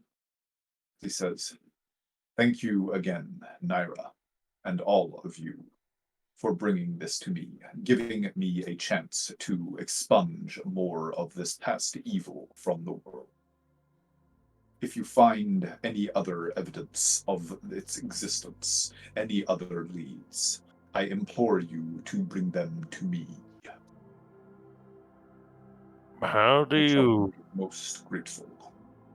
go about destroying shit like that? The same way one destroys anything else, with a sufficiently powerful forge. It's basically what I did. True. Do be careful. They are explosive. And he looks at you again, kind of quirks his head and says,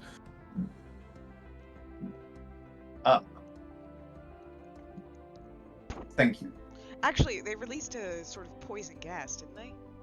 Yeah, Yes, yeah. Yeah, so she would tell him, do be careful about that. I remember that, and I remember I was literally a grid away from being affected by it. you were like, you were here, smoke was here. Oh, I wish you guys had, like, there were so many things that could have happened there. You could have fallen, through the crumbling floor, you could have been in the mist. So many missed opportunities. Oh, We can do it again. We can fall through the floor. Bring him back. Yeah, she'll see. Wee! But he nods and bows his head and says, "I shall take all due precaution." Until tomorrow, then, Naira. I shall meet thee in Dean Calum's office.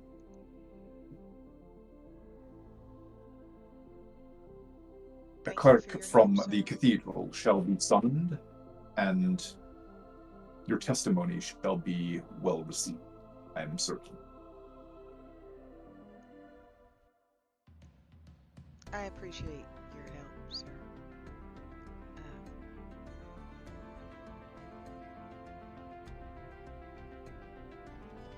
Naira's feeling a Stone bit anxious, be but that's it.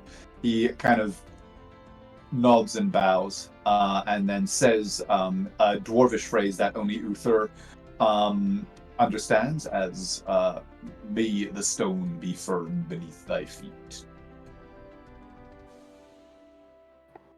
Underneath thine as well. Give him a bow. Head out.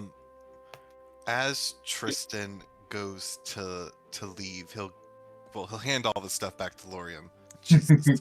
His arms are dead now. But he'll give like a slight bow to Gundor, and then just ever so slightly, his eyes will glow just a little, and in Celestial, he'll just say something along the lines of keep up the fight of good, and then just pew, leave. Okay, so you don't get to see how he reacts to that. Nope.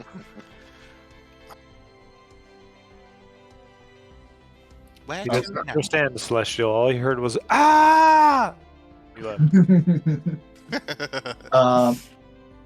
So, yeah, you guys step back outside and are able to head back out to the hustle and bustle of the main plaza of Sorveni College. The city of Perona, the Isle d'Art, extends beyond.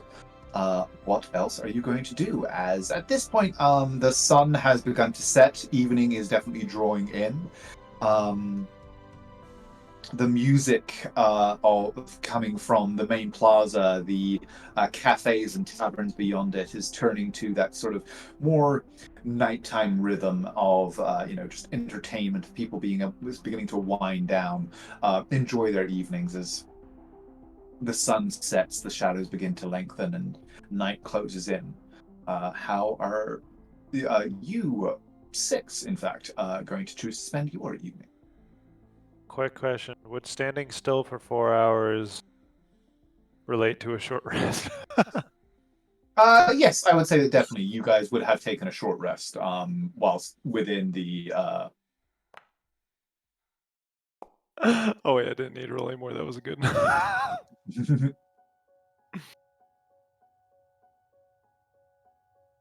And in fact, yeah, given the length of time, it would in fact be pretty much full night at this point. There is still a little kind of hint of color on the western horizon, but it is definitely getting toward dark at this point. It's time to go commit assault and battery. Battery and assault. We throw Energizer Bunny at them. Bunny assault? Bunny battery? I mean, we have a druid. Give him some drum. I'm sure Druid. there's a dire rabbit somewhere. The old pocket druid. You just fastball special me, and I turn into a piranha in midair.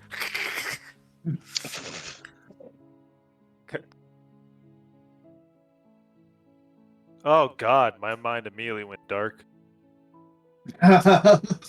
No. Next time we torture somebody, we just tie them up, and then he probably No. turns into a piranha. Then we stick him down his throat. No. I mean, if you're gonna go that way, make No. My mind goes dark when I'm thinking. More But like a implants. puffer fish, like that's. Oh, you're right. There you go. One of those Go ahead. Amazonian spikefish. Go ahead, Mhm. swallow. That is true. And Tristan does not have a fear of small, tight places. So this Anyway. Oh, gross! That's the part you anyway? That's the part Got you him. say, okay, moving on. Alright, let's put a piranha down some guy's throat the next time we're trying to torture him. So, Tight holes. Anyway. are we going tonight or in the morning? I would figure that we would go in the morning because that way our good friend Wander can prepare all the right spells. Yes. Oh, and Mr. Wanda, if you would like to save some of your energy, I also have the capability of casting Greater Restoration, if you would like me to do that, or you can totally do it. It does not matter to me. Would you prefer to?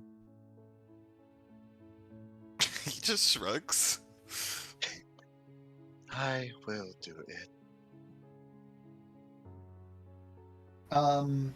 Tristan, go ahead and give me a wisdom save. Oh, A wisdom save?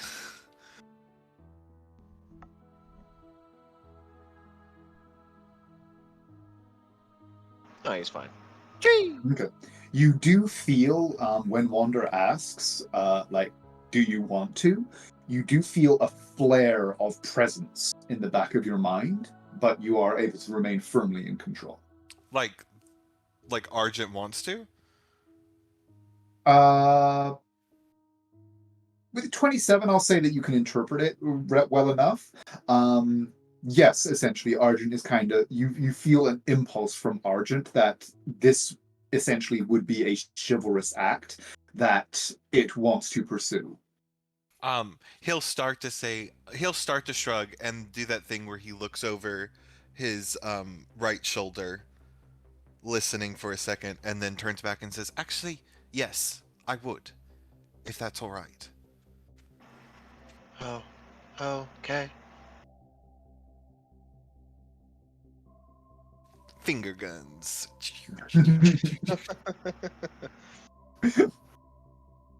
Cool. So, and then I assume you guys are returning to the Exquisite Blush to your rooms for the evening to wine and dine before settling in.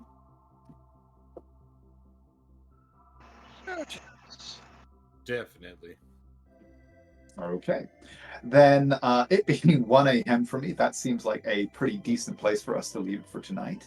And next session certainly promises to be rather interesting for at least some people anyway. As we shall see what happens when you attend the Bellavere estate.